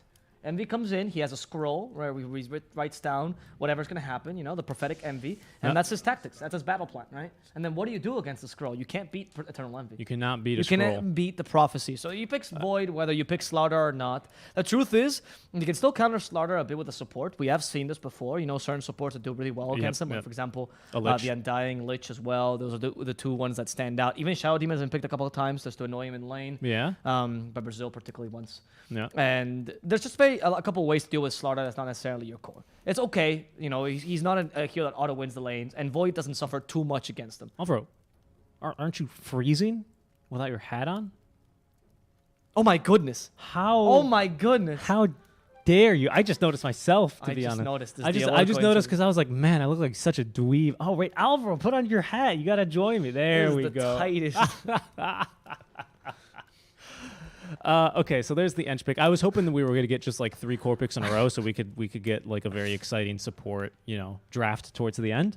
But the Ench here is going to be pretty strong. Decent against the Slaughter, decent against the Sven. Cutting out these 2 heroes with the moving speed slow is very strong. I was so much smarter without the hat, and the hat is cutting my circulation. Yeah, now you can't speak in Spanish anymore. It's a good thing Agorco's not here, and we don't need to translate the interview anyway. My head is absolutely massive. I'm really ashamed. I can't believe you can't buy a normal hat for me. So the thing was, I completely didn't even consider it. I was like, hey, I'm gonna go get some props for the studio, and I got this hat. And he's like, did you get an extra large hat? I'm like, how am I supposed to think of this? Because you've seen my head. It's hard enough. When I was in school, we usually do a field trip sometimes, and it was a field trip we did where it was like we went biking, of course. You Sure. had biking helmets for everyone, Sure. and they were like they didn't have a biking helmet for me because I was in 7th grade, and my head was just too large, so they had to go into the adult stash and find me one, and even the adult ones wouldn't fit me, so they had to find an XL adult one, and the instructor just comes by, these like 20-year-old instructors don't care about kids too much. He's like, you have the biggest head I ever seen. I'm like, oh, thank you. That's gonna work wonders for my self-esteem. my mother says I'll grow into it one day. That actually is what she said. And you did. She used to show me this picture of this kid who also was equally bowling ball for a head, and then now he's actually quite a handsome dude. There we go. You'll get the handsome part one of these days, Alvaro. That's not gonna happen. Don't worry. I'm trying. Don't worry. Oh, goodness gracious. Okay, back to the draft He then. thinks I'm handsome. Oh goodness. Okay, Viper and the Phoenix, and then Marana here is good. So lots of support heroes being banned out, which is really exciting. Because both teams, the supports are very impactful. I Yeah. think fours, particularly, both Snaking and Schofield are Schofield. 2 stand-up performers. Definitely, yeah. Schofield has been And- on it and off it. Hopefully, I mean, when they give him a good hero and it's a comfort pick, he's really popping off. That's what I wanted to say. I think both supports are very impactful, but both Snaking and Schofield suffer from the same issue, that they're not the best, quote-unquote, tactical supports. Their strength is much more in their mechanical play. So you can really tell the difference between when Schofield's playing something like a Tusk or Snaking's playing something like a Clockwork, and when Snaking is playing something like an Io. Yeah, yeah. Snaking Io is fine, but the potential to pop off on that hero is much more limited than the potential to pop off on a Tusk. Oh, speaking of the Wisp, they're going to ban it out in addition to the Venomancer. Oh. Yeah. That's a good combo. I mean, the Sven Wisp is for Stinger, of course, not for Schofield, so it's much more impactful. There's going to be a slight ping difference in this game. Both games will be in US East. US East. So correct. Stinger will have great network. Network. I'm pressing. I'm trying to switch to network. It's because he's in Mexico, right? He's in Mexico currently with family. What was that about? Family. Oh, he's there with family, right? That's Family. fine. Okay. And the rest of Beast Coast is in The rest of Peru? South America is in Peru. The rest of Beast Coast is in Peru. Well, actually, 3 of them are in Peru and 1 of them is in Bolivia. So the Bolivian one, which is Whisper, particularly has a lot of issues in connecting to the US East because the server has a lot more packet loss. But they'll make it work. They'll make it Because work. They'll For make it fun work. cannot play in Peru servers. No, it's just it don't happen for some reason. All right, so let's see here. Void Spirit then to the Aurelia here out of the way, most likely. They just really like purple heroes on the side of For Fun. I don't know what it is. Spectre. Yeah, Aurelia is a really good Void Spirit. He is, and Envy's good at Faces Void as well. Don't get me wrong. It's just I feel like For Fun That's the Voids, true. yeah they find a draft that works for them, and then there are a couple heroes, and they just kind of cycle through these. And you pick Night Stalker on Brax. You got Void, Void, Void. I like it. The triple Void. Yep. You How do know? you beat that? How do you beat that? You don't. It's a lot like the Reload Stampede Puck, right? It happened in that order to end the game. As well. And wasn't that just magical? Yeah, what? It was a magic. So the thing is, I could chat. hear this man just having like the moment of jubilation Oh, as that it was game great. ended. It was great. The thing is, chat, don't let your memes be dreams, because if you cast enough games with Dota 2, you say something ridiculous like that, and one of the times you're gonna fucking hit jackpot. That's how Nostradamus was also so accurate with his predictions. He just predicted a bunch Oh, of really? stupid Is that stuff. true? Yeah, he wrote like a bunch of books. See? He wrote a bunch of books of predictions, and then one prediction in one of his books happened to be true. It's like, yeah, dude. Not bad. See, that's what I mean. They don't remember you by all your mistakes. They only remember you by the one time you got it right. Well, they remember you by that if you have good marketing. If you have Well, bad marketing, they don't remember you by your mistakes. That's fair. Follow me Like on Envy Twitter. will win a major, and they'll still be like 50-50 Envy, lol, lol. That's right? true. That's true. To be fair, though, sometimes his chronos are just like baffling. Like, remember that one Well, 'cause he chrono doesn't when doubt himself. Well, I get it. I get it. I understand. And I respect Envy a whole lot. Blue versus purple, huh? It really is a blue versus purple draft. This is Colorblind people will suffer. You come to Voice of the Realm here for the finest breakdowns of the Dota 2 drafts, what it means to pick a Dota 2 hero, and the play styles that you can learn to counter it. You're going to raise your MMR by 500 just by listening to us break down this draft. So anyway, another purple hero here for fun is going to be the Darkseer if they want to go for that one, and then Bane to wrap it up. Here's a fun fact. Blue is actually, when they tested a bunch of colors inside insane asylums, they found out that blue was a very calming but also kind of depressing color, and it lowered the energy of people. So if you play a bunch of blue heroes, they'll be like, It's true. Don't It's really wanna it's play. because blue light it keeps you awake, so it lowers your energy. Yeah, That's why if you sit in front of monitors, which a lot of people do, because one, you're a gamer probably, and two, a lot of you people need the working blue screen working filter. from home. Blue screen filters would recommend, especially if you're working late into the night. They can really, really help you out, guys. What can really help out this for fun draft, though, is I believe with the last pick, you're going to want to... what do you want to save? Because right now, I feel like you have your two most important picks already out of the way, right? Your mid and your safe lane in this meta. I think but you have last pick, yeah, so you definitely pick your second support here. I agree, right? I think you want your last pick to be your off lane. What's a good second Well, do you? support Because here? you don't yet know the support, though, right? You don't know yet the support, which can be really punishing in this... I'm thinking of snaking heroes. Well, Mirana's actually still in the pool. Oh, no. No, banned out by For Flock, Fun here. maybe? Snapfire. Okay. Good. I was actually thinking of a support that could also flex mid, and Snapfire is a good idea because I was thinking maybe Pango, but no, Snapfire is much better. It's a good idea. Stopping this fan up by a lot. Yep. As we're going to have... Beast Coast. They kind of already know what they want. Wow, an X-Assassin. The old school counter to the Snapfire. Decent against the And Void is- Spirit. no, great against Void Spirit. Yeah, not you just decent. you Amazing. can... Well, the thing is, right, you catch him with a lot of your abilities. But And Mana Burn hurts a lot. Mana Burn hurts a lot. You're absolutely correct. And he's a melee hero, so you have that advantage as the Nyx Assassin already. But the problem is, like, if he Astral Steps away and you spike Carapace, he's still sometimes going to be a little bit further away. It's not quite like... Yeah, it's not like a hard... Yeah, okay. So you know what I mean? Because it's still great. I completely agree with you, but I think there's like some sort of better heroes, right? Because Nyx isn't going to exactly know where the Void Spirit's going to end up. He knows he's going to stun him, which in most scenarios is good enough, but it's not like, It's also one of Schofield's two best heroes. It's It the is. Tusk and the Nyx Assassin are his best heroes. He plays them honestly all the time, even when the meta doesn't favor them. it's really good. So that's why they always consider the Nyx. He's kind of decent against Void as well, because you can impale inside the Chrono. Faceless Void, that one is? Yeah, sorry. He's kind of good against Faceless Void, and the Enchantress is maybe the only thing that he doesn't really card counter. He's also a nice block pick here, because if you wanted to flex here for fun and want to pick a Nyx Assassin, which I don't see them doing that, but it would be really good against Leshrac. So that would also be an option. So they also protected Leshrac with his pick. I like it in general. I want to see what they pick last. I think this Leshrac is probably an offlaner. That's why For Fun is considering it. Because even though Lesh is much better against Void Spirit, so it would make sense to put him mid, Beast Coast loves Leshrac Whisper. Like, Whisper plays the Leshrac to a ridiculous degree. So they're thinking, should we ban heroes based on comfort picks? We don't really know. Because we also don't know if the Slaughter is a 5 or the Slaughter is an offlaner, right? Because now, are you picking your 5 last? Beast Coast will do this all the time.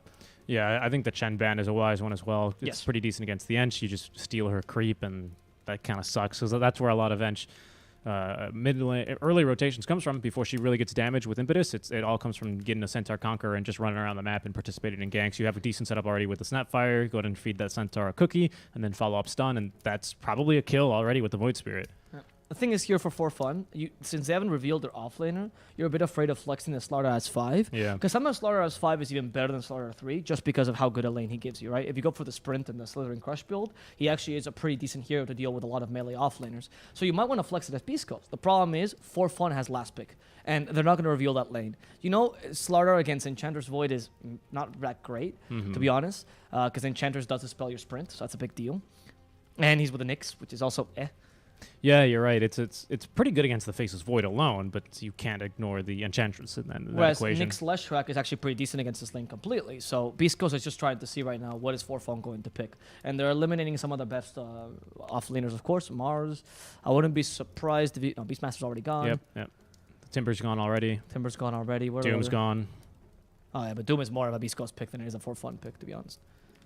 They got Brax. I mean, you might want to eliminate the Underlord. Oh, Tidehunter. That's Tidehunter. Tidehunter. I was literally about to say Tidehunter. Yeah, you like Brax? Tidehunter. How about that one? Underlord's also really good for Brax, though. In this game, particularly, Underlord's fantastic with Snapfire. I really like the Underlord pick for Fun. And that would deny the Slaughter 5 as well. Silencer's the last ban out for the side of For Fun, in case you didn't see it.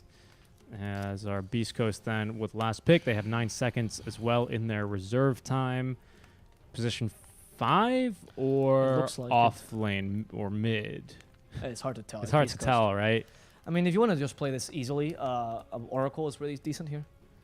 Because you protect the Sven pretty nicely. Yeah, it's really annoying to the Faceless Void. And stops the Underlord. Okay, Okay, they're picking a mid something, lane. something a little different. I was telling you, dude, I don't think they like playing the Leshrac mid, but it could also be Whisper Conka. He has also done that, so they're just kind of seeing how the lanes work. Currently, it's most likely that your supports are Nyx and Slardar, but it is Beast Coast, so what does that even mean? I feel like you can just run the Snapfire mid against the Kunkka. You can, but Right. you don't know the Kunka's mid, though, That's the thing, though. I know that's because they're the flexing Lesh and Kunka. That's the problem with the draft right now, isn't it? Right? Because you can afford to do that. What is For Fun going to do now? Oh, I don't know. It kind of sucks either way, right? Because I'm thinking, Yeah. 4 Kunkka's not actually, or 5 Kunkka's not even I still like the bad. Underlord a lot here for Fun. The X-Mark the spot, though, is a good counter. Though. It really is, yeah. I don't think you can afford to run it. He's Sanking then, Yeah, not bad. but he does suffer against Nyx. He does a little bit. Oh, Pango's a Pango. great idea. Yeah, Pango's a Yeah. really smart idea. Yep. But now the Slaughter 5 is not very bothered by this because he can trade with Pango efficiently. You go for Leshrac offlane. Yeah. Okay, yeah. So I read Beast Coast correctly this time, thank God. Had to get one right. Yeah. He was always, you can tell, he was not too confident this time because the last time he was like, no, 100% that's going to be the blah, blah, blah. I'm not trusting this team anymore. And then it was like, and then he locked Do you it in. see how many It was like, knives what? I have in my back because of Beast Coast? He looks like a bristleback. It's like opposite, right? Well, Every time they hit me from the back, it hurts more, so you're like Mars. I guess. I'm like an inverse bristleback. It's like a Mars. Anyway, For Fun, I like their lineup. I think this Pango is a really solid pick. I would slightly side with Beast Coast, so I really like this Leshrac offlane they styled this time. But I think this game is easier, I would say, for Beast Coast in terms of execution. You have a lot of good counters for the Void, though. The Kunkka is fantastic. Interesting that you would say that. I would say almost say For Fun's game is a little easier to execute. Because I'd argue you need really good chronos this game, and you need to get the right people in the chrono. Like, if you get Leshrac and you mistime that, you don't know how you BKB, for example, Yeah, you're screwed. you're If you don't get the Kunkka, you're screwed. If you don't get the Nyx assassin, Well, you're you're totally right, but it's not like they're going to rely only on Envy for damage and Chrono. You have Ange, Void Spirit, Snapfire mainly to do damage into Chrono, Pangolier. true. You know what I mean? Like, That's true. you're totally right. You're totally right, Alba. But we've seen games before where Envy, he just puts down a Chrono and then gets completely locked down, and his team kills everyone else in Chrono. Like, Envy recognizes, hey, if this is what I need to do, that's what I need to do. I mean, don't get me wrong. I think the game is relatively even. I do as well. I'm really scared of Vector Sven because that's a really great hero for him as well. But I'm also kind of scared of Envy Void. Right? That's what I mean. it might be a bit It's different. really fun to watch here. I don't we'll know. see. I'm going to go for It depends fun. so much on what the teams are doing as well. I'm going to go Beast Coast then just to even it out. Alrighty. Well, there we have our two casters locking in their predictions. All right. So who do you think is going to win? Is it Beast Coast or For Fun? Regardless, following me on Twitch, son.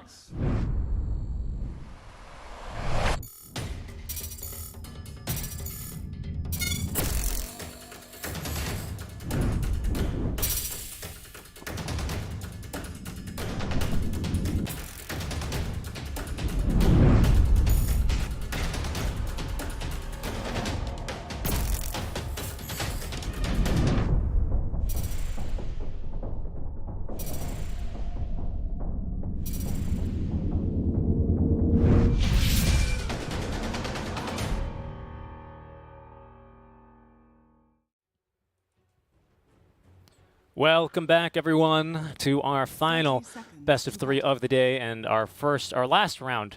Oh my goodness, our last match rather of the first round of the lower bracket here. Both of these teams facing elimination here at this point in our best of 3 series. Beast Coast and For Fun end up facing each other here. Probably the two teams that maybe some people were expecting in the lower bracket, but I was hoping they'd be on opposite ends here. But it's, you know, I wanted to see this matchup, and here we go. We've got it already, Avo, don't we?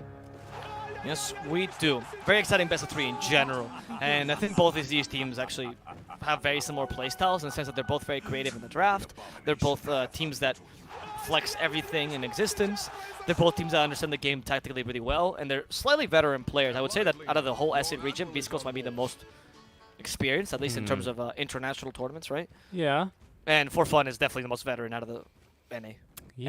Yeah, that's... They're the boomers of NA. I would... I'm trying to think. Quincy... Yeah.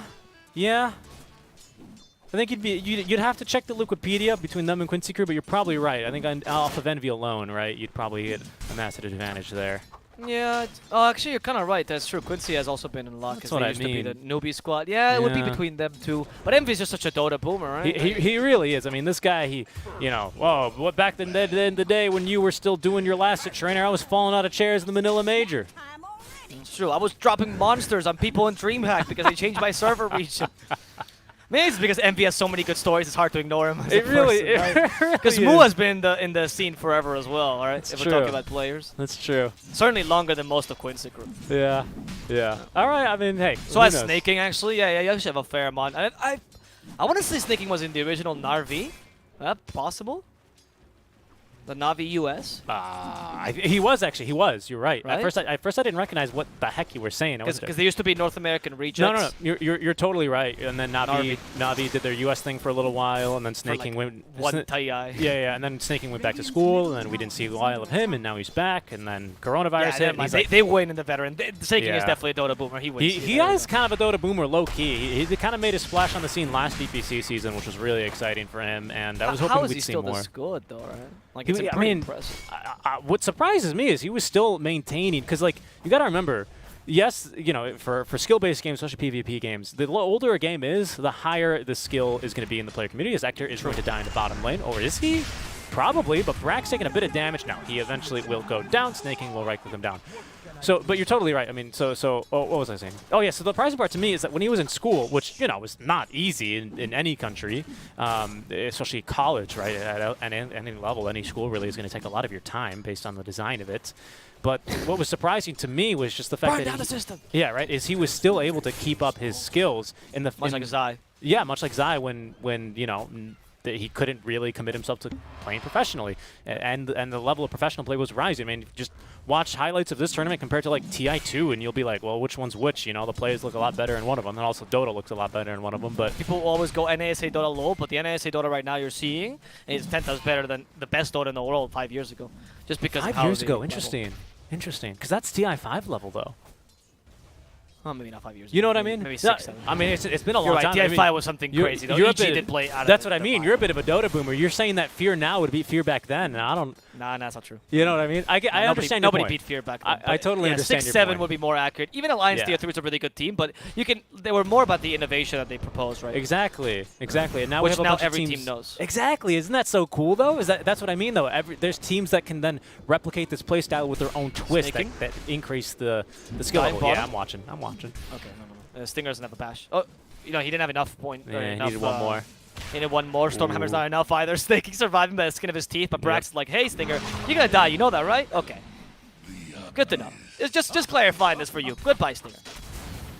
this lane is not usually that strong, but Brax is playing this extra aggressively, taking Wow, advantage of lucky Hector. shot. Very unlucky though. Brax, please get a lucky shot. Oh, he there it does! The clutch lucky shot, Brax. My God, he was waiting for it. He knew.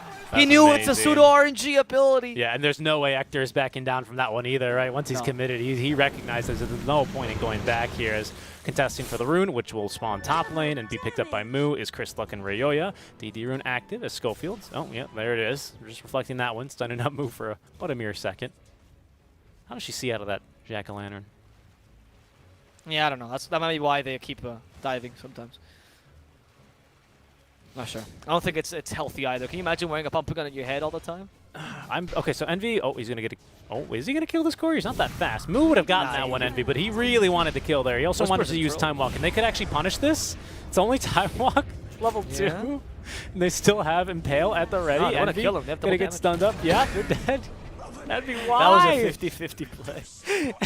That was a 50-50. Moo is right there. Moo's faster than the courier and has a DD and is ranged. Yeah, if he had used a time lock, they could have killed Whisper. Maybe they thought they could beat him if they just got a couple of lucky time locks. But it is a Lash Strike, so even if you stun him, the damage continues going. Right? Exactly, and I was actually just about to say this. That's why I agree with you. Actually, I kind of underestimated the Lash in this offlane position. I think the farm's going to be a bit weak, and I don't know if you can afford to go the Ags in the offlane position. It feels a little bit greedy. Like I think you need a Yule Scepter for some sort of setup to provide your team, right? As an offlane, or maybe a pipe or something like that this game, right? So the Axe is just fantastic if you can farm it though, because it's so good against basically all of Forfon here.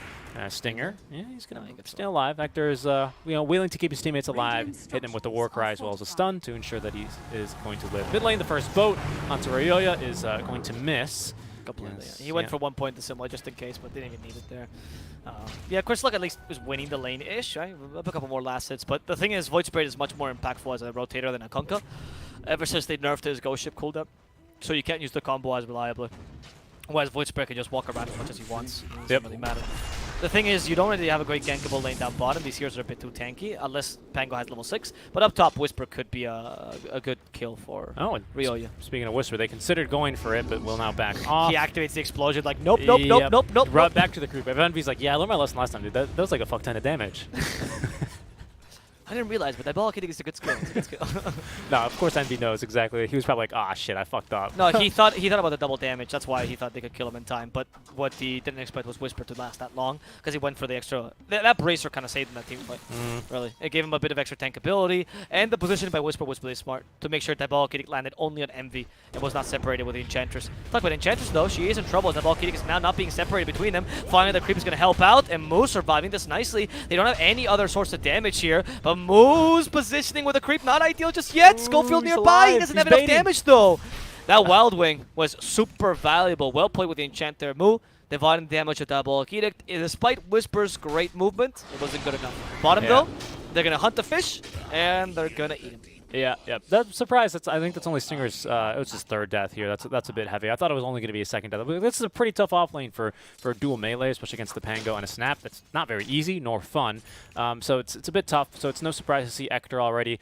He's going to consider moving to the jungle with the power charge. He's got pretty decent farm, actually, for how tough this lane is, to be honest. And he's going to be going for the Midas, so it's going to be 2 double Midas here for Hector, of course, because he comes built in with 1. He's playing with 1 on his, what do you think, his right hand, his left hand? Probably his right hand, because that's the creep. That's the mouse here, is the hand he uses to click on all the creep. Oh, right, because you have to put the Midas in. I guess that would suck, right? Because then you would turn everything you own into gold, and then it would stop working. Well, how does Hector do it? How does Hector do it? That's true. He has the curse of Midas, but he likes it, actually. Oh, Right? and V, nice job there. But he's still going to eat a stun or 2. Has the Time Walk level 3 at the ready. Ooh, nearly got him with Mana Void. Nice time dilation, though. Yeah. And that's That going time to slow down dilation saves Whisper. his life. It does, actually. Very good point. Very good point. On point, Envy. He even used it in the middle of the time walk to make sure he got both of them, so on point. That was a really good play. Anyway, he gets away this time, but he's still having a really tough lane. Like, compare the Hector's farm to Envy's, and you see 10 last difference, considerable. Hector's already going jungle to farm. Whisper's pretty much with pressure, but not so much Envy versus Hector, it's much more Rayo's Whisper. going to get a kill mid lane. Chris Luck, yeah, you cannot dodge Dissemblate, unfortunately. You get to choose up until the last second, pretty much. So, well, up until the last tick, even. You can choose which one you want to come out of. Good effort by Chris Luck, but unfortunately, it's the Arcane Rune that is going to be much more advantageous for the Void Spirit. Yeah, it's very difficult to do anything really against that Void Spirit as Kunkka. Your lane is okay against him, but afterwards the Void Spirit becomes an annoyance. The Kunkka was drafted mainly to deal with the Void, and we'll see his impact in the mid game. As Nyx is like, my turn. I do hate this hero, and I destroy him. Yeah, he does. Unless you're, 4 levels away And he's out from of Void mana. Spirit. Yeah, this is not a good idea by Schofield. okay. But he's He's wasting a bunch of time, and Stinger's gotten by, and Ryo's like, I Whoa, actually there's cannot kill Envy's here? this annoying Schofield. Envy is here. Brax is rolling Thunder. Nice Impale. And the 2 supports from Beascos are the best time wasters I've ever seen. Yeah, honestly, Schofield is, almost always asking to die anyway, considering he was running towards 4 enemy heroes. Or 3, I should say. He didn't know that probably at the time, because then he just shows up and maybe had the follow command on Brax or something there. But either way, it's going to be some time wasted, which is going to be time gained for Ector to continue farming. As top lane, they're going to be going for Whispers. We have the first Rolling Thunder. A lot of damage, though, and they actually failed to connect more than one little stun onto him, as there's finally the cookie to do him in. Took 3, but it's a kill well worth it. Can they catch Ryo yet? No. Oh. Okay. What was the play there? Oh, he dissimulated to disjoint the X, I guess? And he did it earlier? Okay. I only caught half the play, but that didn't make much sense from Chris Luck. Doesn't matter. The point here, though, is, of course, for fun, as rotating much more effectively. They're winning this early game. That's exactly what they wanted to do. Because Void, this game, as per usual on Envy, is going to go for the Battle Fury, so they're going to take a long time to come on. Well, not some time to come online. He won't be able to fight early, and they need to mitigate this lane pressure that Beascos can put out. Bottom lane, Stinger is in trouble. Time dilation. He thinks of the chrono, but this time he put doubts. the fear of envy in him, Yeah. Or as a support player, you go, there's no way this faceless Void's gonna chrono me. Envy starts chanting, oh my god, he's gonna do it.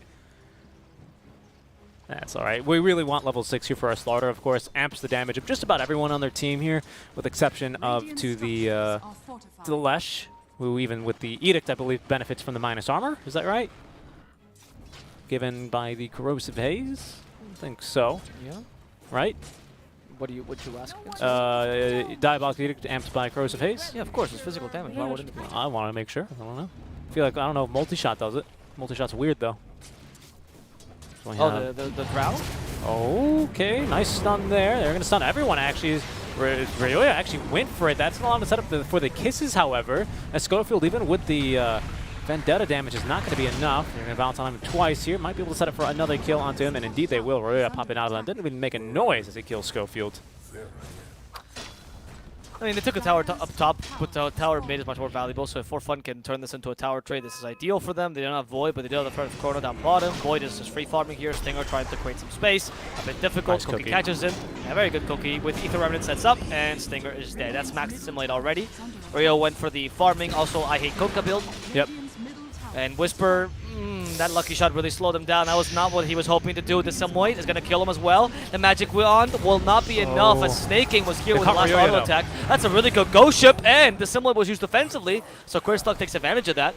Nice counter kill. Mid laner for off lane, still a win for Beast Ghost if it wasn't because they lost the tower. And because Chris Luck also goes like a madman in. I think he's okay, though. He's still got He is. Ghost Ship. Yeah, he's going to be okay. He's got the Schofield is Sanj. nearby just in case. Like, yes, swashbuckle him again, dude. I dare you. Interesting. Oh, Whoa, are they okay. still fighting here? Okay. Well, hold He's on, maxed guys. by Carpus, and he didn't use it there, and then he could have restunned Brax. Okay, I guess. Is this a Shadow Blade that I'm seeing for Chris Luck? I'm curious as to what his thought process is here with this one. We also have quite an interesting build as well for the side of For Fun. Brax, before he died, he bought out here for the Blade Mount, which is a build I've not seen in a little bit of time. Ever since That's true. ever since it gave intelligence, it used to be really good, but then they removed it and they changed the recipe again. As Chris Luck is going to eat plenty of damage. Oh no, it's going to be Ryoya instead eating the damage. Great counter rotation courtesy of Schofield. Yeah, And now that build Whisper. is much weaker on the spirits because they avoid a lot of damage, right? So the whole point is that the build got changed. So your passive is nice, so you don't need your active as much. So if you're tanky heroes like Spectre, much better, right? Much better with Blade Mail. But if you're elusive heroes, which just wanted to burst Blade Mail active, it's slightly nerfed because now it's only 80% damage, of course. Plus, you only, correct me if I'm wrong, you only reflect damage that you take, right? Oh, right, like if they try to hit you, Yeah. Whisper's going to die. Whisper is going to die. He's walking towards the walking snap to his floor, death. yeah. I mean, he tried, right? That's the best move to be sure. making there. Because it's like, Yeah, if if a you PA avoid the damage, you will not reflect it, of course. Yes. Well, not only that, but like if a PA is going to throw a dagger at me, she has 6 Divine Rapiers and I have 1 HP and I have Blade Mail active and she crits me for like 10,000. She's only going to take 1 damage from that. Or is she going to take 10,000? She should just take 1 damage. Okay, that's what I'm. That's because of course we have Resonant Pulse right up for Ryoya, which is going to block a little bit of physical damage. It just seems kind of because that block comes earlier. yeah. So it seems like a little bit anti-synergistic, right? This is why you don't really see. Sometimes you don't see rather Abba's builds Blade Mail for the same reason.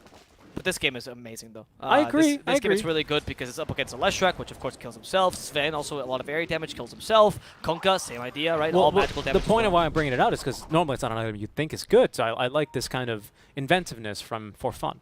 Yeah. I mean, yeah, it's just bringing it back to, like, they always like thinking outside the box. They think of the game in their own terms, which is really nice, and you can really tell in the way that they play. I think it's a good build. I'm very fascinated, though, by the Shadowblade build on Chris Luck. I mean, honestly, a Silver Edge's game against a Void, pretty good idea. Taking away Time Lock is one of his best abilities, and one of the only things... Yeah. Oh, right, sorry. There's 2 Voids now in the game? Void. Yeah, this is going to suck.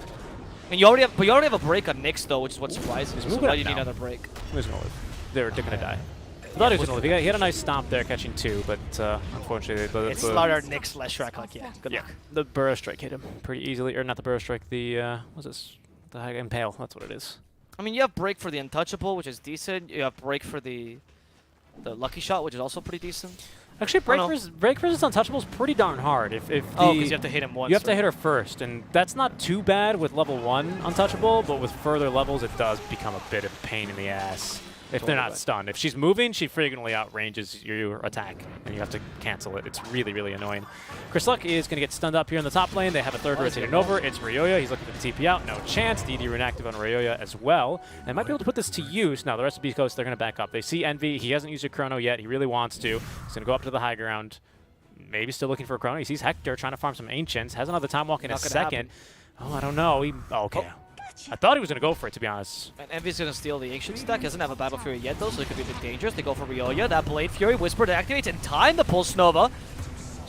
Nice. That Blade Mail did not really counter that much still. Because Ryoya had double damage and a lot of damage on top of that. It was impossible to win that fight. Stinger in a difficult position as well. He does the sprint in the river, and Hector takes advantage of this time to just farm Ancients. I was about to say, he popped the ulti and he was out of there. This is the most Beast Coast play you ever watched, right? Getting time for Hector to farm Ancients. And then Envy, a stack, no less, right? Oh, Ryoya, break. Can there. they go for him? He didn't get Spike Carpus off in time. Now Spike Carpus will stun him as he comes out. He messed up with the Simulate, and they end up finishing him off. Brax, though, wanted to squash the bug as Stinger's annoying snaking, avoiding that Rolling Thunder effectively. Unless he walks into it, tried to cancel that TP, was not successful. Not that it matters though, killing Ryoya was the most important thing there, and they're still managing to find farm and Sven, so not bad. Yeah, I'm surprised. I don't know, Envy just like left. He's like, I'm not farming, so I'm gonna go farm somewhere, and I understand that. But they were still like definitely willing to skirmish their Beast Coast war over those, and maybe they're not feeling strong enough, and for good reason, as I think Beast Coast's still a bit stronger than them right now. Envy's Chronos here, especially without Battle Fury, don't really feel too strong. I mean, look how slowly Faceless Void just farms, right, without any items, as he'll finally get enough money here for the Claymore after this little farm or camp of the Ancients.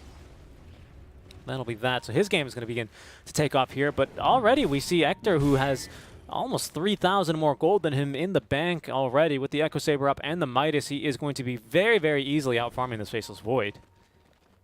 That's my major concern here for fun. Yep. That's what's looking at it bad. Void took a bit too long in getting his Battle Fury because he's participating in kills, and slowing that down means you can never match the Sven. So all this time that you're being used... well, he's participating in kills, but he's just not using Chrono, is the thing. Well, no, but he hasn't really needed to very often. And not like you have the best combo. Schofield. He's under the sentry. He's outrunning the sentry. Can Brax guess? No, Brax missed. Yeah, Schofield, sometimes he just hides in plain sight, right? Yep, he just runs in a straight line, and then sometimes that's the easiest. He actually did avoid them completely, dude. He has the Captain Coco's Rub, which gives him extra movement speed, I believe. Yep. X marks the spot. Ryoya. Torrent. Yeah, that time Ryoya's not going to stun himself, but with Stinger in the river is going to stun up 2 before the cookie stuns him, and he will go down. Sometimes, you know, you hit the cookies, another time the cookies hit you, you know, Alvaro? Okay. I feel like you've had... Oh, no! Oh, no! The Aquila! The Aquila!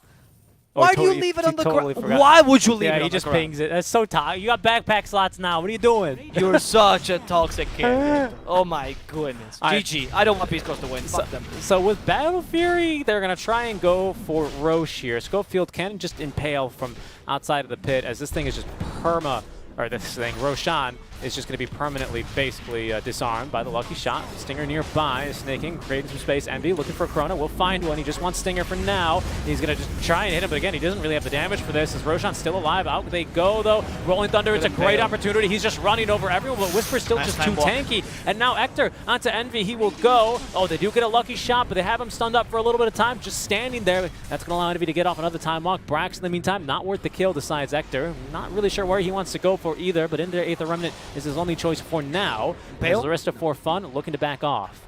Yeah, because they want to take the Roshan here on Beast Coast. The God Strength is running out of time. There we go. Aegis taken. Schofield distracting him. Stinger's ready for now. They're stunning the Pango. The Tournament catches the Snapfire, but for fun, we'll have to settle for the simple support kill here. Because all of Beast Coast is out of here. Yeah, outrun the spear, not the way, not the way to play. Whew, I think he was trying to get up to the high ground in case he got that lucky miss, but because it's calculated on where you're standing, not where you were when the auto attack is sent out. Yeah. But yeah, that was going to do so much damage to him there. But yeah, good fight there for Beast Coast. And if you just Chronos like one of the tankiest supports in the game and on full HP, and very quickly realizes I can't actually kill this guy. Oh, okay, there goes the Aegis already by Ector, who was farming in the mid lane. He really wanted to use his Midas and paid quite heavily for it. Might get a kill onto Brax though in return. There's no cookie yet. Okay, after every good play, there's a bad play that follows, right? That's the Beast Coast style. I'm not really sure what that was, to be honest. I understand that the Aegis is not going to be utilized incredibly well this early, right? But you might as well take a tier 1 or tier 2 with it. Now you lost your whole advantage here. You got the gold. Okay. I mean, I guess that Ector wanted to be efficient in farm, but sometimes it's these things that really make people question your plays.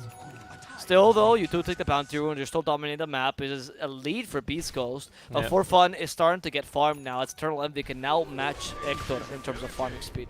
Well, you can try, right? I mean, Ector with Cleave, Echo Saber, Midas, I don't think he's going to be able to match that speed, to be honest with you. I don't know. Battle Fury? No, I don't think so. I think it's possible. I think Ector's going to outfarm him quite easily this game.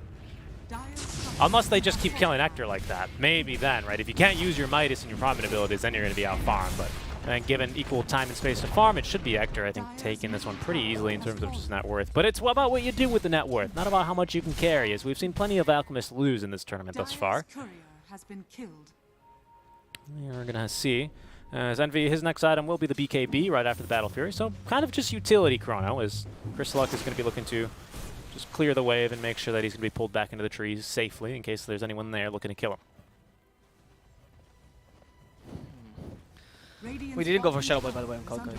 Oh, what did you decide for? BKB? Okay. Probably Heaven Talbot after. Yep. Because he has Sancho forever. Heaven Talbot's a really good idea. This game, I like that he didn't go for Shadow Blade. Yeah, I'd be curious as to what the idea. I mean, you were right with the time lock there being a pretty good break, and that's about it. I mean, I guess you could break Untouchable if you get an attack off, but onto the Ench, that is. But that's about it. Break Lucky Shot? That might be really nice this game, to be honest, but that's about it. Nothing too fantastic, but nothing too bad either. Aghanim Scepter queued up next for Ector after the BKB. That's going to be his 4th item here after the Midas, Ags, and Echo Saber. He's already got the point booster in his inventory. Swashbuckle slash range, wow. I've never seen the Pango do that. Usually the regen talent's so important. I guess because he went Arcane and bottle, he doesn't need it. Yep. Yeah, that makes sense. Well, he got the Vlads as well, right? Yeah, so he's got the Ring of Bacillus in there. A little bit of mana regen. That's true. Yeah, I mean, yeah, I guess you already have enough mana regen on your Pango. I mean, I like this talent a lot. I think it's a really strong talent, but you know, people don't take his mana regen is so necessary in Pango. Yeah, I think he wants it this game, right? Because of Chrono, he needs to be able to get his Swashbuckle in there, because right now Envy lacks damage, and you can be a little bit more generous with your positioning there, or aggressive, or whatever you want, really, with more mobility. So I like the idea, but yeah, it's a good build then, because you're right, you do really run out of mana on the Pangolier. He's got pretty basically low int game, very low intelligence, so not a whole lot of natural mana regen. Exactly.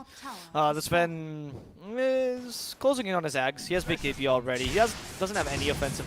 Oh, I guess the Echo Saber counts, right? He always likes to go for the Mask of or the Midas over the Mask of Madness. That's the Ector build, of course. He's like, Mask of Madness is not enough farming item. I need Midas. I need That's Midas. What Ector does. He wants attack speed all the time. It's very useful though against Enchanters, particularly to getting rid of that creep. So. Always it is, yeah. You can transmute those creeps. It's really good at as well getting your 15 talent even faster than you normally would, of course, right? Thanks to your increased experience gain whenever you use the Midas. And we know Ector. I mean, he did lose Aegis to literally use Midas as soon as he could. So he is very, very efficient in his farming indeed. So he's already almost level 18 already. He's getting there. 15 talent's going to be pretty nice to dispel. What do you dispel this game even? Shield Crash is pretty darn good. It allows you to burn through the Pango relatively easily. That's about it, I suppose. So they're going to smoke up here. There's 4. Well, they're going to look top lane here, where they do see that is Stinger pushing the wave very aggressively on the Slaughter. You can afford to do that with the sprint. Grants them extra mobility. But for fun, they've got their eyes set elsewhere. They're going to know someone is smoked up, or invis at least. No, it has to be smoked. They're taking the outpost as you know, Moo made a pit stop there to do that. So they're going to let Hector know, hey, someone's nearby, go ahead and hide. Right now, we've got no vision whatsoever on any enemy movement, so he's making the right decision here, as I don't think, yeah, they haven't even showed mid. That's just a Fog of War glitch. Now they will show Ryoya in the mid lane, so Hector goes, it's okay to pop out now, and he's going to go ahead and run away and farm elsewhere on the map because he still has no information on his triangle, and he is going to TP. Smart player, this Hector. Smart player. Not only does he know how to farm, but he knows when and where to farm. Exactly. That's one of his strengths they've always underestimated. And the SA scene was very popular to criticize Hector for being, you know, just a farmer. Like, oh, I farm for 50 minutes, I carry the game. But the reality is Beast Coast has played a lot of these fast games as well. Yeah. Effective at doing so. The strength of Beast Coast reminds me a lot of the TI3 Alliance, where everyone's talking about, oh, they're so good at split pushing. And everyone forgets that one of the biggest advantages of that alliance was their team fight potential, not really the split pushing. Yeah, Rat Dota was what they were known for, per se, because that was very unique about them, but their team fighting was ridiculous. Very similar with Beast Coast. Their real strength comes from the team fighting coordination and their understanding of space, not particularly because they play forward and one. Yep. I agree. That's why I was using that smoke, which I knew wasn't going anywhere, just to highlight that. You know, we get vision on the minimap, vision and toggling over between player views, right, is really an effective tool to show that live. Yep. And, you know, when there's nothing else really much going on in this game, everyone just kind of enjoying their farming period. Snapfire hoping for an Axe with the Philosopher's Stone. We'll get there a bit faster. Envy's just finished up his BKB, as now he might need to use it. Schofield nearby, stalking him with the Vendetta. We'll stun him up. Oh, the time walk in time. Envy's too quick, dude. What do you think? You're going to catch the Master Eternal Envy? So here's you think Jackie Mouse is going to be surprised by your petty tricks? I'm not going to lie. That was a bit of a misplay from Schofield. I'm Yeah, surprised. he just stunned. Well, no, he should have just stood behind the creep that he was last hitting and then cleaved with the cleave, used Spike Carapace. Oh, you're totally right about that. To be honest. Yeah, that's very correct. You're totally right. I don't know why he... No offense to Schofield, right? Maybe you wouldn't have gotten that kill anyway, but if you wanted to, you know, stun him and use the Vendetta effectively, that's how you do it here. I think Mr. Jackie would just... Mr. Mouse, sorry, would just ignore him. I don't know. He would have the sixth sense. You can't defeat Void. Just Maybe the creep was about to die. Honestly, I couldn't tell, but you know, I think it was just slight misplay there by Schofield. He's not going to be too upset by it. He's going to go right back on the prowl. Second attempt. Let's see if this works. Oh, he's going to kill the courier this time. It's like, I can't kill you, but I'll kill your pet. Missed the impale again, but he's going to die for this one. This is the petty serial killer. Just, oh, wait, Schofield. What is Stinger trying to do? They're actually going to fight this. Hector has BKB. They're stunning Envy for a long time, but Envy has the BKB himself, and he can get away. Now with the Chrono still available, they might catch the Lash. Is this a worthwhile BKB, though? Is it worthwhile? Chrono, sorry, was what I meant. Yeah, nice ghost ship to help him out. Hector comes in flying again. A beautiful Slithering Crush onto 3, but for fun, still keeping their composure for now, as Brax is being destroyed by Hector. A lucky shot actually saves his life, and they kill Hector instead, with a Torrent now stopping Envy, but the damage from For Fun is too high, and they've killed your carry already. Chris Luck alone cannot win this team fight. His BKB is about to run out, even with double damage. He's incapable of destroying Mr. Jackie Mao, the general, the great god. Envy still chasing after Chris Luck and completing the team wipe. Wow. He will never die. I mean, it was really all Ryoya's damage there, to be honest, in the team fight. I do not care. It was Envy is doing no damage. Envy did 516 damage in the entire team fight, right? While Ryoya did 4,300. No, but you're totally right, because that's what Beast Coast thought was going on. I thought Envy was going to do all the damage. They actually mistimed the X marks the spot into the split earth at the very end of that team fight as well, so Envy could live, because he very easily gets the time walk away if they don't time that to T. In the Chaos of Team Fight, they weren't able to do so. Nice little dive. Sven as well just gets controlled. Really, really great team fight out from For Fun. And Envy, again, he knows how to play Dota. He knows he doesn't really have damage, and he's just here to kind of kite people around. You can tell after he time walked after Chris Luck, and then he's just like, hey, Chris Luck, you don't want to hit me? He didn't even bother hitting him. I mean, Envy, you can at least bash him, you know, but Envy's like, why would I bother if I can just kite him out even further? And it's really effective. Really smart play. I just, you know, Envy just maybe right-clicks 5 times in that team fight. I mean, come on. Yeah, amazing. I was joking, but I was joking obviously about the fight. But Envy, as you mentioned, he fulfilled his role perfectly there. Yeah. He just kited out the Sven. They forced an re-engagement, which was a mistake by Beast Ghost, right? Once they caught out Whisper should have just been left for dead, and they could have just ran out. Especially once you activated your BKB and your God Strength that you got in, you knew the Chrono was there. Chrono wasn't even that great, to be honest, because it didn't catch Chris Luck in it, and Gosha was really useful. But once they Chrono, they sure enough re-engaged. But you know, Beast Ghost always wants to try to. What is it? They'll try to take the best out of this engagement, right? They always want it to be as efficient as possible, and they thought maybe we can kill them if we outplay them. But you can't always rely on outplaying the enemy team. That's why for fun, it was a bit YOLO play. Like, I think, you know, Schofield is going to go on his adventures, but then to follow up on one of Schofield's adventures is a bit, you know. I'm not to say Schofield is going too deep sometimes, but he was behind the tier 2 tower when they kicked that fight off, you know. For Fun have 2 places that they can TP to very quickly to try and counter-engage on you, and they do that pretty nicely indeed, especially when you fail to get the quick kill onto Envy, so that you know the Chronosphere is going to come out. I don't know. It was a good idea to fight there, but I think the execution there favoring For Fun. It's still fine, though, because Ector continues to farm. He still gets quite a few kills. They get a buyback as well out from Snaking. As once again, Schofield on the prowl with his Meteor Hammer, and now the Blink Dagger, freshly completed. That's what he got out from the kill there onto Envy's Courier. It's kind of a right-clicker build here for Ryoya. Would you look at that? S and Y into the AC. I love it. I love the Kaya and Sanji, not S and Y. Kaya and Sanji. Oh, you're right. You're right. That's Sorry. the old S and Y. You're right. It's the old S and Y. Now they were like purple equals never picked. So well, it was literally that one Reddit post where it was like, wow. This actually has been the first time I see a Kaya and Sanjin compared. Because people did go for Yasha and Kaya sometimes, but not Kaya and Sanjin. And I like very much this game because you don't really need to be super offensive. You need to be more of a tank here as well, which is why he also went for AC. So yes, as you mentioned, he does build damage, but he builds more of a tanky Void Spirit, which is actually how Void Spirit was played in the beginning. So okay, I like this is going to be the shortest smoke of all time because Schofield's going to break it instantly. Only Moose like, breaks. There's Whispers now breaking. Everyone on For Fun is dazed and confused. And they're just going to go back up to the high ground, I think. Yeah, they have no intel. I didn't tackle their vision, but they have no idea where their smokes broke from. They're not confident. Maybe they didn't have the nighttime vision to see Whisper in the Roche pit breaking their smoke as well. So they have no idea what's going on. So they'll just go ahead and regroup and maybe try again. That is Roche up, by the way. Second Roche, so Aegis and Cheese available for him. Beast Coast, they definitely want to fight over this, but right now they are a little bit separated with Ector continuing to farm around the jungle, but it looks like For Fun are not quite ready to engage themselves. Get him on the Void Spirit as his next item. More tank ability, but also a more team fight. I like this. And Beast Ghost is going to smoke. That was a Freudian slip. Well, I mean, you know, he is going to smoke. That's not wrong. He is going to smoke with 3 other players in the team. No? Go to chat wheel, message Mystic Hero G. That's such an exciting message. You never know what's going to happen here. Who's missing? Who are they targeting? It's going to be Envy.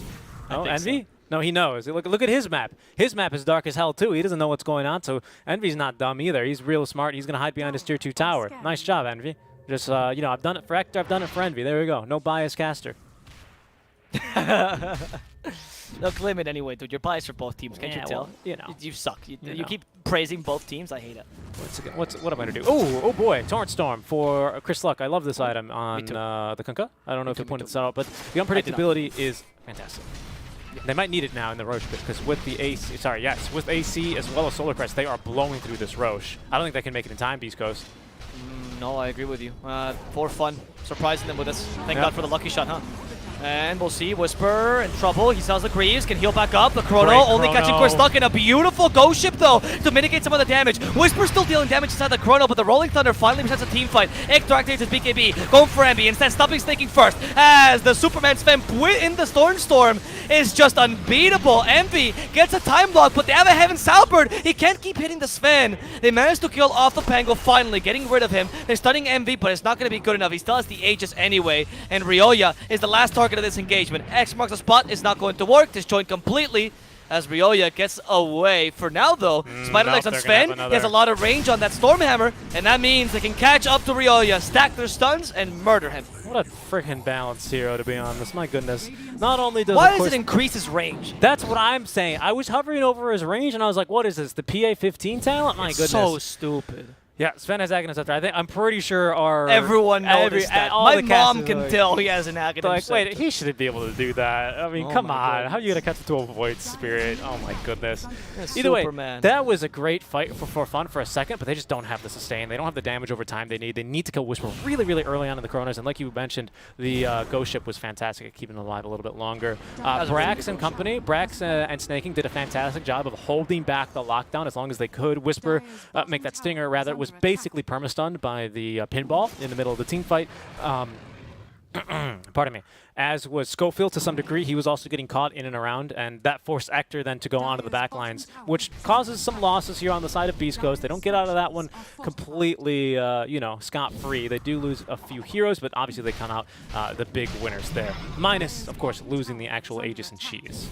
Yeah, but I, again, don't think that as important as that team fight, to be Agreed, honest. agreed. Because that team fight really got them back into the game and being able to take these fights. Now it's up to Envy to do more, right? Envy now finally has top net worth in his team. He can no longer rely on their damage in Chrono because we actually have enough stuff to mitigate it between the Torn Storm and the Ghost Ship.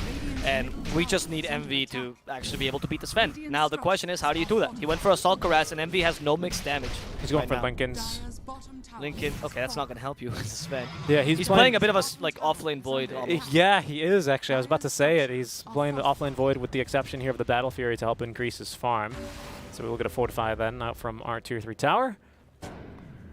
And he's just going to keep farming up the whole map. He's going to cut the mid-wave. I mean, he's going to have it, actually, relatively soon. The problem is Lincoln's is not going to stop you from the Sven. Because the Aghanims is very balanced. Okay, we do have a Chrono in 2 seconds. I don't... And he still gets close to you. You just don't stun him. Right? Okay.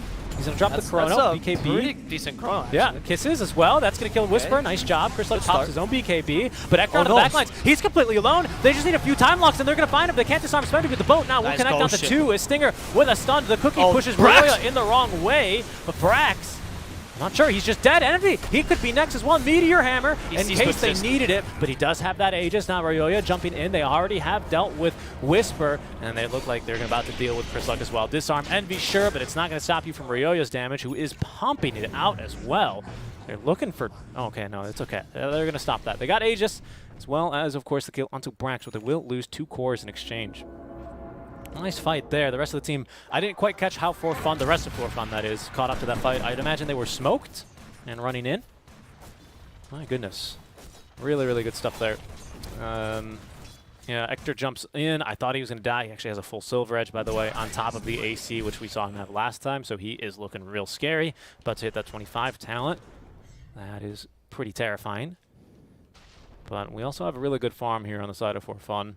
I think you're saying, though, Envy is the richest on his team now, and he now does have the Lincoln Sphere completed, but to your point, that's I mean, he's, you know, usually we Big complain damage. about cores not buying any defensive items. With Envy, he's like, okay, and he doesn't buy any damage items. Don't try to say that. That's too vague. I complain about PA not getting BKB every single match I cast. That's the problem.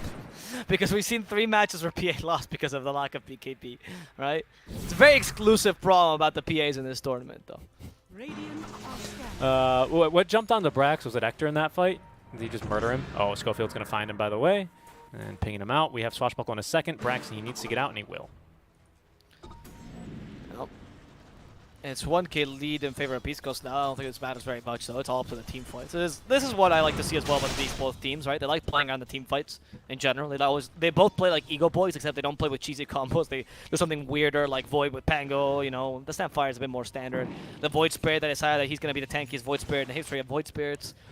It's enjoyable to watch this game right now. That's true. He is incredibly tanky. Now he's going to go in back for the Ags, which is going to be real nice for him. Of course, does add more damage, more stats, right? As well as a little bit of more teamfight presence here with the second charge in the Resonant Pulse. I wonder what you go for. Do you go for the Dissemblate stun, or do you go for the Astral Step crit here? Dissemblate stun, I think. Honestly, I think that stun is so valuable. Like, I've seen some Void Spirits when you dominate. Yeah, go for the Astral Step crit, maybe, if you're going especially for Deso build. But in this game, Dissemblate stun for 2.5 seconds? I feel like Iceberg just forgot about this talent, because 2.5 seconds? Well, apparently Okay. it used to be more, apparently, It was right? 3 seconds. I mean, my goodness. I do agree with you. I mean, that is... By the way, what was the 25%? Yeah? 20%. He nerfed everything by 20%. Okay. Mhm. Dire's top tower the is perfectly under balanced attack. number. Perfectly balanced number. Skeletons can only be summoned. 1.8 skeletons get summoned now. 1.8 times skeletons respawned. One skeleton only gets legs. One skeleton only gets arms. That's exactly right. I wish they had committed to that and actually made a skeleton that can't move and just attacks you if you get near Oh, him. okay. Envy dropped a good neutral item. He's got the leveler. We did get a leveler as well for Beast Coast, and there's Illusionist Cape Trap. The tier 4s are quite consequential. Let's go ahead and. I don't know if the leveler is really good for this fan, of course, but the spider legs have been really useful in these past few team fights. Huh? Agree. Timeless Relic as well, not being used by anyone is questionable. I would Wait, almost but want to give that. Who got Timeless Relic? That's going to be Beast Coast with Timeless Relic, What? the Shaco, Magic Lamp, and Leveler. How does Lesh not want Timeless Relic? How does the I mean, I guess Schofield with not Shaco. want it either? That's Yeah, that's true. What, do you really need the telescope? That's what I'm curious about. I mean, I guess they really like it on the team. You need a It's perma good stun buff. someone with that ability. Compared to Spell Prism's fantastic. Who's on it? Void Spirit, of course, right, with Charge Base. Leveler on Envy. Havoc Hammer, not bad Oh, for the this is Pango. disgusting. An Illusion Escape as well. Also on Envy. Just wants Envy's it all. just typical carry, dude. Yep. Ultimate efficiency is gonna swap between them. Hey, Envy, can I have? No. Nope. Okay, fine, all right. I'm sorry, I Dire's asked. top tower is Yeah, under pretty attack. much. You have you probably don't have to apologize to Radiant's Envy. middle tower Envy is probably under just says, "Don't apologize. You'd waste my time." That's exactly what he would say. It's not it's not efficient for you to Not apologize. efficient to me. apologize. It's just politeness is inefficient. Look at all the Envy bonus read armor that on Malcolm Envy. Gladwell book and he Yes. was just determined. Freaking 23 plus 26 bonus armor for 74% damage mitigation. Oh, okay, well, look at that though. What is this? The Power Ranger TP from Fun. They have Gobble Up. They're throwing Envy in. Oh, he's invis. Envy has Oh, I Aegis. thought he, Sorry, has I Chrono? thought he was gonna chrono. I thought he was gonna. He chrono. was thinking about it, dude. What do you think Envy doesn't? Well, I That mean, play was calculated. He wanted to guess where he was. Oh, Instead, but they they catch found Ryoya, who Ryoya. didn't have time to TP, unfortunately, because it wasn't available. The Meteor Hammer hits, but Ryoya still has to dissimulate. Can he get away? Nope. The Nope. Spike Carpus Yep, cancels him. yep. Good guess there by Schofield, as he's gonna find him quite easily. Yeah, I mean, Envy would probably say, well, yeah, you do chrono. It gives true sight. I mean, it does, though. It does. I mean, That's it does. full That's- efficiency, dude. and that's what I agree. And you're damn straight, Envy. Yes, it does. He's absolutely right. I mean, who am I to question the play? I mean, thank God he didn't chrono there. It just would have been, front page on Reddit or something like that, probably. As we're going to have the push out from Chris Luck Oh, then. he did go. Oh, no. I saw Silver Edge. I was like, oh, it's his. No, of course, it's Hector's. So the problem is... Why would I ever doubt that Oh, Hector you bought know- a Silver Edge? This game? Oh, you can't. Okay, so you do break the passive, You right? don't break backtrack. You don't break talents, though, is the problem, right? Because that's uniquely given. If it were to increase the bash chance, that would be broken. But because it's a brand new thing, it can't be broken. Yeah, exactly. As Envy walks into the Meteor Hammer, maybe trying to bait. Okay, Stinger. Yeah, blind Slithering Crush. Some of work, some doesn't. You gotta take your. You miss 100% of the shots you don't take, right? And there's going to be X Mark. I'm not sure what they broke Lincoln Sphere with on Envy, to be honest. Mana Burn, I think. Yep, good call. I'm pretty sure it's constantly Schofield just like, Mana Burn, and then be like, God damn. My linkage was bought just for this pesky cockroach, dude. Oh, yeah. Or actually a spider, because he has technically 8 legs, right? Yeah, he has 8 legs, if you count the pincers. I'm not sure. I'm not too sure if that Yeah, if counts. you count the pincers, that's Okay, 6 Envy has damage now. He went Scotty. Yeah, I mean, Hey. it's the tankiest damage you can find, but it is damage. He fully bought out for this IF Scotty as well, by the way. But, Yeah, no buyback. He has Leveler 2, which also adds a lot of damage, not forget, by the way. Backdoor protection, what is that? Says Envy. I think Envy's just trying to cosplay. Honestly, they're like, dude, pick me Spectre. Like, dude, they banned it. Oh, I don't care. I'll just build it like Spectre anyway then. That was what Miracle used to do. Any hero they gave Miracle, he just played Naga Siren. Like, hey, Miracle, you're playing Lifestealer. Yeah, but I'm buying Radiance and Yeah, Mother yeah, Style. but I'm playing Naga Siren, though, is the thing. Roshan Not has Miracle. Respawn. Stinger? Yule Scepter to dispel Great this. Chrono. Okay. Yeah, Chrono for only 2 supports, Wait, though. what? They You could got fight the this. Carapace? It's only 2 supports, and yeah, I don't know how he got the Carapace off, but there's Hector. Stopped by the pinball, though. He inactivated BKB in time, finally activates it. They're going for the Snapfire as well. Tornstorm are too effective. Hector Ryo's needs to dead. heal back up, does destroy Moon in a matter of seconds. Ryo is dead as well, and now they do stop the Snapfire. Was hoping to gobble up and throw Spit Brax away, but instead Brax is only going to be sent to his grave. Envy, they break his Lincolns. He has the time walk again, but they X him in time, which means Envy is done for. Beast Coast that's just GG. wiped them off the face of the earth, and also wiped their chances of winning this match. Well, this game, right? Because this match is going to go to a game number 2 guaranteed, as it's a best of 3. But my goodness, what a great team fight at the end from Beast Coast. I mean, how the heck did he? Is it because he was used and you get like the 1 millisecond to react or whatever? But like, how? I feel like that shouldn't work because usually, because Chrono is, it's not like, oh, he wasn't in the Chrono, he needed to land. No, Chrono works as a cylinder and it just stuns you or whatever in that entire AoE. And he was used with the Chrono below him, so I don't know how he got off the carapace. I don't know if that's intended or not. Yeah, I'm not really sure either, if I'm honest with you. I mean, you should have the 1 tick as you go up from Yieldster. I always spoke about this, right? Nothing affects you for the 1 tick of invulnerability when you can cast spells, right? So that's kind of how it should work, to be honest. You should have the 1 tick of vulnerability. It's meant to be on purpose. It's designed that way, the Yule Scepter, so you can get off these combos. But yeah, as a Spike Carpus, I guess, can run. It is a 0 cast point spell, so it makes sense. Yeah, I guess so. That Chrono, though, I mean, I know you said it was great Chrono, and I understood the positioning was good, but because you only cut 2 supports, it just wasn't that good, unfortunately.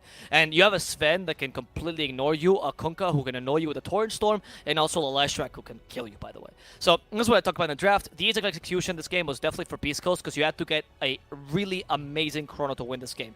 And unfortunately, that wasn't possible for MV towards the end, and they just win him. They just win. It's that easy.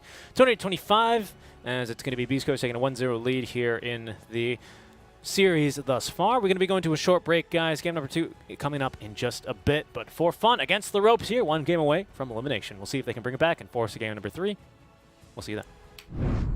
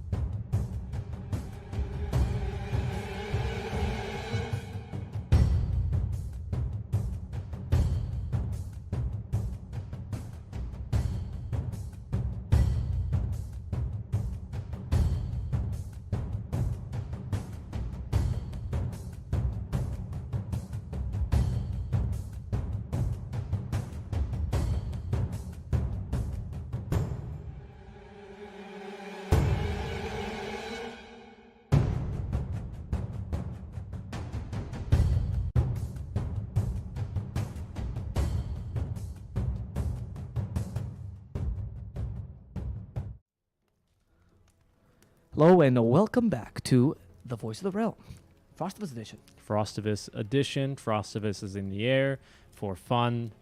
It's playing Beast Coast in the lower bracket for elimination. They're So down fun and Frost 1-0. is in the air. Well, we'll see here. If they pick a tiny, there might be fun in the air. You get it? Yeah, because you get to like toss one of them. Because he's gonna toss him. Oh my god, He's gonna toss him in. Such a clever I boy. am very, very smart. You know, as pinnacle of comedy. Did you honestly. call today the Dark Light? Yeah, today's the Dark Light. It's trash. What are you talking about? Yeah, it's a really bad name, isn't it? It's a terrible name. Yeah. Oh, people don't let me change it to 12 plus, dude. So please stop calling me that. Tomorrow's gonna be the penfish. Because the pen is mightier than the sword. All right, for fun versus Beast Coast. We have a game in front of us. Yeah, the draft is here already. For fun, I think they first picked the Spectre, right? Yeah, they first picked the Spectre, and then Beast. they go, screw you, Spectre. Like, I hope that MD, Beast Coast is literally in their draft notes. It says how to make MD cry blood, and then this is the game. I mean, honestly, if they don't beat the Spectre here, like specifically the Spectre, Disband. you know, if for fun, if they have other things, if they wreck you mid in the off lane in that case, that's fine, that's okay. All right, I'm willing to, it's whatever. But if you don't at least beat the Spectre here, I'm gonna say what do you need then to kill the Spectre? Honestly, A patch. I get a good point. A good point. Nah, but I would say that the Terrorblade and Viper is more than enough to deal with this hero. Spectre's core to core against Terrorblade is absolutely awful. Yep. He destroys you at any point in the game. He can out-tempo you, but you can't really out-tempo him. You can try with a Manta style build. We've seen it successfully. I mean, we've seen Spectre out-tempo an Alchemist, so anything is possible with this hero, but it's difficult. And the Viper, of course, very strong too. They can run him as an off-laner, but they can also run him as a 4 or a 5 if they want to, like mid-laner. Just pulling my hat down all the way. It didn't hurt enough against my ears, so I wanted to pull down even lower. Nice. Another pick of a Phoenix, another good Spectre counters. It's like, Yeah. Beast Coast. Okay, now maybe you're going a bit too far in that direction because if you just counter Spectre for fun, as you said, it's just going to play Spectre as a That's what I secondary mean, core. right? That's what I'm saying. That's why I very early preface that statement because hey, you can definitely. The thing is, Spectre, around unlike it. a Void or unlike a lot of others carries, like even a Troll, for example, can be more of a utility core. I say utility in that literal sense, right? Or like these heroes can play early mid and then, stop being so useful, pick in the second win condition. In the case of Spectre, she just can't. She is your win condition every single time. You know, I have a thesis. I think dying on supports, especially in the first, almost at any stage of the game, is honestly OP, right? Because you die early on a support, especially if you die between 3 and 4 minutes, you TP back mid, your mid laner has a bottle, you refill the bottle, you fight for the power rune, and then boom, your mid lane is one off of that, Okay. right? And I think Envy, he's like, holy shit, that is broken, right? Because it's a free TP. Because otherwise, if you TP to mid from bottom tier 1, you don't have mana. I see where the stupidity is going. But if you die and then you TP mid, 1, it's an instant rotation. 2, you have the bottle regen buff. 3, you have full mana HP. You harass the enemy mid laner, you win, right? So Envy is like, holy shit, that is broken. I'm going to play Spectre, and then they're going to just try and kill me all game. I'm just going to go mid and refill his bottle. I'm going to go mid, refill bottles. And also, I'm going to kill all of them with Dispersion. But obviously, I mean, you can just counterpick with the Viper. So This is the worst analysis I've heard. I don't know. Earth Spirit picked up Beast Coast. Now I'm starting to question, though, where this Viper's going to go, because if they pick up a Phoenix, usually for Beast Coast, they do play it on Whisper. However, I think this game Stinger seems like a much more appropriate hero or player for the Phoenix. We'll see. I don't know how 4-Fun fixes their draft, though. They need another win condition in the mid lane. Void Spirit, TA, Storm. Yeah, okay. Yeah, Storm is a good idea. That's a good one for Arroyo as He's well. very good against Terrorblade. He can sort of deal with Viper in the sense that he can just leave the lane and then farm elsewhere, right? Yeah, no, you're totally right. That's I how mean, you deal with Viper. You right. just don't lane him. The problem is right now this last pick for Beast Coast has to be someone that can join the Phoenix or the Earth Spirit in trying to gank the Storm in the jungle. I think that's going to be pretty crucial. Assuming the Phoenix is 5. Yeah, that's a good point. I mean, I think you still would need a +1 at least with a +1. You're not wrong. I'm just saying you that it might not be the Phoenix. It could be the Viper. And yeah, you're right. Earth You're Spirit, right. but Well, I don't you're know. right. A Viper is just a little weak though. He can't really catch up to the Phoenix Earth Spirit though. No, I don't Yeah, disagree. yeah, I'm just telling So you. I'm just thinking of what I'm that just saying could it's be. Beast Coast. Never assume. No. Yeah. I mean, we'll see here. It's probably going to be the mid for Storm, so we almost certainly need 2 off lane. Well, almost. He will certainly get need 2 Atos as offlaners. well on the Viper, which is nice. He will, but not when Storm's in the jungle, right? Not that early. Unless he's like just farming out of his butt. That'd be crazy. I personally have a butt Yeah. checked. But I do think that he could, I don't know, but if you go for the other Toxin build, you push the lane quite strong. I can imagine you getting Atos relatively early. There's a lot of Vipers just skip boots these days and go for Atos. Like, I mean, you're right, there's not going to be like the second Storm goes to jungle, Yeah, but yeah. soonish after. And you just have to stop the Storm from destroying your TB. The big thing here is how do you block, like, how do you protect the TB when Storm is looking for the early ganks, right? That's a big thing. And of course, For Fun has a lot of global potential on their lineup. I do. Well, You know, I wouldn't mind an NP if you want to add to this global potential towards the end. But the MP against Terrorblade is so awful. yeah, yeah. I was If you want a just- good lane against TB, honestly, Centaur's pretty great. Burst damage, burst magical damage. Okay, repositioning. so they're strong illusions. Does that mean they count for hits on the egg with Phantasm? Because you On- can't. on CK, you mean? Yeah, because I said Centaur, but okay. just thinking. No, Okay, you did say Centaur. I always confuse the two for some reason because I'm stupid. they both start with C. I do like they do. I do like the Centaur though. Yeah, I don't like the 'Cause, CK. that kind of. You could still initiate though, but it gives you also powerful disengage It's as well. great against Supernova because you can just ignore it. It's great against the TB because you can burst damage him. Your lane is eh. You can also run to the Viper. but you're also kind of paper without your passive, aren't you? So What? you get broken fighting in another toxin. The Centaur? Yeah. Not really, because the passive only deals damage. He's still strong. Well, I get that, but Like they can hit you more reliably, but Centaur does not rely on his passive at all. I He's more of a guess. hero that relies on his items passives. He relies on getting early hood, early vanguard usually, or something like pipe at all. I'm still. I like the hero. I get that, but it feels like I mean, I feel like that could normally work, but it's the breaks are a big issue because if you break dispersion, you break that, then you're just but like, all right, return is everyone, really just everyone hit him. Well, yeah, so is dispersion though. No, dispersion also gives you Also tank gives, ability. yeah. Like I said, return does not. Oh, I know. So that's why you're still a tank. You just don't deal extra damage when they hit you. Though the ban, the reason I'm saying Centaur is because I think they're gonna ban Underlord here, by the way, because Underlord is really strong against TB and would be really good for fun Yeah, it's draft. really good against Phoenix and or Spirit as well. Timbersaw. Okay, Underlord's better then. I would rather pick Underlord here. You can, I mean, other options for Brax are Tide, Pango, and Centaur. But Pango's been banned. Tide is not great here, actually kind of bad. And yeah, Underlord's pretty good. I give you more global potential as well. The thing is, though, in Underlord, the break becomes a real big deal because you are breaking an aura, which is much more important because that does mitigate damage. So he will become much more paper. I wouldn't say paper necessarily, but much more easy to kill. Yeah, I think you're fine with it though, because TB gets like plus 80 or plus 160 or something ridiculous that you can't break. The Tide. I really don't like this pick. I suggested it on purpose, and I know it's one of Brax's heroes, but I really don't like this pick this game. I know it gives you initiation, but I can imagine, I mean, I guess your lane against TB when he's not meta activated, and their Toxin on this break is one of the strongest ones because it relies so much on Anchor Smash. Sorry, on the Kraken Shell. It's funny they went with a hero that's they go against the Centaur because it's like, oh, they're gonna break the passive. It doesn't make you more survivable. Well, the logs are falling over. You hear that in the fire? But the Titanite, yeah, very vulnerable. Oh, The Venge last pick. Okay, Venge. Mid? no, hold on. Maybe No, Viper mid. Oh, Venge support, yeah, of course. And the Phoenix is offlane. Yeah. So they're following the idea I was saying. I just don't like this Tidehunter pick. I think if it was other heroes, I would have been okay with this. I don't love this Tidehunter very much. I don't think it does too much against TB. I mean, in the lane, you annoy him, but he has a high armor, so you have to go for the Gush build. If you go for the Gush build, you're still vulnerable. Venge is really good against Tide because you put him out of position into another Toxin, and you Atos him or you stun him or whatever. Tide is not great against Phoenix either, especially if Phoenix gets good lane. Spectre's really countered. I'm trying to think. The thing is, it is kind of a target-rich environment for who you're gonna break though. Is the only concern I could kind of see with Beast Coast. Right, but at the beginning of the team fight, you just break Tidehunter, right? And like, you might not even care as much about the Spectre because TB has such a good matchup. Well, that's what I was gonna say actually. Is I don't know if that's that big of a concern because early on you really only need to break the Tide, and later you only need to break the Spectre. Is kind of the problem, right? So I can really only see that intermediary, like the switch over phase where those two lines intersect, where maybe For Fun can actually get away with a really good team fight here or there, but I don't really know. I think early game Beast Coasts are. I don't know. It could be a 2-0. Honestly, I'm not really. I don't love the Venge pick though, to be honest. Not against a Storm Spectre. I don't think it's the best pick here. Maybe you can like swap out of the Ravage, and she's really good in the synergy your team is providing, but she's not that great against what For Fun is running. I'm not gonna lie. I think both drafts are a bit weaker than last game. I thought last game we had pretty decent drafts for the most part. I don't love either draft, especially the last two picks. But I still think Beast Coast has an advantage. Maybe they're seeing something we weren't. Well, they're seeing something which is we're playing around the mid game or we're playing around the team fight. That's what they're seeing. So that's what they're going to do, which is not incorrect. I'm just saying that I don't love that proposition. But I understand the point of the Titan. I don't think it's a dumb pick.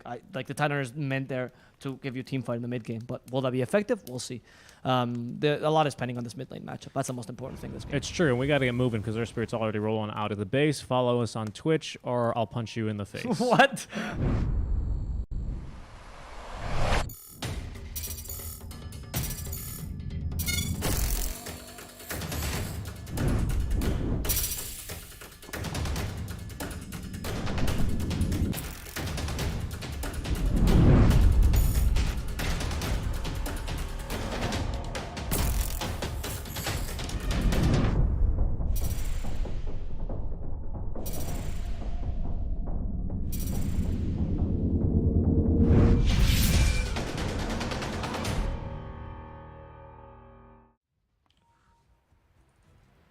Welcome back, everyone. Realms Collide 2, our potentially last game hope of nobody- the day.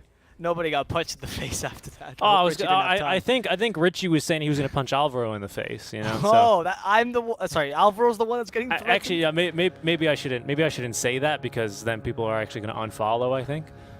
Well, because violence against your co-caster. They Because seem to violence. love when we fight. You know. That's true. I love that the chat is divided between are these guys dating or do they hate each They other? hate each other. This shows you that love and hate are two sides of the same coin. The true opposite of love is indifference.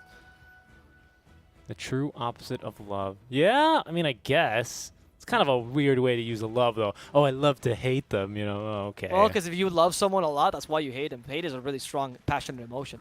That's why you hate your exes. You're not indifferent towards them, and then when you finally forget about them, that's when you're indifferent, and that's when you've grown as a person.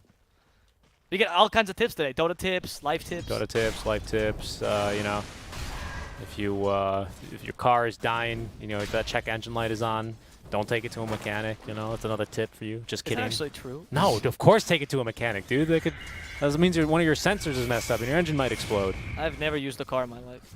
No, that's true. He's a European. They don't use cars in Europe. It's true. They all ride around on bicycles or something. I don't know. I've not Southern been to Europe. European, not Northern European, but thank you for being. Oh, what is that? I don't know what you write on that. Oh my goodness, Aurelia is just having a real crappy time here. He might just be dead. We Oh, don't move.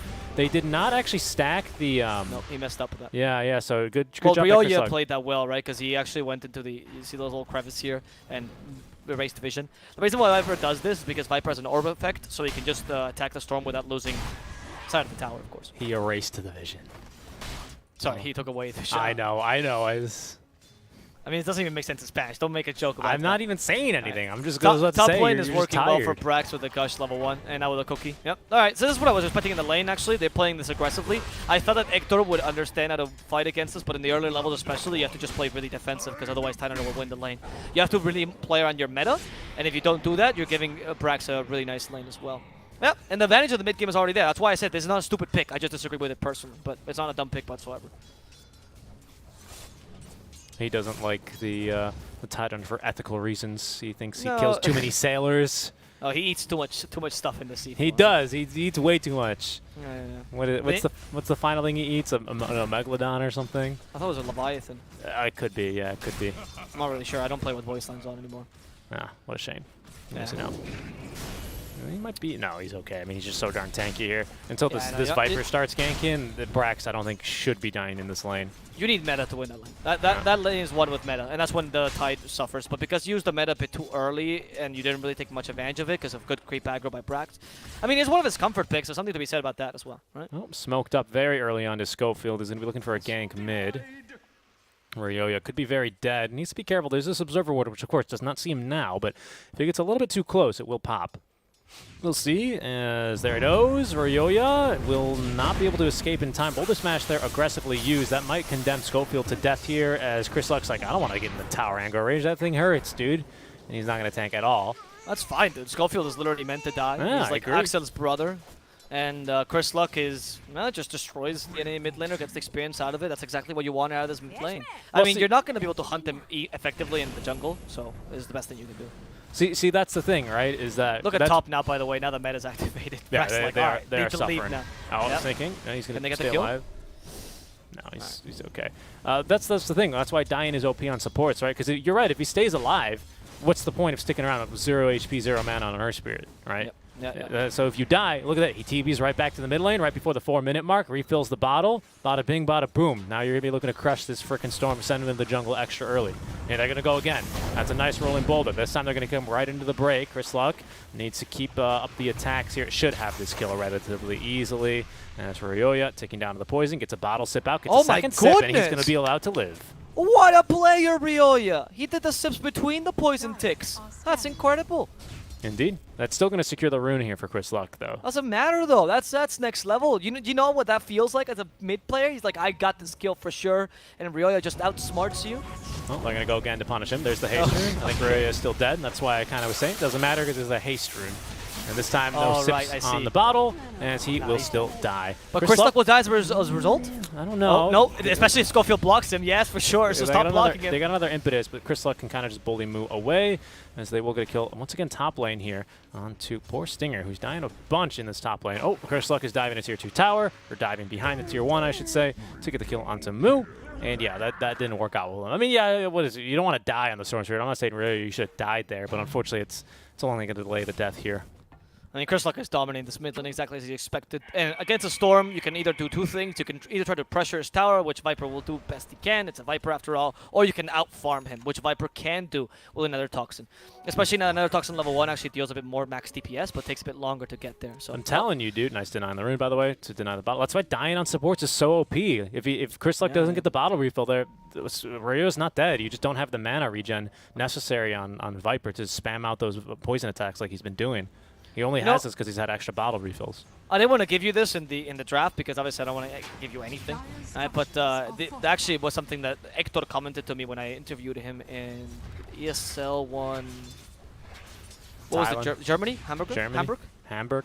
Was it like the beginning of the year when they beat Viking GG, or Viking GG almost beat them? It was a really exciting match. Anyway, Hector was telling me that most people don't identify how strong it is to die in supports. Not just because of the bottle refill, but in general, that supports dying gives you so much space, and you can do so much with the quote-unquote the death of a support. There's so much space creation that can be done. A lot of teams underestimate that. And I talked to him about that. He's like, yeah, I'm glad you identify this, because a lot of teams, they make that mistake, and they don't know how to take advantage of our support stats. I mean, let me do the calculation for you right now. The time it would take, let's say Snaking had like no HP, no mana. He's got no regen. He's not going to stick in the lane. His death timer right now is what, 21 seconds, and then it's going to take 3 seconds to TP back into the lane. 25 seconds, right? That's how long snaking it takes, and he's going to die right now. Actually, you'll see, he dies to the wave of terror. Normally, right, he would if he lived there, he's going to run all the way back home. That takes like half a minute. He's got to sit in the fountain for like 10 seconds to get back to full HP. It's like closer to 8, and then channel the TP. That's like an extra twice of the duration that you're off the map, right? That's when you're a support in the early game. You're not doing anything. You might as well be, you know, sitting in the jungle and sitting there and not doing anything. That's the exact same thing you're doing. So yeah, Dustin supports early on really, really OP, honestly. Yeah, exactly. Even later into the game, actually kind of OP, as Bisco has been abusing this kind of tactic for a really long time, right? Depends on the meta, of course, but any meta that's oriented around the late or mid game, right? Supports dying to create space for cores is always been one thing that the best teams have done. Like, you can watch anyone. Even TNC used to take advantage of this when they were in the best form ever. Fnatic as well. Yeah, I think this is why buybacks got nerfed so much around TI7, TI8, if you recall. Yeah. Because I think this is how teams started figuring this out. I'm not too sure because I wasn't following competitive Dota and looking into it as much as I am now, so I can't say for certain. But yeah, early game deaths, I think. I don't know if they need to be reworked, but you might say it's a bit silly how making a dive, even getting first blooded on a support, just, you know, to TP back into your top lane or feeding under your tier 2 tower so you can TP to the mid lane and refill the bottle and fight for a minute 4 boundary rune. You might have a compelling argument there. That's probably a little bit stupid and you shouldn't be able to do that. I would disagree with that, if I'm honest. MV, careful. Supernova. Dead. Yeah, the break is Supernova and super dead. Yeah, super dead, indeed. But yeah, my point is that I think that's what makes Dota so beautiful. It's not a complex game. It's a so complex game that you can't just say killing good, death bad, right? It's much more complex than that. Much to the chagrin of my ranked partners. Are they going to kill? Oh no, the cookie misses. They still have plenty of damage. Swap. He'd have Magic Wand, or Magic Stick, sorry, but couldn't use it in time. Moo, of course, won't fall here. A lot of damage from Chris Luck, but not enough to finish him off. And Chris Luck actually in trouble now as Brax comes by. He dies in the base, okay. Chris Luck does also die near the tower, though, which is much worse. So it is. That is much worse. Not really worthwhile, the TP there. Especially if they can push now. Sorry, he says. Okay. Envy, of course, goes for the exact same bolt on Spectre every time. No boots, straight into the blade mail. He's nearly there. Then back into the boots as mid lane. I think they're going for more. Whisper is showing up. He does not have the Supernova here. TPing back in will be Stinger. Stuns up here the Wild Wing Ripper. Out comes the Ravage, courtesy of Brax and the Haunt as well. Envy looking to get involved in one of the kills here. All 5 members of For Fun in the mid lane now, and they will be able to push down this tier 1 tower all together using the power of friendship. Yeah, that's good. You even have extra friends, right, with these Storm Illusions. You do. When you can't have friends, make them. Stinger reveals himself unnecessarily. They're going to get this kill relatively easily. And so see, these are the kind of kills, though, that are not worthwhile because it's just a free kill near the tower and they can continue this push. But if they can now initiate onto this, I don't know what Schofield's doing. No, there's no Magnetize on him. Chris Luck nearby at least stops this aggression and they defend this tier 1 tower while Lector's getting farmed. Okay, so Stinger dying unnecessary because he showed himself a bit too early, but still, overall, the point of it was a good idea. You're trying to defend this tower, and that's what you should be doing right now. You don't want to lose map control for Terrorblade.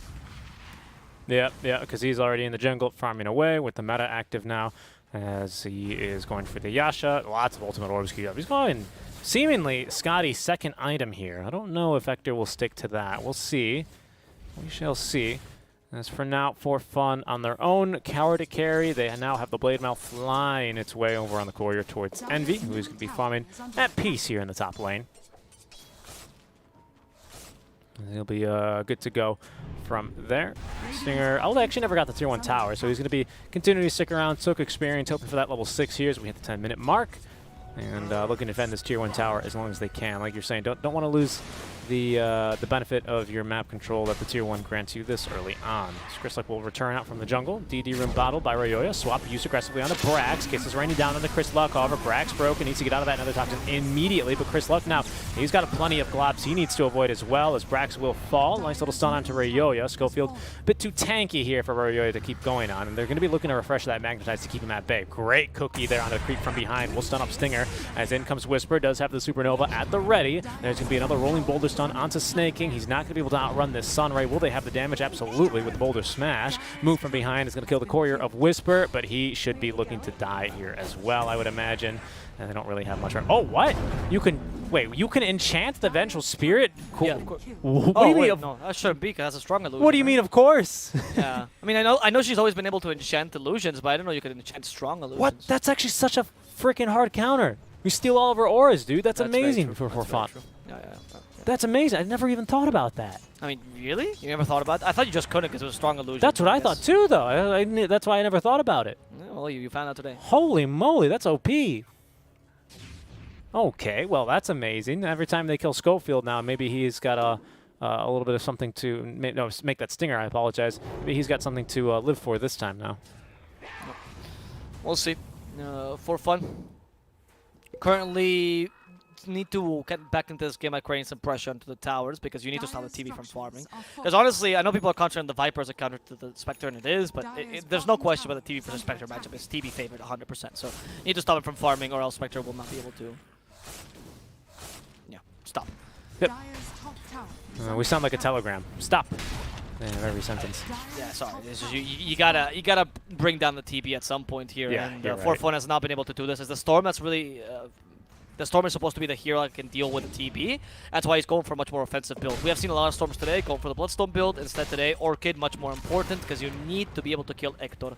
However, the Supernova is going to make that a bit difficult because you don't really have an AK 100% to Snapfire. So, control Snapfire, use Supernova, and win. That's true. That's true. Again, but a target-rich environment, right? Because you also need to control Brax. Not now, but later you're going to need to control Envy a little bit as well. Freya demands a lot of control as well. It's not too easy either, is it? And especially because we're going to have an Aghanim Scepter on Brax. That's going to allow them Gush, of course, getting upgraded to a ranged form, as there's the Silence with the Cookie as well to keep him at bay. Stinger does not have a swamp anymore. He's already used both charges, so they're freely off to leave. Okay. For Fun shouldn't really need to play too aggressively here, though, because you want to force teamfights around your ultimates, but you don't need to go crazy. You're looking more for objectives than for kills. Chris Luck, however, if you're going to feed him a free kill, then why not, unless he's baiting. I don't think you can bait against a Tidehunter. Great cookie. Yeah, that's a really good cookie, but yeah, you don't bait against this hero, though. That's not the plan. Yep, Envy's going to Blade Mail, Whisper's going to run. Ravage. Yeah, and also he's building an Orchid first item, which I don't necessarily disagree with here, as I think that addresses... Wow, Yeah, that addresses the immediate concern of Brax being a bigger threat as well as the Storm being a bigger threat right now. I think that's okay. I'd be curious to see what his second item is going to be. Maybe after the BKB, then, so maybe after the third item or something like that. Yeah, I'm interested in the Orchid idea. I mean, I guess it's better than Motivatos this game, because you really just want to stop the Storm, because that's your main objective is Viper. Against his TP deals a Spectre, Viper is free to deal with the rest of the team. Yeah. And his biggest point here is stop the Tidehunter, stop the Storm. And the Orchid plus Break, right, is DIY Doom. Well, actually, DIY Old Doom. Old Doom, right? Nah, it's true. I can't say that phrase anymore. Anyway, it's really, really useful, of course, because then the Tidehunter essentially has to buy BKB this game. He wants to do that some sort of dispel. He might consider Greaves a bit later, though. That's a good idea. And he's going for Axe first. Brax's favorite build. Really strong, especially if you want to elongate this game, which is beneficial for fun. Wait, so Ryoya already has got his Orchid. What is Viper waiting on? Does he have his? No, not even close to. Dire's bottom He's trying to farm Because he upgraded boots, or is that just because now Viper, or yeah, I guess Ryoya, I mean Storm just the outfarms boots. the Viper, yeah. I mean, it's the Ryoya and Chris Luck are only 200 gold away. It's really Yeah. the boots. It's the power treads being the difference here, as Ryoya only has brown boots. Yeah. I was fascinated because of course Ryoya not necessarily have a fun time. Recovered well though, 4-2 and 4, so it's not too surprising here to see him beat him to the Orchid punch, so to speak. Ha! I see that. Viper also throws punch on the floor very often. Gets the creep drunk on his poison. I guess he does. He max corrosive skin before another talks to him. There you go. The Haunt, One want to Hector. initiate this. Yeah, they try. The Sunder, though, stops him. Ravage. Hector still silent, needs some sort of help, and the Mortimer's Kiss will end up finishing him off. Envy laughing in Hector's face. Ravage has already been committed, though. Crystal wants to fight this. Supernova in the middle of this, but the Snapfire's nearby. Even with a silent, they can destroy in a matter of seconds. That was not the best positioning for the Supernova. And for fun, they are being a bit threatened by the Vipers and the Magnetize, but it doesn't really matter too much. Yep, yeah, Envy Because- just walks through the break, and as soon as he's unbroken, he kills the Viper with the passive damage. Wow. I'm not really certain what Beast Ghost was doing there. I don't mean, know what the they- plan was, because you're fighting against Ravage, Haunt. I mean, Storm jumped on you. I guess that's fair, but why would you Yeah. go down bottom? Not the best place. I guess they were down bottom, already pushing the tier 1, so they were nearby and willing to fight. They didn't maybe think everyone was going to be there for fun. Because I agree, it wasn't really the best place to be fighting. That's not where you exactly want to be taking the fight at this point of the game, with the tier 1 still standing, of course. Yeah, I don't really know either, because they weren't all there. It was a good save initially on Hector, but versus 5 heroes that were there for fun, there was really not a big chance of them winning that fight. But hey, good Orchid reveal indeed. Hector does well to Manta it off, though. He just actually had the Manta delivered recently, so his farm is paying dividends already, as it took an extra few seconds to kill him. But yeah, another fight, or really a fight 1 for fun then. It's tough to say this team's name all the time, especially after a long day, man. under attack. Yeah. 4 for fun. Every single When time. things Like a are team going fight in 1 their for favor. fun. Yeah. Yeah. For fun, they beat 4. The score is currently 4-4. Envy in the core position here, 4 fun. Before you continue with your aforementioned Yeah. rant, though, remember that for fun is the team. It's terrible. Yeah, right. It's so Radiant difficult. structures are fortified. Oof, in the position 4 position, right? Oh my goodness. Tower is under attack. Well, luckily they have 5 players, though. They do. Same as 4 Zoomers, right? People just call them Zoomers. You just can't call them fun, right? Unfortunately. Yeah, we can't call them fun. Yeah, you're right. It doesn't work. It doesn't work, no, Yeah. like Zoomers. And Zoomers is a nice little... I would say for fun is definitely having some fun this match, though. Up 14-9 with an early lead. Of course, with the TB and the Viper still here and farming, it's still pretty scary for them, but they are doing a good job of taking map control. They have lost now their bottom tier 1. They're likely to lose the bottom tier 2 taking a fair bit of damage, but they've taken the mid tier 1, the top tier 1 Beast Coast, and this is going to allow them to take a little bit, and the top tier 2 actually most importantly, allow them to now take the outposts and secure the enemy jungle a little bit more and contest here, removing a lot of farm out from under the TB. Of course, they can just farm in your jungle now, which is what Beast Coast will proceed to do, and even set up the wards for it. Very good vision being set up around the jungle. Dire are scattered. And mean, yeah, This is a game where you could definitely play just around the TB as your main core, right? With Viper being like a secondary helper, right? Or more utility core. That's fine. But until you get BKBs, the TB is just very vulnerable. You have Mortimer's Kisses, the existence of the Storm, Ravage. You need BKBs not only on the TB, but also like what you're going to do. Right? This game, you have to play around that. And not worry too much about the Spectre until this goes late, and then you have to worry about her. But for now, just concentrate on dealing with the Storm, because he's really being the pain. when you're rear. Oh, Storm, great talk job. about being a pain. He does catch the Earth Spray. Nice Yol Setters used offensively, not to dispel a silence, but they catch up with the Electric Vortex. That should be enough to guarantee the kill on Skullfield. That's another thing about Beast Coast. Usually they die quite far away from objectives and they waste a bunch of time. This time it's not really happening. Because Storm is just very good at taking advantage of these positioning by Beast Coast. Yep. Schofield really wanted that arcane room. I'm sorry, make that Ryoya really wanted that arcane room. He's not going to find it, and good thing that he didn't, because then he probably would have gone right back in for another engagement. And then arcane and Aegis on a Storm Spirit this early on, with only magic missile, that's going to be your instant form of lockdown. I guess rolling boulder as well. It's unfair to not call that a stun, but he can still kind of easily dodge 2 of them if he's got vision on them. So it's a bit difficult this game. And it's a good thing that they stop him there. They're going to get a kill on some Moo here. Snake King's going to feed him a cookie to get him out of the break. Now there's their attack speed slow, but it's not going to matter very much. Aghanim Scepter, of course, on Brax, which is why the Gush is just going everywhere. Swap to keep Snake King in trouble. Silence up as well. Can't even do much there. As 2 support kills pretty much for free there for Beast Coast in return for the position 4 kill that Ryoya got. Yeah, okay. I mean, these are just support kills, though. What really matters is the tower that you take afterwards.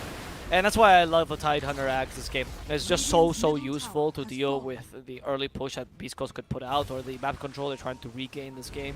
As you just keep pushing out the lanes, and it's not like it matters to you, because both Spectre and Storm can go for much more dangerous farm because of the nature of the heroes. So Brax can dedicate himself to push the most pushed out lanes to make sure they always have vision. And that's why he always buys Ags on this hero, honest. I've seen it in the past 3 games, because they always pick Tidehunter when they're thinking of someone that might be needed to elongate the game. Because he has a lot of synergy, right? You push lanes nicely with Gush, you add a lot of damage to your cores, and you even have Ravage for late game. Storm sees the opportunity for Chris Luck. Orchid for each other, but he doesn't have any way to dispel it. Storm is much more vulnerable to the Soul Burn here. However, Chris Luck will die to the Mortimer's Kisses. Storm instead going for the Bounty Runes. Will Stinger not lose dead. Aegis in this engagement. Stinger will... the No! Gush. Nice salve there to Nice. save himself, but in the end, Spectral Dagger will guarantee the kill, and Whisper could be in some they more want trouble. more. He does with the Supernova, but what's the use of it? He can't even use it thanks to the Orchid, and the Storm will sack his Aegis for this kill, which is pretty worth it. It is, yeah, it is. They're going to be able to take this tier 1 bottom, which is kind of strange that they do it this early on, but it's going to allow them to take a lot of map control away. This is what you need to be doing against a TV. I don't think that For Fun can reliably win the late game here, and I think they recognize it. So now they're even going to push this tier 2 without Aegis. I guess they could still get away with it, actually. They really only use Haunt and Kisses there, I believe, and they still actually have the Ravage, which makes them a big threat. So they even they can commit the Fortify for this one as well. They really want this tower, Avo. Beast Coast, they're going to look to defend it, but no Phoenix for 10 seconds. With Chris Luck TPing in, that'll push him away. Beast Coast, you need to find your footing this game. You can't just play to the tempo of For Fun right now. It seems like For Fun is deciding when and where you fight every single time. And maybe a smoke would be an idea. These BKBs honestly cannot come any sooner. BKB from Viper is still quite far away. We have Ector's BKB, but with just a Manta style, I don't think it's enough. I really do think this game you need that Scotty as well. That's a tough game. It started to be a really tough game. The team fight in For Fun is clearly superior because of the Tide, which was the whole point in this pick. Yeah, I think For Fun are going to be really strong here for the next like 10 minutes as they get a stun onto Moo. He's going to kick him back up to the high ground, and Moo goes, okay, cool, thank you very much. Schofield will continue to follow him. Already used the stun. He's going to be able to escape because the rolling boulder takes a bit of time for you to actually charge up here. They almost kill his courier even with Mr. Stomps alone. My goodness. Oh my goodness. All right. 4K lead for For Fun doesn't really mean much as long as they have the map control and tempo control. That's what really matters to them, right? So, yeah, I expect to fight more than TB. Not really right now. Doesn't matter. If they kill her though, this matters a lot. They have swap still, and they swap her. That puts Stinger in a bad position, but as long as they can kill Spectre, it's worth it. Okay, worth it. Very Totally worth it. No, they don't Ravage. even lose Stinger there. Ah, yeah, the Ravage is true. They even waste the Ravage. This Ryoya- gives you the opportunity to go for a tower now. Yeah, Ryoya really wanted his BKB before they were looking to fight, so that's going to be really unfortunate because now he's going to have BKB and he's not really going to have a great opportunity to use it with Ravage on cooldown for the next, 2 minutes? That thing is super long, yeah. 2-minute cooldown on a Ravage. So Beast Coast, they're going to be looking to pop the beta here and push a few towers, maybe even get a free kill onto Moo. A bit difficult here with the Untouchable. He's going to go out and enchant. But, so you were telling me you can take the TB illusions as well? Just say thank you for your damage? Yeah, of course. Yeah, you didn't know that? Yeah, that you can I always knew you could do illusions, but strong illusions. But TBs are not strong illusions. I know. Oh, they're going to jump Vector. BKB on BKB, though. Ryo's like, all right, cool, I guess I'll leave. That's a 10-second BKB for Like both. the only thing that surprised me about that was the strong illusion. Besides that, obviously, I always knew he could take illusions. Okay, that silence on the Phoenix actually screwed over Izikar's dive play. He thought Supernova, Whisper's just going to die. Threw all other spirits before he dies. You lost for the 5, you lost your 4, and now it's time for fun to play aggressively. They don't have any ultimates though, which is good. You might be able to play around this, however, you just waste meta yourself. Yep, thank you Choco for pointing it out, because meta is about to go down, and it'll be on cooldown for the next 56 seconds. Yeah, it's going to be on cooldown. I mean, we still do have the kisses, which is, you know, pretty strong. We saw that tear through Chris Luck if he wasn't able to, you know, use any of his abilities or get a force or a swap or anything out from his team. He doesn't have BKB, so he's still a little bit. Oh, there's the gobble up. My goodness, Braxy Madman, and the kisses indeed to follow up right on top. Chris Luck, is he going to be dying? No. Hector says, absolutely not. I want you to live, my friend. And he will be saved by the Sunder. Okay. Oh, I got it. That was close. You don't want to lose that. Sector's actually going for a BKB. Wow. Envy literally gets the meta, he eats it and swallows it. Does not care. Does not care what the meta is supposed to say. He just goes for the BKB this game because he knows how important it is against a Viper. He's not even going to build any like traditional items. Manta style, play mail straight into the BKB. Literally, which are the big impactful items as well. The only meta Envy cares for about this game is the timing to Metamorphosis, because he haunted it as soon as meta was ending, and he knew that. I'm serious, right? That was good. Yeah, he did. That was on point. You're totally right. He does not care. He haunted not as meta was ending. He haunted as he TP'd away. Yeah, you're right. Well, meta was ending anyway, right? There was like 10 seconds left. Yes. Well, he was already in base though, so good cookie. Obviously. Schofield dead. Can they turn this into a kill? What worries me is not Schofield dying. What worries me is that TB not taking advantage of this to farm, right? Because you need to... Every single support death is valuable. There's a limit to the amount of support deaths you can have in the game, right? A support death is like, I don't know, blundering a bad hand or a gambit in chess. Sometimes it helps you, but in many cases, all you're doing is feeding the enemy team if you don't take advantage of this. So you have to use every single support death effectively, try to farm as much as possible on your TB so you can carry you this game. I mean, Chris Luck at least take advantage of this because he got his BKB now. Let's see how this next team fight turns around. Yeah, Chris Luck, yeah, like you said, they got that BKB. That's a big item for him. We really need Vengeful Swap level 2, though. That can't be understated. She does... Oh, okay, level 1 is going to be good enough to kill onto Moo, or at least it should be. He's got a 4-staff. There's going to be the aggressive swap, and the cookie from Stinger. Gush as well to follow up. Whisper really wants this kill with the Sunray. We'll commit for it as well as actually the Spirit Vessel. See you later, though. No, Hector wants to fight here as well. They should go for the kill on the Brax, but they actually have no stuns for him, so he's free to TP away. That's the meta popped, and probably a tier 2 lost as well, to be honest, for only the 2 supports. Nice. With this for fun, okay, lose the 2 supports. Again, same thing as always, right? You're looking for objectives here, so these 2 supports don't matter too much, but they give some leeway to Beast Coast. Scotty's almost completed on Nectar. This is probably the next point of inflection for Beast Coast. As with Scotty, you can more or less fight the Spectre 1v1. And with the BKB, you're already safe from the rest of the team. I guess. I mean, but Envy just got his BKB too. Like, normally I would say absolutely, even if Spectre has equivocal farm, you know, and has that Eye of Scotty for herself, I would say, yeah, easy. You're going to win that one. But now, I don't know, with a BKB, I don't know how this changes the calculus here for Envy and that TB matchup. Right now, I think Spectre's just still not tanky enough straight up. But if she has a BKB plus maybe Scotty, plus, I don't know, Abyssal or whatever Envy thinks he wants to build, maybe he's going to go for a Bloodthorn, who knows? Nah, it's Abyssal. I think Abyssal's a really good choice. Yeah. Either Scotty or Abyssal is the next choice for Eternal on 100%. Oh, okay, he's going to haunt. Oh, yeah, Okay. Chris Luck is dead. That's a really smart play, actually. Oh, he's Get rid going of for Chris more? Luck. He's going for more. He knows that there's meta. This time he did know the meta timing, and he knows they can go for Hector. A huge misplay by Beast Coast trying to fight this, unless they can kill Ryoya. Hector dealing too much damage. Ryoya's out of mana. The BKB is activated by Hector, and they kill off Ryoya as they stop Envy as well. He still has his BKB, is going to be forced to activate a Stinger. Tries to Shadow Amulet himself to safety. It's not going to work out. The Snapfire lost his Gobble Up ability. They didn't really use it effectively. No. I think they're Beast gonna Ghost back off. will manage to get the kill on Storm though, so that ended up being pretty good, but more because Ryoya misplayed, went a bit too ham, right? You could just stayed off, let Envy tank the damage, let Envy use his BKB, but instead of BKB for Envy, which is a 10-second BKB, completely defensive, and Storm ran out of mana super early in that team fight. Yeah, normally I would say that's not that bad. I mean, if you just look at the positions, right, and you completely ignore the heroes and the way the game needs to be played, you go, what do you mean? It's a 1 for 2. Obviously, that's a 1 for 4 fun. Not really, because right now, Chris Luck is basically kind of just utility here. Yeah, he's got a BKB, he's got some good damage, but he's going to be mainly here for the Nether Toxin break, and he just needs the Nether Toxin in the right place every single fight. And, you know, the Viper Strike is really nice for, I mean, we saw that being very useful on Ryoya, making sure he couldn't run away, right? But it's kind of utility. Whereas Ryoya is a core right now. Yep. He's no utility on him. He's all damage and all killing powers. They're going to be going for Envy here. Have a break. This should be a kill. The cookie into the Sunray. Not enough. That's taking advantage of the BKB timing on Envy. They knew how valuable that was, which is why they can get the skill.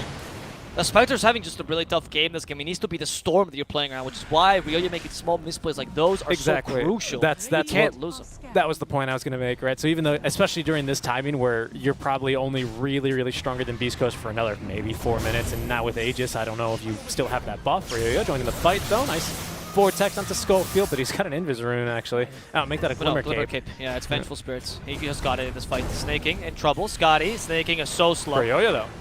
I don't think Snaking can get away. Look at that range for the Metamorphosis. He has to buy back immediately because they know they need Snaking and it's Gobble Up to fight this Roshan.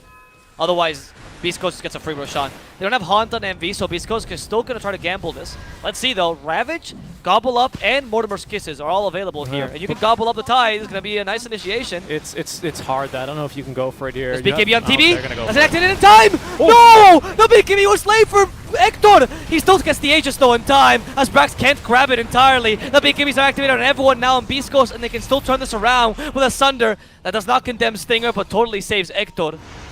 That could have almost been an amazing play, but unfortunately there was no follow-up for them. That rolling boulder didn't hit Moo for some strange reason. As Moo, they're just trying to flank him, trying to stop him. Accomplishing it now. Han, Moo drew the aggro for long enough. Here comes the Storm as well. They kill the Viper in the backlands. Stinger with his Glimmer Cape, it's not going to be enough. He's also going to fall. Beast Ghost needs to get away. Hector does TP in time, and so will Whisper. What a crazy game. That was wild. I am so shocked. They cut me off by literally spitting Brax into the pit. I said, nope, don't care, Caster. I'm telling you what's happening. And then, yeah, I was surprised they did that because they didn't have BKB on Ryoya. I mean, obviously he doesn't join the fight there because it's too dangerous. Brax as well gets off a great Ravage, preventing Hector from getting the BKB off. That leaves with no HP, but I guess they just couldn't find the Aegis on the ground. Hector already knew where it was, but Brax, who had a slot open for it, just couldn't find it, unfortunately. And that maybe could have been a really big win for Fun. It's not too bad because you get a nice team fight off the back end of it, but again, without killing Hector, I don't know if it's worth it anymore. It's tough. As we're going to get a little bit of a pause here, courtesy of probably Peruvian internet. I hope so. Well, no one's disconnected. It's paused by for fun though. So no, it is. It's not Peruvian internet, because guys, For Fun is an American team. American internet this time. Yes, which is also not that great, to be honest. I pity you guys. I apologize. Well, especially if you live in a rural area. Oh boy, good luck. Yeah. You know, a lot of countries are starting to actually putting internet as like a right? So even all rural areas have like a minimum speed. Korea and Lithuania already have these. Very useful. And so everyone has equal opportunities. Yeah. It's always difficult though when your country's just, I don't know, America 25 times the size of Lithuania, right? Well, you say that, but I mean, yeah, I guess you're not wrong. Well, yeah, I mean, what are you gonna do, right? Put infrastructure everywhere anyway. They need some infrastructure here for the side of For Fun. They need to be able to lay down some pipe and make sure that Beast Coast is able to, not able to just run them over in these team fights as they have been. They got to play around the BKB timing. That's the infrastructure we're looking for. And for now, it's just been really difficult for them here. Beast Coast, they're not the only ones that can play around timing. Or rather, For Fun are not the only one that can play around timing. So I hope Snaking can get reconnected. I do remember he had some issues earlier in the tournament, or am I thinking of a different player? You are thinking of Fleet. I am. No, are you sure it was because someone had no Flea power? Had a lot of issues. Yep, or the router went out or something like that? Fleet. Yeah, that's right. Yep. I don't know what it is. I mean, it's crazy because in the cast, guys, I know you might not be able to tell, but he's the American. Right? I am not. And he has American blindness. Wait, he just sees them all equal. Also, by the way, Snaking is Canadian, by the way. Beast Coast, well, you said he was American.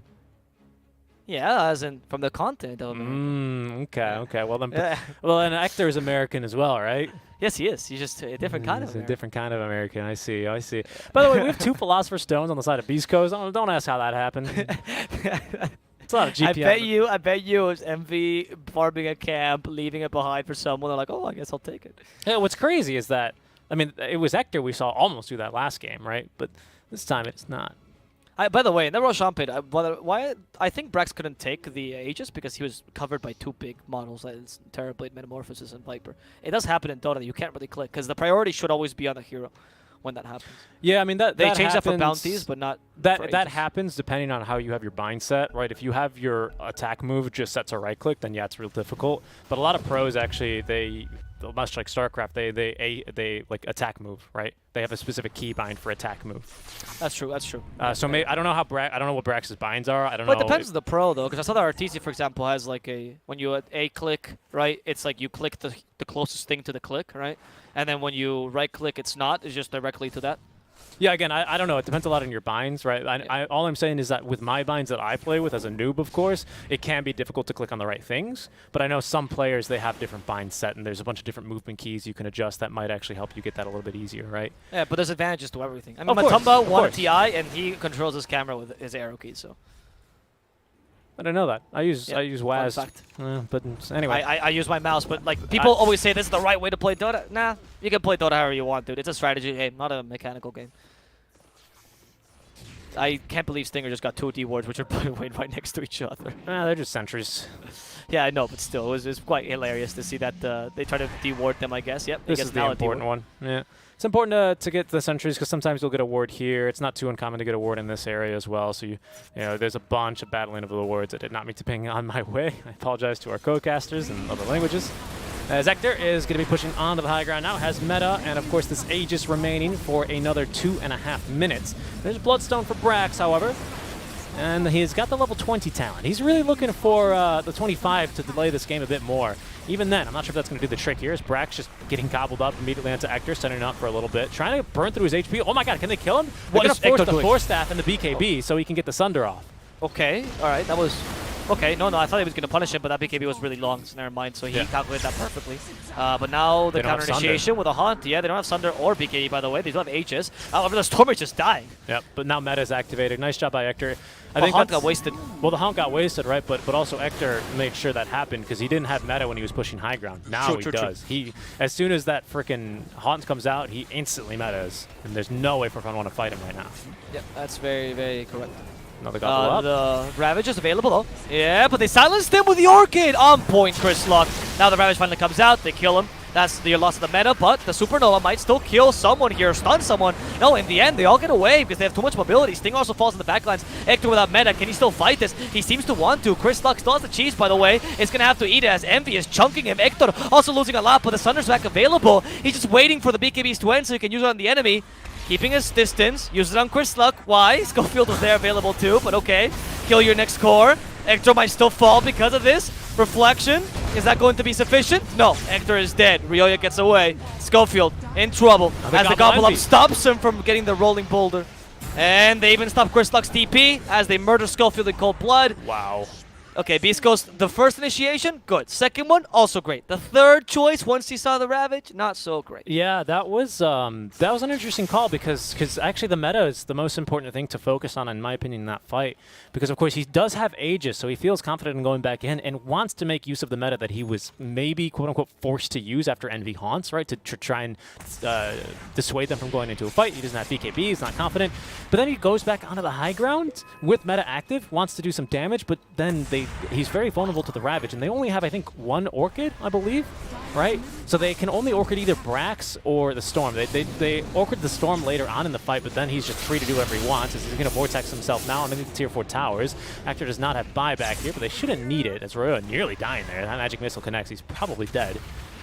Has the BKB still ready, but it's going to be for fun, unable to really pierce the high ground here. But no damage really done to the base. Yes, the Tier 3 is going to be down, but no lasting, or no creep damage, right? So for fun, still definitely very much in this game. Yep, yeah, they are very much in this game. In fact, if after that team fight, I would say they're even more in this game than before, right? We were seeing the power of the Storm. I think Ryoya messed up with his positioning in the beginning of the team fight, which is why they could get him away, and it wasn't as impactful. If Ryoya had just gone in after Brax, that would have been better. What I really liked, though, was despite the Orchid stopping the Ravage on Brax, Brax still had a great position to make sure the Ravage was effective, and they played incredibly well around the timings of BKBs. It's difficult now. Terrorblade is one of the heroes that benefits the most out of the BKB being a long BKB. Yeah, but also, strangely enough, right, because you don't always see a BKB on Spectre, but Spectre and Envy this game is actually really benefiting a lot from these long duration BKBs. Chris Luck just can't do anything there. The only reason Chris Luck lived so long in that fight is because he had cheese, right? If he didn't have cheese, Envy kills him very, very quickly in that BKB duration. Envy still kills him in the BKB duration because it's really long, but it's now going to be even easier here without a cheese on our Viper is the problem. Because his BKB is, I mean, only 8 seconds, but guess what? Spectre can kill you through BKB as easy, just as easy as TB, if not even easier, right? And he has Basher now as well to make sure that it happens sooner and easier, right? You have 4-staff on Chris Luck, which will help you. I like the plethora of 4-staffs Space Coast is going for. Are they going to try to force a fight now? I mean, they could, right? You know, fight the racks, but there's... Or near the rack, sorry, but there's Ravage and there's Haunt. I don't know if you can pull this off. No, I don't think you can go now without an Aegis, right? No. I think it's just a little bit too risky, especially because this Bloodstone is still fresh on Ryoya, and he actually didn't die since he's gotten it. So he's got now 17 charges, which is going to give him plenty of mana. They're going to try and force it. There goes Brax yet again, though. They find one. There's the Ravage. The Orchid comes out too late, and Nectar in trouble. He's dead. Envy now on the killing tree, looking for more as Whisper getting controlled by Ryoya. They want to get the Supernova out, but it's way too late anyway. Now he's going to die, even if he does. Oh, he's going to get it off, but yeah, it's going to be chunked through. I mean, you might as well, right? The cooldown's only 20 more seconds than your death timer. Yeah, but that means you don't have it once you come back. Yeah. I don't see the point of doing that. I don't see the benefit of doing that over just dying. Well, Beast Coast, they decided to go for it. We were both saying we don't think they should, and they did, and then it didn't work, so. Yep, now it's back. Now they're actually in a really bad position. Now for fun is Envy's going got a to pistol start finished. Yep. This has gone into a point, it's late enough that the team fight and for fun is taking advantage. Now they shut me up with a Tidehunter pick because that was completely correct. Yeah. They played it so well. They really have been. I always like when this happens, you know, I don't mind being wrong as long as the team is going to show me with like this amazing display of skill. Well, there's the break for Brax. He's already down to half HP there without the passive.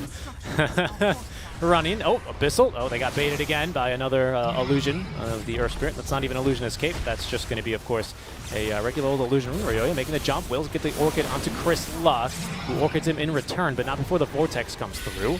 Oh, they're going to go ahead and throw another creep onto him. Can they go for more? The swap used aggressively onto Moo as Chris Luck, now forced to pop the BKB, will scare off Ryoya. Hector back alive, doesn't have meta, but does have the BKB and the Thunder and the bash onto Envy, who's going to pop his own BKB and look to run away. They need another bash, however. Envy continuing to just run. Rolling Boulder just off the mark, as he should be safe and sound. Schofield again just off the mark again on the Rolling Boulder. Will activate now. Yes, Yo Scepter. He's done with it. They're catching He's up going to to hit him this again. one. He can kick him back. Oh, he needs to kick him back here eventually. He's going to get Abyssal instead, as that's going to be Ryoya picking up a kill onto the backliners. They've overextended here a bit. They need to be careful not to do so, as they can always get just kind of collapsed on and encircled, as it kind of looks like that's the case. We do have Supernova at the ready, but again, another 30 seconds until that Metamorphosis is active, Abo. Oh, the gobble up with Ryoya inside. They're going to return this team for the round with a Haunt available already. And they're going for Chris Luck first. Ryoya decided to kill his brother. I don't think the Earth Spirit's going to last too long unless Ryoya dies. The Supernova giving them the time they need to re-engage this fight. They have Sunder as well ready. And now they have the advantage as Ryoya's dead. You can't deal with the TP any longer. 10 seconds for the meta as Moo is forced to cookie himself to safety. They do TP on Schofield because he doesn't want to die here. The Phoenix is left all alone. Hector trying to help him out. Whisper. He does have Ravage. They have Sunder as well. Can they keep him bash? Eternal Envy is killing off the Viper. Brax has the Ravage. There's no BKB. But they know the Sunder's available for Hector. He's just looking for a target. Where's the blood back? It's one of the illusions. Not really the Spectre. And now it's just 4 hunting down Hector. What can Hector do? He has to literally 1v5 the game, and he's not going to be able to. Oh, no. The Mortimer's Kiss. Sorry, the Gobble Up towards the end guarantees the kill, and the overextension by Beast Coast becomes a reality. They waited so long. The team fight lasted forever, and that meant the Ravage was available again. Yeah, Thank you for pointing that out. That was incredible. Yeah. I was like, this is going forever. Like, he almost has meta. That means we almost have Ravage, because, right, he was meta down bottom, you recall, right?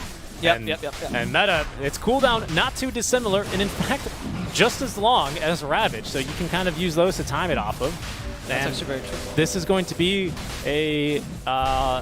now third Roche. It has a refresher shard for Brax. That's disgusting. This could be the game, Alvaro. This literally could be the game.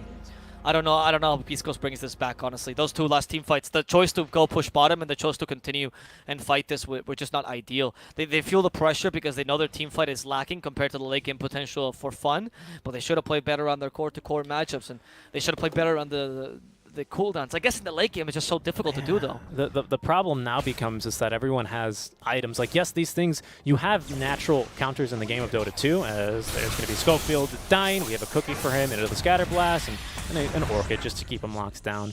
You can win the draft for sure, but if you give everyone, enough time and they have the ability to outfarm you, Ario's got 6,000 more gold than Chris Luck does. That's significant. That's 2 items right there, really. And Chris Luck in a lot of trouble here, as even Moo's got enough enough gold here in the bank for a Hurricane Pike. We'll drop the gem though. That's not insignificant. He's going to go and just protect it, and he's going to even pick it up. Nope, he's not going to pick it up.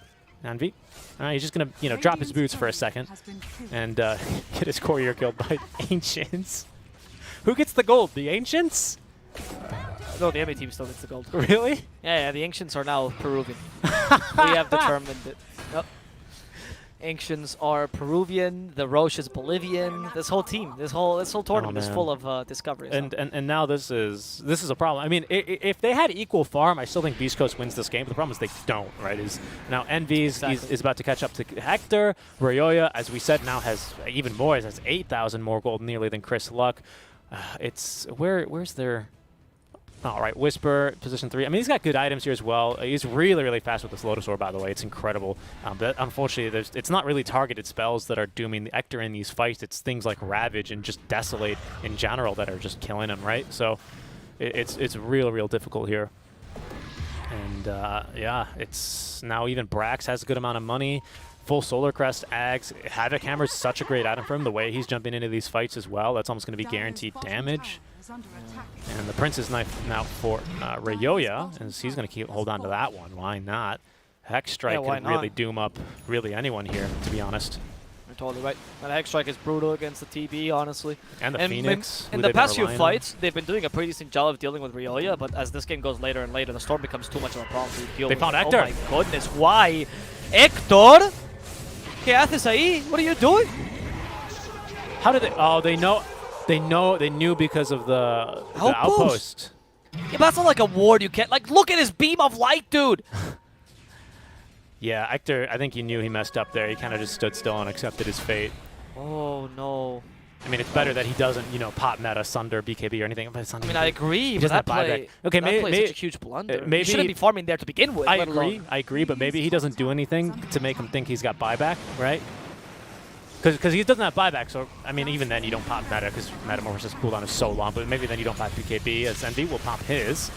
Looking to be aggressive. He's going to get Viper Strike. Following up with the junk on the Hex. And look at that. That's going to be one Ravage. And the second one as well. Nuke them all down as Schofield's dead. Chris Luck's already... Oh, Schofield's going to kick himself actually nearly into his own fountain. Whisper's going to stay alive. Very well done. Actually. As Envy underneath the tower. He still has Aegis, but that's going to be Stinger going down. And you can bet your ass, yep, they're going to be converting that one immediately. He's going to go ahead and kill that illusion by buying back. Whisper with the Sunray doing some real damage here. Out comes the Supernova. Can they get this thing in time? Maria is going to go down and eat the cheese, and they have plenty of damage. Envy nearly dead here. They need a little bit more. Oh my goodness, he's still going to be able to out-farm and out-damage them. And now Schofield is going to... stay. No, he's going to die this time. Okay, for fun. You have a Terrorblade left that you have to deal with. He's your final boss. Can you deal with TP? Though. Apparently, with the Mortimer's, with the Gobble up, it's good enough. Nice Lotus Orb in time as well to make sure that Abyssal Blade is not too effective. But Envy has an Aegis still. He doesn't really care if he dies. Yep. And your Terrorblade doesn't have any of that. So goodbye. GG. GG. I agree. What a game out from For Fun. I mean, obviously, they're not going to call it yet, but they are going to be able to really blow through these. Yep, there's the call. As Envy into the fountain he goes to chase down a Whisper. Great game out from For Fun. I really didn't think they were going to have it here. I thought we were going to see a 2-0, Avo. I thought so as well, to be honest, until halfway through the game, where I noticed that Beast Coast was not playing their best game. To be honest. I think that Beast Coast dealt really well in the early mid-game against Storm Spirit, and that was really great. Brax was a huge problem, though, for them the whole time. The Viper did not control Brax whatsoever. I was expecting the Viper to be more effective against Tidehunter. I guess I was wrong. And then some small blunders, making the wrong calls to fight, for example, in the bottom lane. Terrorblade farming when you shouldn't be, even under the outpost. But beyond that, just farming there was wrong to begin with. All these small mistakes that Beast Coast keeps committing. Has been an issue for them for the past 6 months. Still an issue for them now. And For Fun played an incredible game. I don't want to take away from their victory, but also Beast Coast kind of gave it to them towards the end. Yeah. Yeah, good plays throughout, good team fights, and strong coordination from 4Fall, and I'll obviously allow them to pick up the game, right? It's not like Beast Coast doesn't just hand them the game. They make it real easy. They definitely put it within their reach, but 4Fun still have to go ahead and reach up and snag it away from Beast Coast here, who will force a second game 3 of the day in our lower bracket. Very well played, and I think all you can say there is EE doubters? Question mark? You know, this man, he's gonna make it happen. Eventually, he's like really a non-issue early on, and then Spectre just gets items, gets farm, and it's a real big problem here. What do you even do against like the Spectre then? You literally countered him so hard in the first phase. What I don't know. Beast Coast, we'll see what they can do here. So we're gonna be going to game number 3 here in a bit. Stick around, guys. Avo Plus and Seeker Strike here on the call. You can follow us on Twitter at Seeker Strike Dota and at Mr. Avo Plus if you wish. We'll see you in a bit.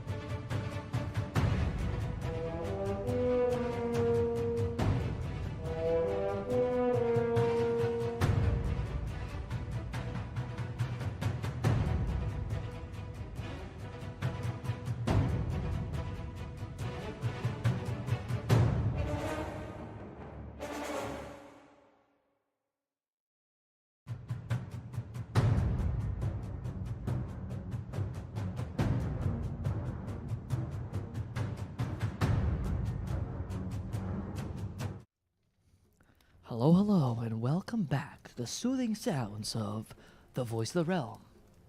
Hello, everyone. Welcome back. Very exciting game, too. Very well played Very by 4Fun. exciting. A much better game than they had in game number 1. They just, I don't know, I guess there was their warm-up game, right? Something like that. But they looked real... 4Fun always has a warm-up game. They looked real good, but we're already into this draft, so without further ado, let's just jump right into it. I'm right? hoping in this game they're both going to be super on point because I think 4Fun, the first game, didn't play as well as they could have, but the second game was incredible for them. But at the same time, that's what I was saying about the series, you know, like if they take turns throwing, it's not going to be that great because both teams are incredibly inconsistent. I think that second series for Beast Coast was not too, second game, sorry, the series for Beast Coast was not too great. It was like, eh. Yeah. And I'm hoping this is the final game where they both bring it all out. Yeah, I would hope so. I mean, one of these teams is going home. It's a great shame because there's so many good teams in the tournament, but you know that's kind of the structure of a tournament, right? There's They going to be both one don't winner. care, though. They've already said it. Well, they say they don't care. I don't know if it's true, but like, 4Fun has said, no, we're only playing for fun, literally.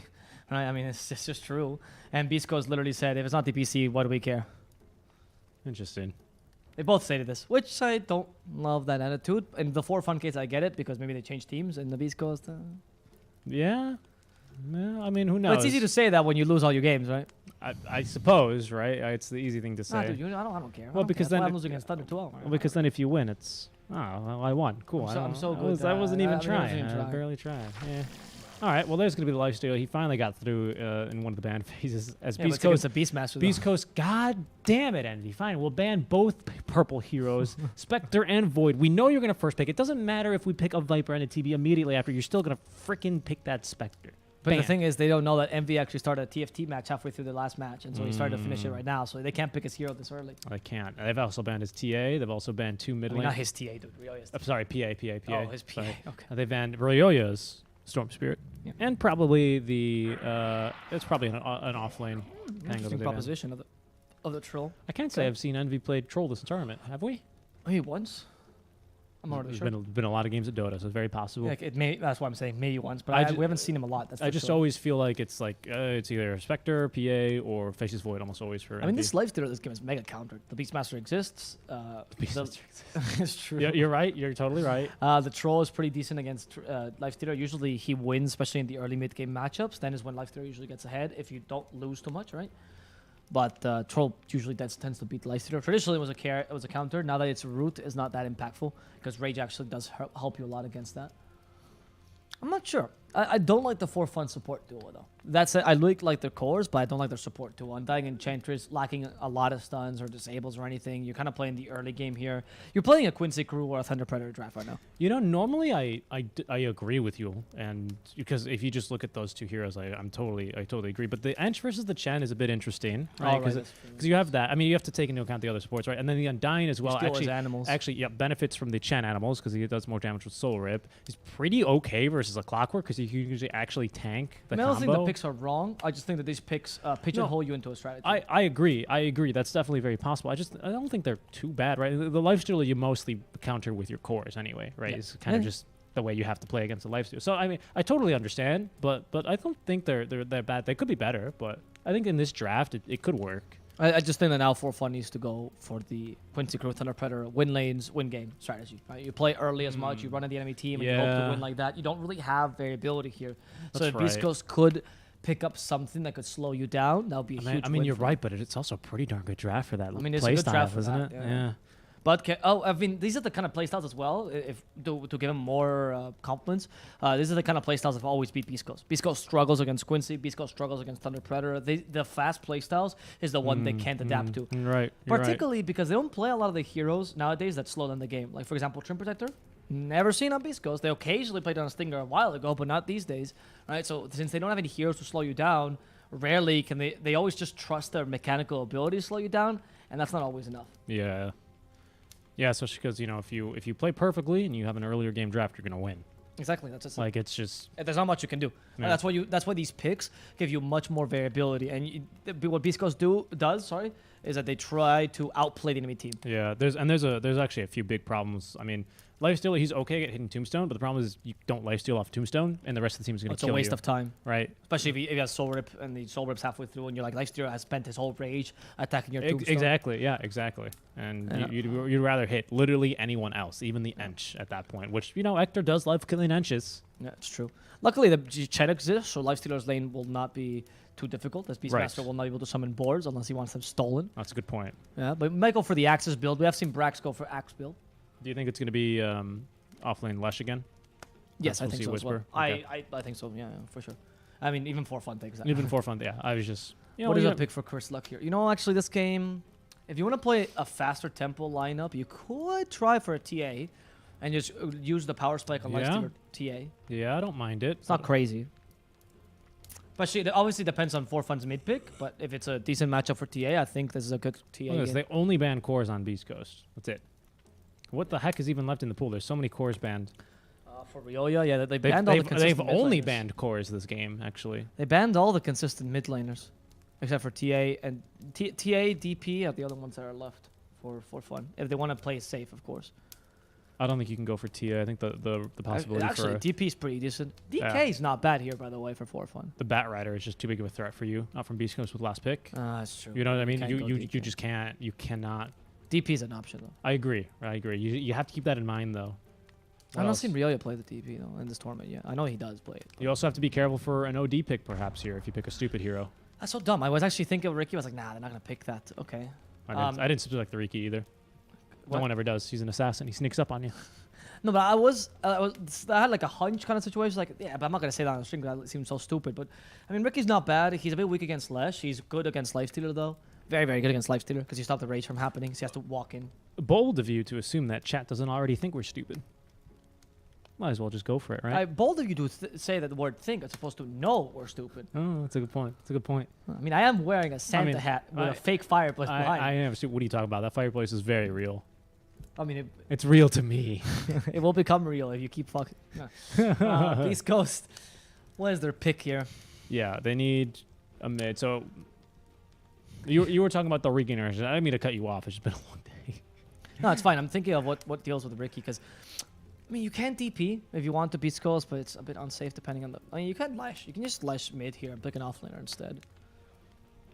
There's so many banned though. I mean, the Mars would be your ideal pick here. Unfortunately, he's been banned. No, you don't have great offlaners either. Option. I don't know Beast Coast. I don't think Beast Coast knows what they're doing. I'm sorry, that's insulting. I don't think Beast Coast knows what to pick here. I think it's a very surprising. I knew what you meant. I knew what you meant. Of course. Oh, Well, that's a pick. actually, that's a great pick. That's a pick. That's a great pick. That is one of Beast Coast's old heroes. Actually, they used to really like playing Bristleback, Ricky, and Slark mid, and it's actually really good against Ricky. Mm-hmm. It's actually pretty good, really good Bristleback game. I mean, Troll no longer builds a Shadowblade build. That's a really long time since you built Troll Shadowblade. You can muster it this game, but that changes your whole game plan completely. Bristleback is incredibly weak when you lack stuns, which of course they do. By the way, Mu has the new Dota Plus set for Undying, which is the Spartan one. It's absolutely beautiful. Looks pretty cool. Such a cool one. Dead Mars set. No. What are you talking about? Glance value would never be affected by these sets. Nah, it's okay. You're foolish. Just give him the spear. It was good to go. I think the Berserk is a really good pickup. His lane is going to go easy, of course, even though Ricky will be able to sustain it. Wow. I can't believe I'm saying this. I'm going to side with Beast Coast. I was going to side with For Fun because I thought their draft was much better and they're going to play this game better, but I'm going to side with Beast Coast. I think this final pick is a good one. I don't know if I'm as confident. It's been so long since it was in Bristol. In the mid lane, that was where we actually saw it last the most, especially actually funny enough versus Unless you were Envy. NIP, which you still tried to make it work on 3-3. I don't know. I've not seen too much of it. There's not like an enormous amount of uncontrollable damage that the Bristles are going to be spurting like crazy. You know, any damage that For Fun is going to be doing is very direct, right? They don't just have like a Lesh or anything Well, like Battle that. Trance is uncontrollable in a sense That because you can is- force that to hit you from That's behind. true. That's true. We'll see here. I don't know. So it's tricks of the trade. It always hits you from behind. Yeah, I agree. Obviously, it's good against the Riki, but again, you have to do it on purpose, though. The Riki. You know, Yes. Welcome to the Hispanic side. it's all on purpose, right? Is what I mean. There's no just whoops except for the battle trance. I don't know. I really I have no clue for going into this game. I don't like the bristle, to be honest. Personally, I'm more than willing to be wrong and might be wrong, and I'm gonna go for fun. Okay. Let's see who wins. Now the real question is here, viewers. Do you trust the Bristleback? Regardless, a follow from you is the one thing we lack.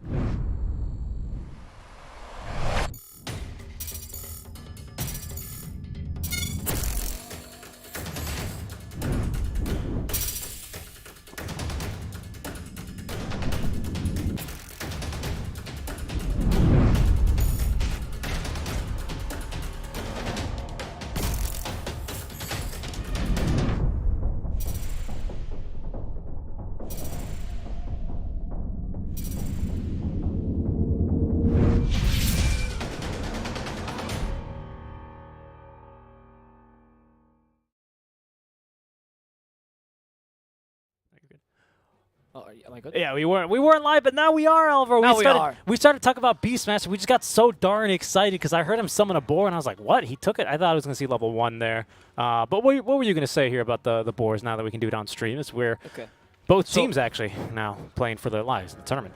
First of all, you have a way to counter this because they're actually running enchanters for this game. So that means that you can actually re-enchant the boar. Look at this. Oh, enchant. Nope. There we go. Nope. It's mine. It's mine now.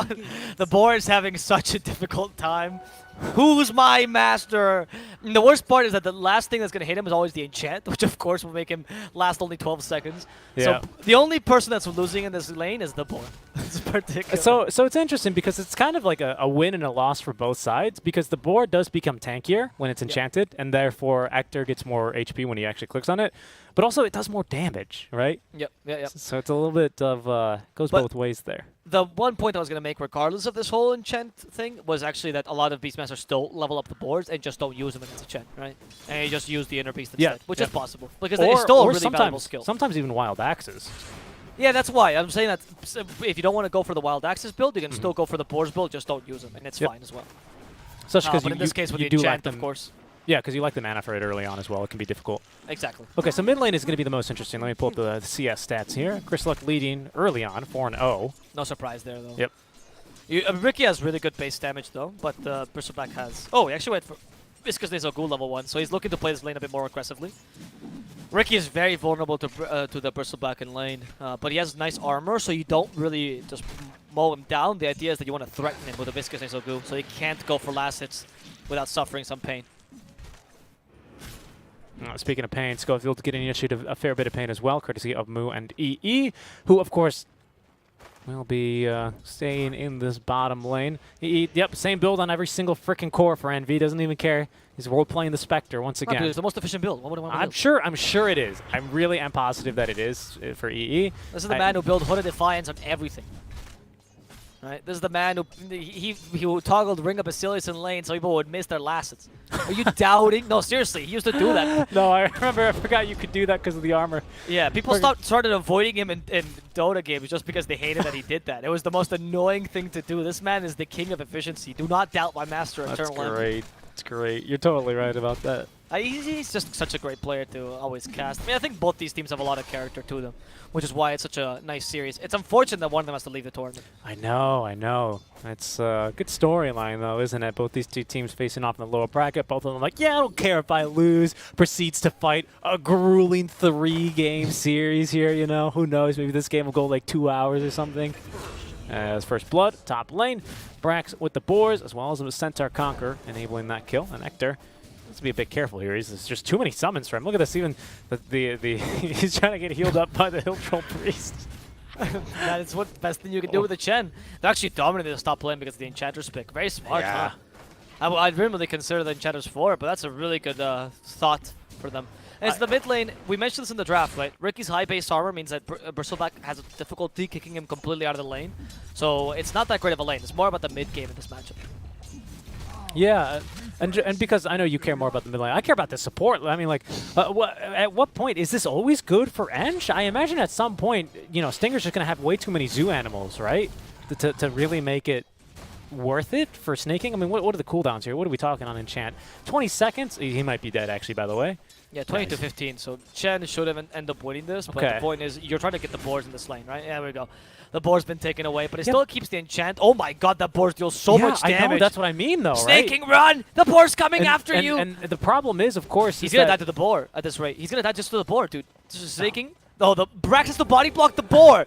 He's the real hero in this lane. This board is gone. And now it's theirs again. All right, go get Stinger. He gets more damage. Oh, now it's Stingers again.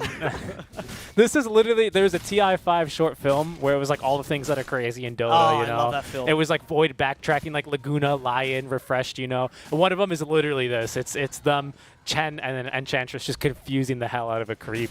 And then it looks at the camera and shrugs. It's the funniest thing I think I've ever seen. One of my favorite shorts. So good. And that's only one of the little skits they do. I have never seen a Chen lose mana this early in lane because he's constantly spamming. That's the thing, though. That's what I was going to say, is that Ench has better mana regen. I mean, I think it's because of the Iron Branch, to be honest. But you know, better mana pool, at least, for more now. Intelligence, though. More intelligence. And of course, Enchant is way cheaper here. It's 110. It's 2.1 times... Yeah, 2.1 times more expensive to cast freaking Holy Persuasion than it is for Enchant. Well, you guys remember back in the days when people used to play Chen Jungle? That was the God. times. That was the times where people used to like run in Chen with 4 clarities because he's always had mana problems in this hero. Huh. It's not particularly an easy hero to just.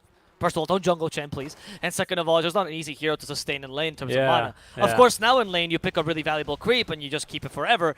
Not if the Enchantress is here.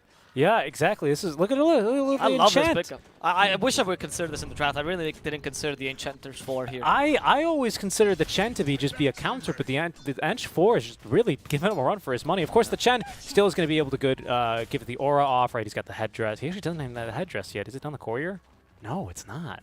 So he only has just the Divine Favor aura here, which is still good enough for Hector because it's going to heal. It's going to His amp Lifestealer, right? his feast. Yeah, so fair enough. We hit level 6 in the middle lane, by the way. So there's now where the matchup this starts one's to get exciting. interesting. Yeah, that's because why. Chris Luck actually now is when you start to push the Ricky out of the lane, and Ricky just has to barely survive here because Bristleback deals a bit too much damage. Ryoya can still just get farmed though, but the big deal about this lane is more about the tempo of each hero. Ryoya requires 1 item, Bristleback rarely requires anything, honestly, to be useful, but they're both not rotational. Dire's turret That's for bottom as well, but also for mid, is it's going to allow the wagon to stay alive. That'll trigger the Fortify then out from Ryoya, who's going to drop a ward. They do need to get rid of these this catapult. It's just taking free hits here. Ryoya wisely staying well out of range, looking for the rune. It's a regen. Oh, Chris Luck's going to be real angry to see this one disappear right in front of him. Yep, there's the ping. That's annoying.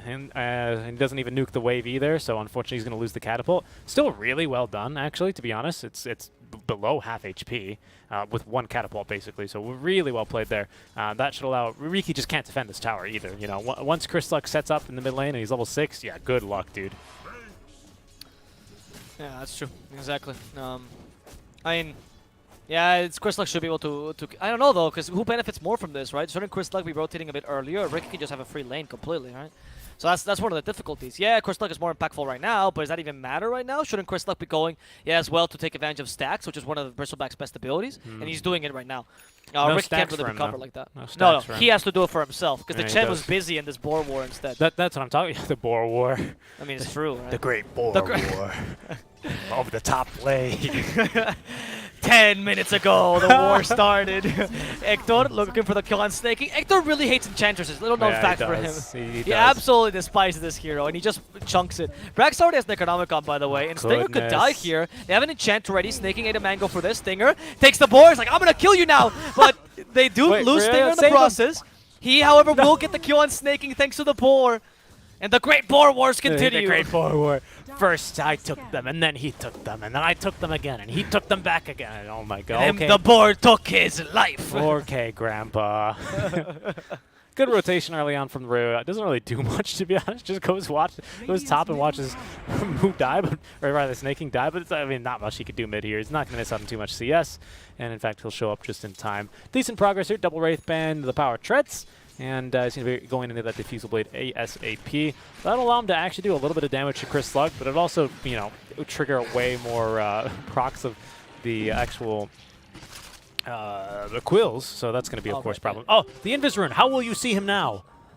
Oh, yeah. I think the line when Ricky gets is, this is redundant, right? Yeah, or sometimes he's got invisibility. That's a good thing. All right. Stinger dies in the top lane, though. Now this lane is just, it's too hard for him, especially Yeah, with the Necro out. Hector needs to leave. That's why Yeah. Brax actually skipped Boots to go for the Necro as early as he did. This is really smart. They played this well.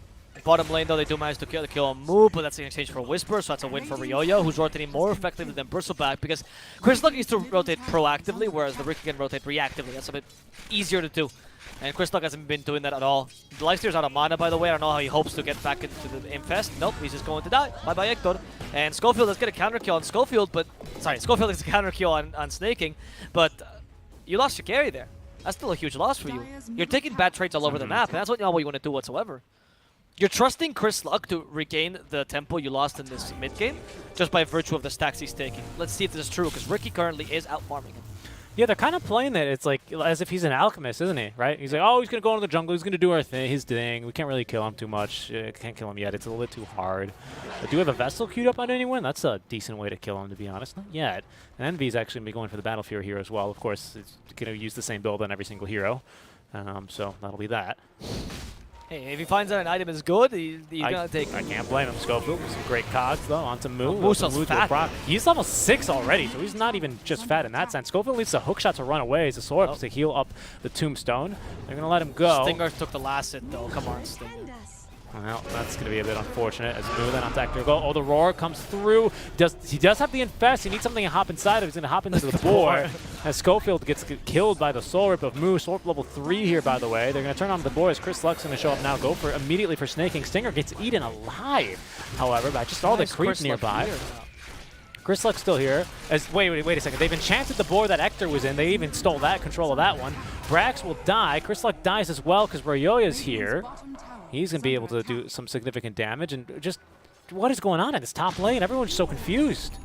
The boar wars. The Boar Wars. The boar wars. Nobody wants to talk about the boar wars. Seriously.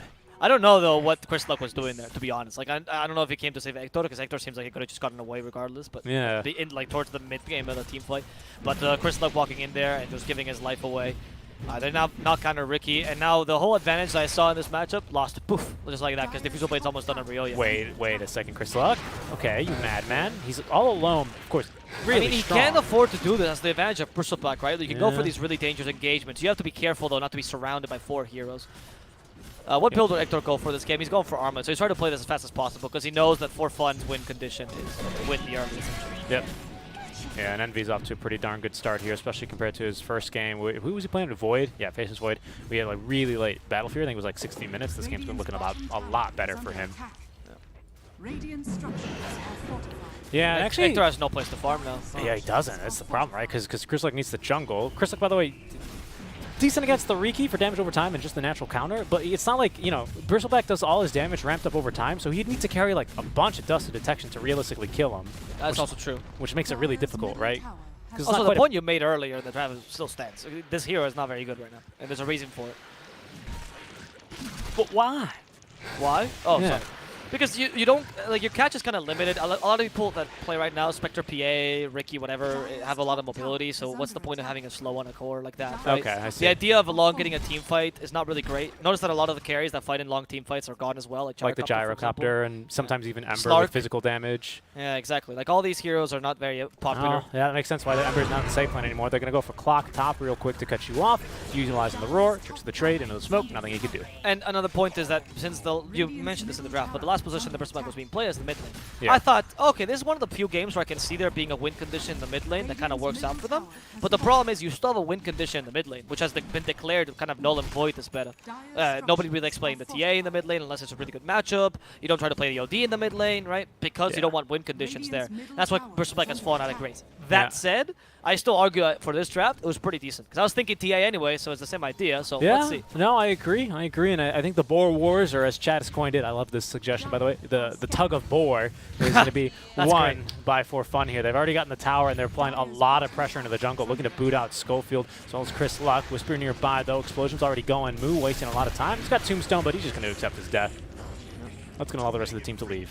Okay, I mean, Moo dying, not a big deal, because he didn't even drop Tombstone, which is really the expensive thing. But there's small mistakes here by Beastcoast that are important. They play this early game really well. I feel like I'm watching... I'm losing my Hector. mind. Oh, Hector? Hector's in trouble. Yeah, there's Ricky in the game. He has to rage TP. I don't know if you have enough sustainability. Oh, Infested Creep, that's much better. Wait, but okay. Ench can... Oh, Ench can't steal it. She just used it. I was looking at Snaking's build, and I was like, what? Are you Snaking is like, I'm the Chen in the game now. You are not the Chen. I build mechanism first item and last hit using my converted creeps. Snaking, identity theft is not a joke. It's not Do a not joke. turn into a Chen. How dare you? You're going How dare you. We're going to whatever hell that Chen sends you to, as Brax is going to use the Roar to try and live a bit longer. Solar keeps him alive, actually. Level 4 on that. Also, can you check Chen's build? He's going for 4 steps, so they're actually swapping builds. They are literally... It's gonna be going Chen on? is Enchantress, Enchantress is Chen. The world is upside down. The it- Boar Wars torn it's- this game asunder. The Boar Wars, the Enchantress. This is the dumbest thing ever. This is the best game. Now you can tell both teams are playing fully serious because, as a matter of them making mistakes, they're having fun, right? That's the whole point of the I lineups. guess so. I guess so. You know what, Avo? I guess they're having fun. Yeah. But that benefits For Fun, though. That's part of their meta, so It let's does, see. yeah. Eternal And Envy already got the Battle Fury. This Yeah, is he's- going to start to... Oh, just gonna say hello to Stinger. Also in trouble with Schofield, getting controlled by the Riki bring Hector, Maru. though. Hand of God. They have brought They in wanna fight Hector. this. Whisper nearby as well with the explosion of Pulse Nova ready to go. As they will Nice get split off Earth. the ulti just before Envy still. Is going to be Battle Trance on over to Whisper instead. Stinger taking a bit of damage from Chris Luck, really keeping people just underneath the tier 2. Envy is dead, surrounded by, well, the superior Chen army, to be frank. And that's that. That's really good. Really well played by Beast Ghost. Radiant's top The Chris Luck particularly. I was saying that he didn't really play around this time as well, but I was wrong because he is now playing around this point of inflection. Very small one when you get the Vanguard on Bristleback, where you're the tankiest hero in the game for like 2 or 3 minutes, and then Ricky will get the Fusel Blade, and now he'll be a problem himself as well. But Chris Luck, very smart, really good positioning in that team fight. I love they're so efficient. They farm anxious before the bounty room, but like these kind of plays are usually what also punishes Beast Ghost many times. It's true, and you can see Brax and Roya, they're holding hands looking for kills. They're expecting a rotation over, but they're not going to get it because Moo in some trouble, stealing a lot of strength, wasting a lot of time, but eventually he is going to die. They really want this bottom tier 2 tower, or top rather. tower is under I love this set, but I keep thinking, why is Bulwark not activating? Because in my mind is Mars, right? It is a really cool set, though. Anyway, Sanjay is finished by Chris Luck as well. They're I'm going to go high thinking ground? Heaven's Is this Halberd. just a, what? Okay, I mean, they're going to play this aggressively. Let's see if it works out. There's nothing really on the enemy team to stop them right now, as Bristleback is a bit too strong. Snaking. Oh, no! Yeah, the Chen that's comes Chen. out. Yep, that's that's the the hand of God. mechanism. Chris Luck needs to get away now. The Tombstone really well positioned. Ryoya trying to hunt down the real Chen. And Stinger is suffering a fair amount of damage, but he... Wait, who has the Greaves? That is going to be courtesy of Whisper. Oh, nice, nice. That's why Chen can go for 4 stat. That makes Yep. sense. All right, well played. So that saved him. But you got to be a bit careful, right? Chris Luck is invulnerable right now, but the Chen is not. middle tower is under And attack. for a true identity theft, you got to kill the target, right? You do, and that's actually that's- going to be... I mean, they just have too much sustain is the problem right now, right? Because it's not like Chen has a Holy Locket for a passive where it's only your healing that is amped. It's all the healing. Yep. But can they win like this? I think so. Do you think they're about to win? I mean, no. I think they can proceed to put pressure, and this pressure will be a bit insurmountable until late game. Because the thing is, it's not like 4-Fun is the best late game draft in the world, right? Both teams are kind of equal there. Sure, but Beast Coast's not going to stop. They've already pinged that bottom tier 2 tower. They're just going to farm the Ancients on the way out, you know, because it's Hector. And, of course. It wouldn't be otherwise. Yes, it's Hector. Yes. And, yeah, okay, we'll see here. I mean, this is good because it's actually dodged the power spike that you normally have out from the Rikimaru at this point of the game, right? You mentioned it earlier with the Diffusal Blade being a big power spike. You only got, like, maybe 1 or 2 kills out of it. They're going to look for Roche now. And with, of course, I mean, Nasal Goo and, oh my god, a Battalion on Whisper. I love the build here. He's doing a lot of work. Such a good build here, actually. It's like, even if Beast Ghost throws, you'll guarantee Whisper will play the game Yep. to its entirety. Whisper is cosplaying a Underlord here, pretty much. Everyone is going for the build that's different. Everyone's like, wait, you did pick me this year. It's like ARDM. I'm honestly watching ARDM Yeah, right now. actually. It kind of feels like ARDM. No, but that's the beauty of watching Beast Ghost in for fun. And remember I told you in the draft that Beast Ghost doesn't like slowing down the game themselves. They just like outplaying their opponents. This is the kind of draft that they use to do that, right? You pick heroes that are good early mid, so you can try to outplay them in the early mid. You're not going to pick Trim Protector or Coddle to slow down the game. You're not going to pick the Puck to cut lanes. No. You're going to pick the Bristleback to fight them as soon as they can fight as well. And take advantage of the fact that For Fun also did not go for the meanest late game draft in the world. Yeah, no, you're totally right. Because the Troll, I don't even know, actually. I Troll mean, he's good. late game? He's good as a late game hero. He's not like Spectre good. He's good. No, or like PL or TB. I totally get you, right? But I think in this game, I think that's fine, right? Yeah, in this game it's fine, but in this game what matters to Beast Ghost is that they're both equal. In fact, the strongest late game hero here, and I kid you not, is the Bristleback. Once he gets level 25 down. Ryoya, it's going to be able to blow him up. I gotta look the damage. You got a Nice 4-step step. already, though. Well played. It's working. Yep. These cosplaying builds are working. Oh, they got the stomp now. Oh, there's Second one. stomp. I don't think Moo can make it out of here No, alive. he's so dead. Yeah, nothing to Oh, tank thank up with. God he didn't drop the tombstone there. That would have just been free Yeah, gold. but usually dropping that ulti hurts because it's actually pretty decent. I love that you called tombstone. The damage amp is real great. Yeah, Tombstone is ulti, of course, basically, but the Flesh Golem as well is definitely nothing Oh, to they're just gonna throw push out like that. Oh, Yeah, they do. they're gonna just push. That's the thing. They're cutting the waves at least, but Brax is gonna miss on this one, and they don't have a fortify, so I think they're gonna lose their tier 3 tower. This reminds me of TSN and Liquid actually with the Chen. It's like how they play with Coddle as well. Radiant's top tower Just split push all the time, force fights as soon as possible, make sure that every single team fight you take is going to be to your benefit. My goodness, Beast Ghost. I mean, Chris Luck just showing them la cola and just making sure that he's doing what he needs to do. Literally, right? I know what you're trying to say there, which is the tail, but you have to understand that might also mean something different. Well, what do you mean? I can't understand how that could be misinterpreted at all whatsoever. Okay. And she's just going to dig up a Kobold real quick, and Chris Luck's going to help her kill it. Yeah, nice. Chris Luck is just being helpful here to the Enchantress. Yeah.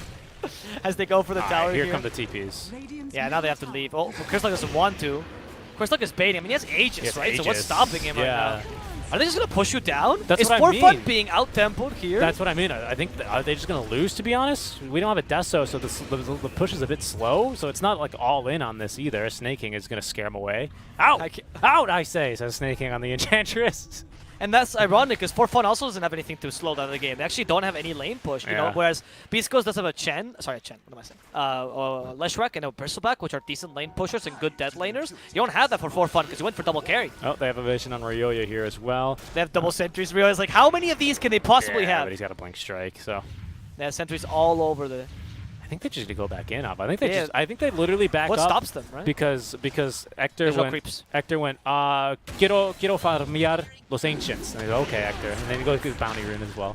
I'm so proud of you. There it is. Your Spanish improved tenfold ever since we did this broadcast. There go your range barracks. Chris Luck again. He just doesn't care. Yeah, hit me all over. He doesn't care, dude. He killed the courier Kill by the accident. courier, that's a BKB. That is That's a BKB on it. BKB? Envy! Miss Micro his courier and lost his BKB? Okay, Now Meows? they probably don't know. They probably don't know though for Beast Coast. No, they must have not seen that courier, They- but they- that is a huge blunder by Envy, though. Yeah, and luckily they still have a tier 2 up. But honestly, like at that rate, I see no reason why they couldn't have just gone for tier 4s. Like, what are they gonna do at this point for fun? I honestly can't tell what's happening. That's what I mean. That's why when And they I started said Beast Ghost would win, but I didn't think they would win like this. I'll be honest when they with were pushing high ground. That's why when they were pushing high ground, I was, are they just gonna win like this? And you went, Yeah. nah, I don't think so. This is how they're gonna win. I went, well, maybe he's Yeah. right in more ways than he knows. you. Yeah, right? No. Oh, they found the Enchantress creep. They're like, you must die! Yeah. Kill the creeps! All right, Long live the Chen Oh, troops! so we have 50 more. Oh my goodness! Yeah, he's got level 2 already in the warpath here. He has Imp Claw as well, which Mhm. helps out his damage. Oh, so much damage. Okay, Uh, Clock might get sniped here, unless... Oh, Schofield actually saw where Ricky was? No, I don't. Oh, think no, sorry, he was did, right? farming, because he had Battery Assault on. I thought he activated there, but no, he was farming with Battery Assault, sorry. My bad. Yeah, I don't know what you do here. You losing that that BKB is a big. Yeah, look at you. That's He's probably like, what For Fun is telling each other right now. Envy's like, what the? Envy's like, what the fuck do I build? I don't know, like Divine or some shit. And he's gonna queue up a Divine. So many units. Look at this charge. Did the Chen go? No, he has Vlads as This well. is terrifying. They're gonna get megas. Great leader Chen. How did they have this many units in the lane as well? Look, 3 range creeps that bring a catapult with them. They're actually using the catapult timing to push more effectively. Chris Luck is the tankiest tank in the world. What do you do? You can't. Hector is done being a carry. You're He's gonna a support lose. now. Beast Coast is gonna freaking win the game with this. He's just going to perpetually push the Tombstone. Yeah, they're Stop gonna- Chris Luck. He does Aegis, by the way. He just lost it. Okay, that's what they were waiting for. Not that it really matters. Can't kill him once. Can't kill him twice. Hector comes out. We stop the rage. They destroy Ricky in a matter of seconds. They stop Moo as well with the open wounds. Moo is going to fall as Whisper's chasing after the rest. GG's gold! What the hell? Wow! Beast Ghost. They play the true... They win the Boar Wars! They win the Boar Wars. Absolutely. The tug of war here won by Beast Coast. As, well, it will be no more. It's for No fun, more boar. no boar, you know, in this tournament. Oh my goodness. My goodness. That was... I'm going to tell my grandchildren about this. That was crazy. I I can't don't know what I believe that. witnessed, dude. I That mean, was... For Fun felt so helpless the whole game. There's 20 kills that whole game, and it was like the biggest stomp I think I've ever seen. That was one of those games where you get cheesed on real hard when you're playing Turbo with your mates, and it's over. Like, Beast Coast would have been fountain farming for fun in like 2 minutes had they not GG'd there. Literally. They were actually debating Envy as well into the build he went for when he went Battle Fury, right? Trying to farm up because he thought, oh, they're going to play the mid game, right? Because this is what the lineup is looking like for Beast Coast. This is the same thing that 4Zoomers did this morning against Omega, right? They pretend like they're going for a certain lineup. Like they did pick TB in that case, and they played quick with the TB. In this case, Beast Coast are pretend like they're playing the mid game. That's usually how you play around Lifestealer and Bristleback, of course. But we're like, actually, no. Bristlebacks are win condition, completely. And solely are win condition. And I'm going to play around him. Good luck Yeah. trying to kill him with a Battle Fury. Yeah, well played, dude. And no BKB even in the end in inventory there for Envy. His inventory looks really, really sad despite having 11,000 goals because he didn't get the BKB at the end. Not that it would have helped them because, of course, Bristles go through that, Cool Spray rather. So, yeah, it was just a tough game. I mean, holy moly, man. We joked about the war of the boar, but really we didn't know how serious it would be. And now there's no more for fun, dude. They're Yeah, out. that's actually kind of sad. I didn't want to see this team out, but I guess someone has to get eliminated, unfortunately. Beast Coast with a well-deserved victory. Yeah, I mean, this it's sad to see for a fun run like this, but this is what happens sometimes. Yeah, seriously, that's incredible. And we're not going to be ending quite yet, though, I believe, right? No, we are not. I just confirmed this. by the Okay. way. I just confirmed this. So we will be getting a little interview with Beast Coast manager Guaxin Nin. She already agreed to do this. It's going to be in English as well, by the way, guys. No need for translation because she speaks 3 languages. Very versatile. Wonderful esports woman. And let's see what she has to say about this game. For now, we're going to take a small break as we set everything up, right? And just stay here if you want to watch the interview. If not, I recommend that you guys follow the channel because we're going to continue tomorrow with more games. Tomorrow That's right. we'll be moving into the winners brackets. That's right. And it's going to be 4 Zoomers versus Infamous to start off the day, and then followed by Omega Gaming Quincy Crew. Of course, the time is going to be at 4 p.m. EST, 4 de la tarde hora Peru. That's 10 p.m. if you live in Europe, well, mainland Europe. Yep. Continentals, as they call us in England. If you're from England, it's 9 p.m. If you're from Russia, 11 p.m. If you're from Singapore or Malaysia like us, 5 5 in the a.m. morning. So an 5 hour. a.m. Bright and The early, best way to guys. know, though, is just follow us. Just follow stop us. doing calculations. Don't Google what time it is in Malaysia. Just follow us. That's It's the best the way to do it. easiest way. Turn on those notifications. Ding us, bro, bell us, whatever, all that good stuff. We'll be going to be going to a short break. When we come back, we'll be back at the cozy desk here and with an interview with the Beast Coast manager, Guaxin Nin. We'll see you guys then. Stick around.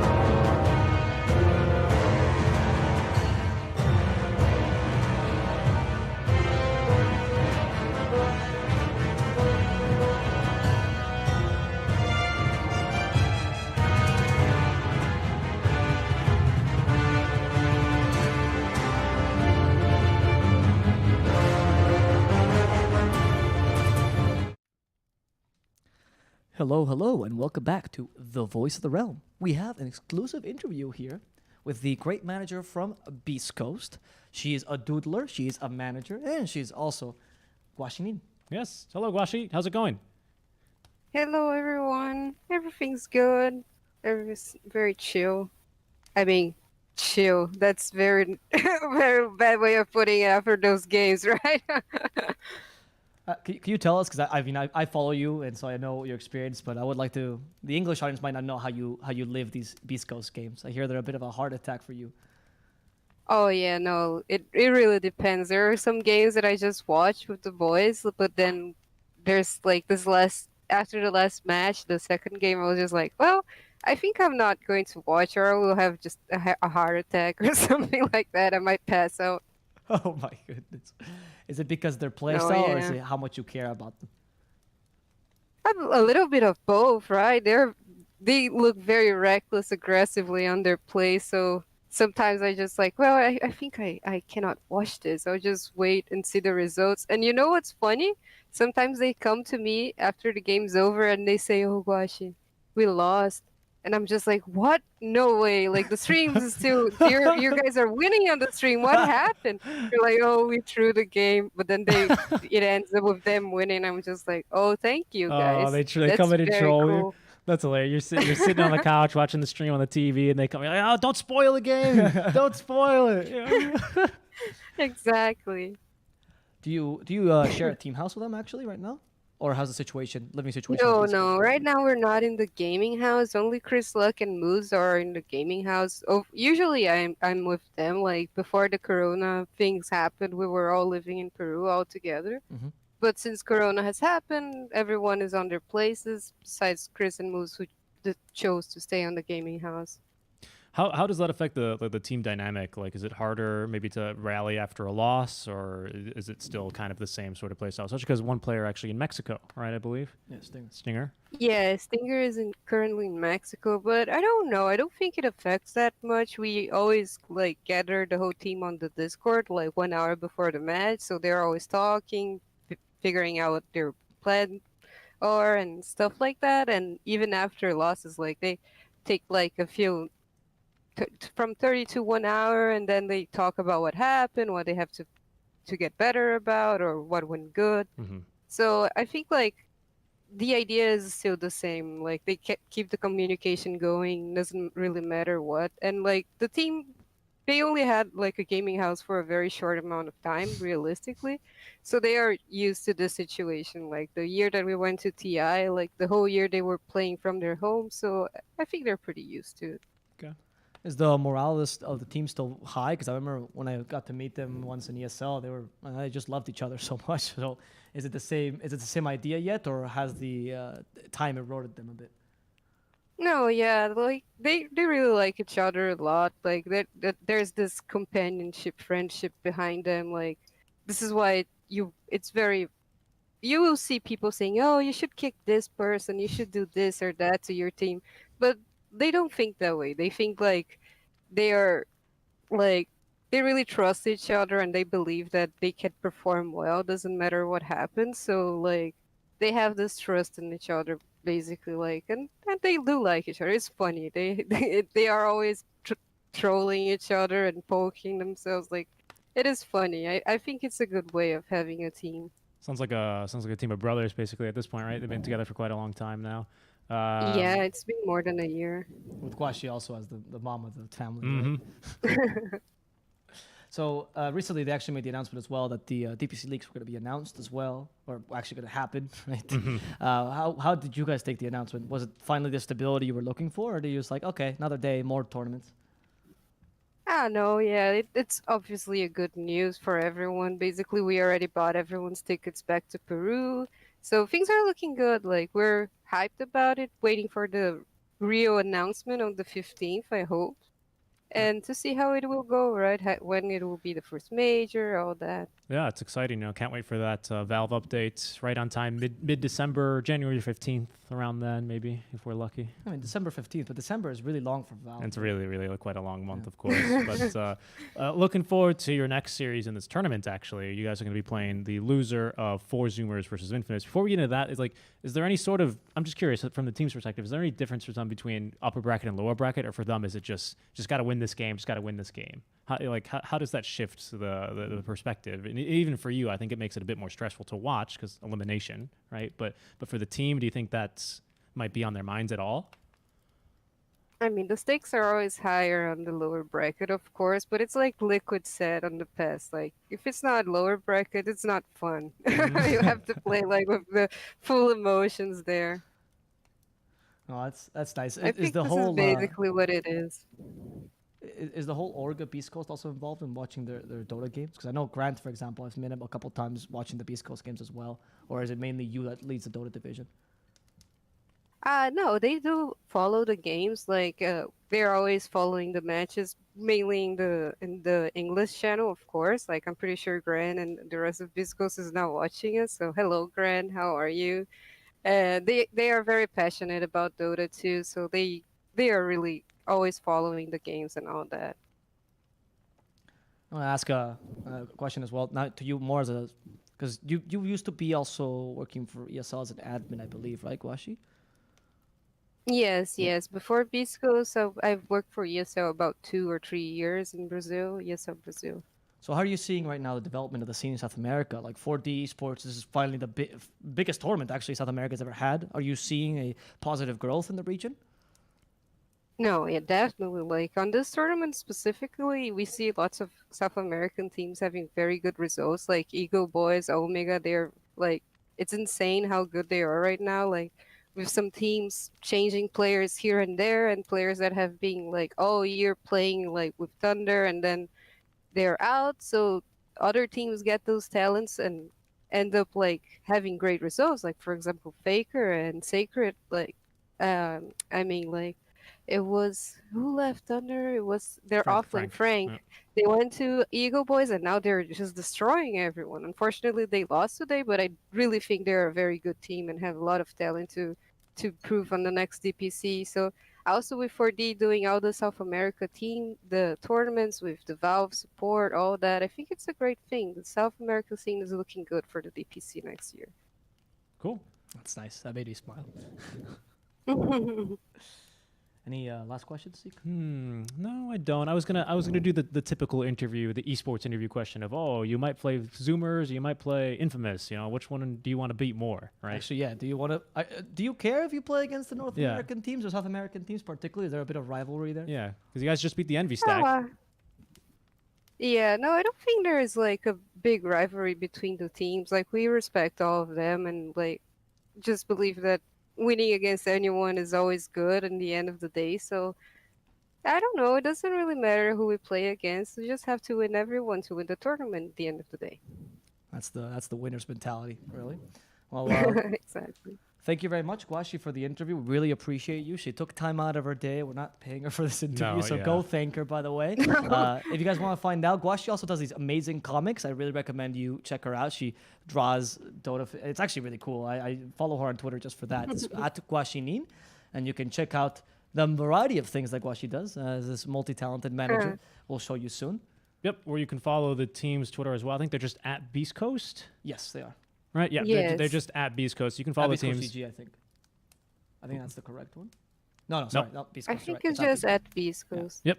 So you can follow them at Beast Coast or at Guaxinim as well to stay up to date with those two teams if you want to. You know, maybe if the Chen push the Boer Wars made a fan of you, go ahead and follow them on Twitter. Oh, actually, yeah. Can you watch the game now that you finally now you know they win? Can you Yes. rewatch the game and make a doodle of the Boer Wars? Because that Oh, was yes. very funny. That was an enjoyable part of the game. Okay.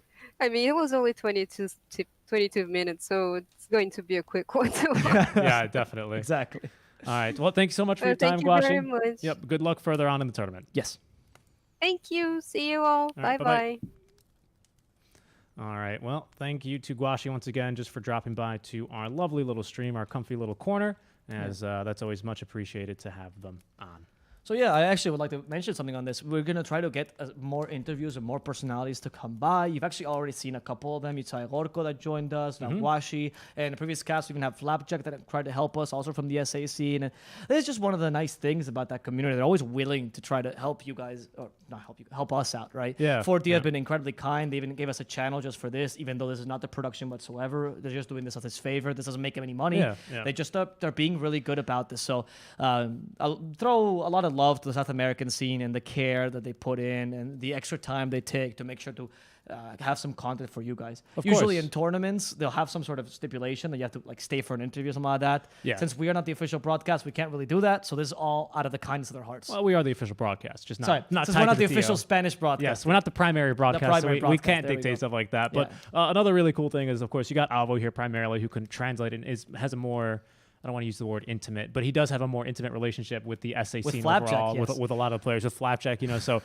some players, you know, in Europe sometimes, and even in SA, it's a bit different. Spanish, it's not Spanish, rather English is more commonly spoken. In SA, sometimes that's not always the case, right?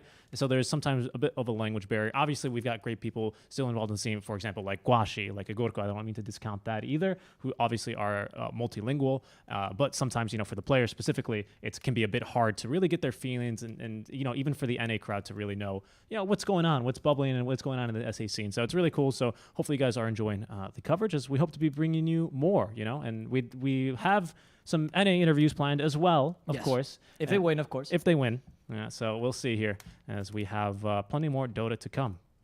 Thank you very much for watching the broadcast today, guys. We really appreciate each and every one of you, genuinely, especially for those of you who stay to the end because you really want to care about the scene. Both those that just want to support us and those that are just trying to support the scene and get more knowledgeable about it. Thank you very much. Honestly, we honestly can't thank you enough. Yeah, of course, guys. Except for those of you posting spoilers. Yeah, Fuck well, you guys. Well, they get banned. It's okay. It's okay. That doesn't get me angry though. All right, guys. We are going to, I think, end the stream tomorrow. Of course, we are going to be doing our 2 upper bracket matches in the first round. We start off with Zoomers versus Infamous, and then Quincy Crew versus Omega. 2 really, really exciting matches. Infamous have really been doing quite nicely with their new roster, and Omega, even though they did lose their best of 1 today, back to full strength tomorrow with Dark Mago in the mid lane versus Quinn. So don't miss that one. It's going to be a great day tomorrow. For now, I've been Richie. Next to me is Alvaro. As I think this, yeah, they did switch over. It's just a bit delayed here. Oh, I've got to transition it, of Nope, course. you did not switch it. There we go. We'll do it one more time here. And that'll be our day today. Hopefully you guys enjoyed the coverage. You can always tweet at us any feedback or any hate as well.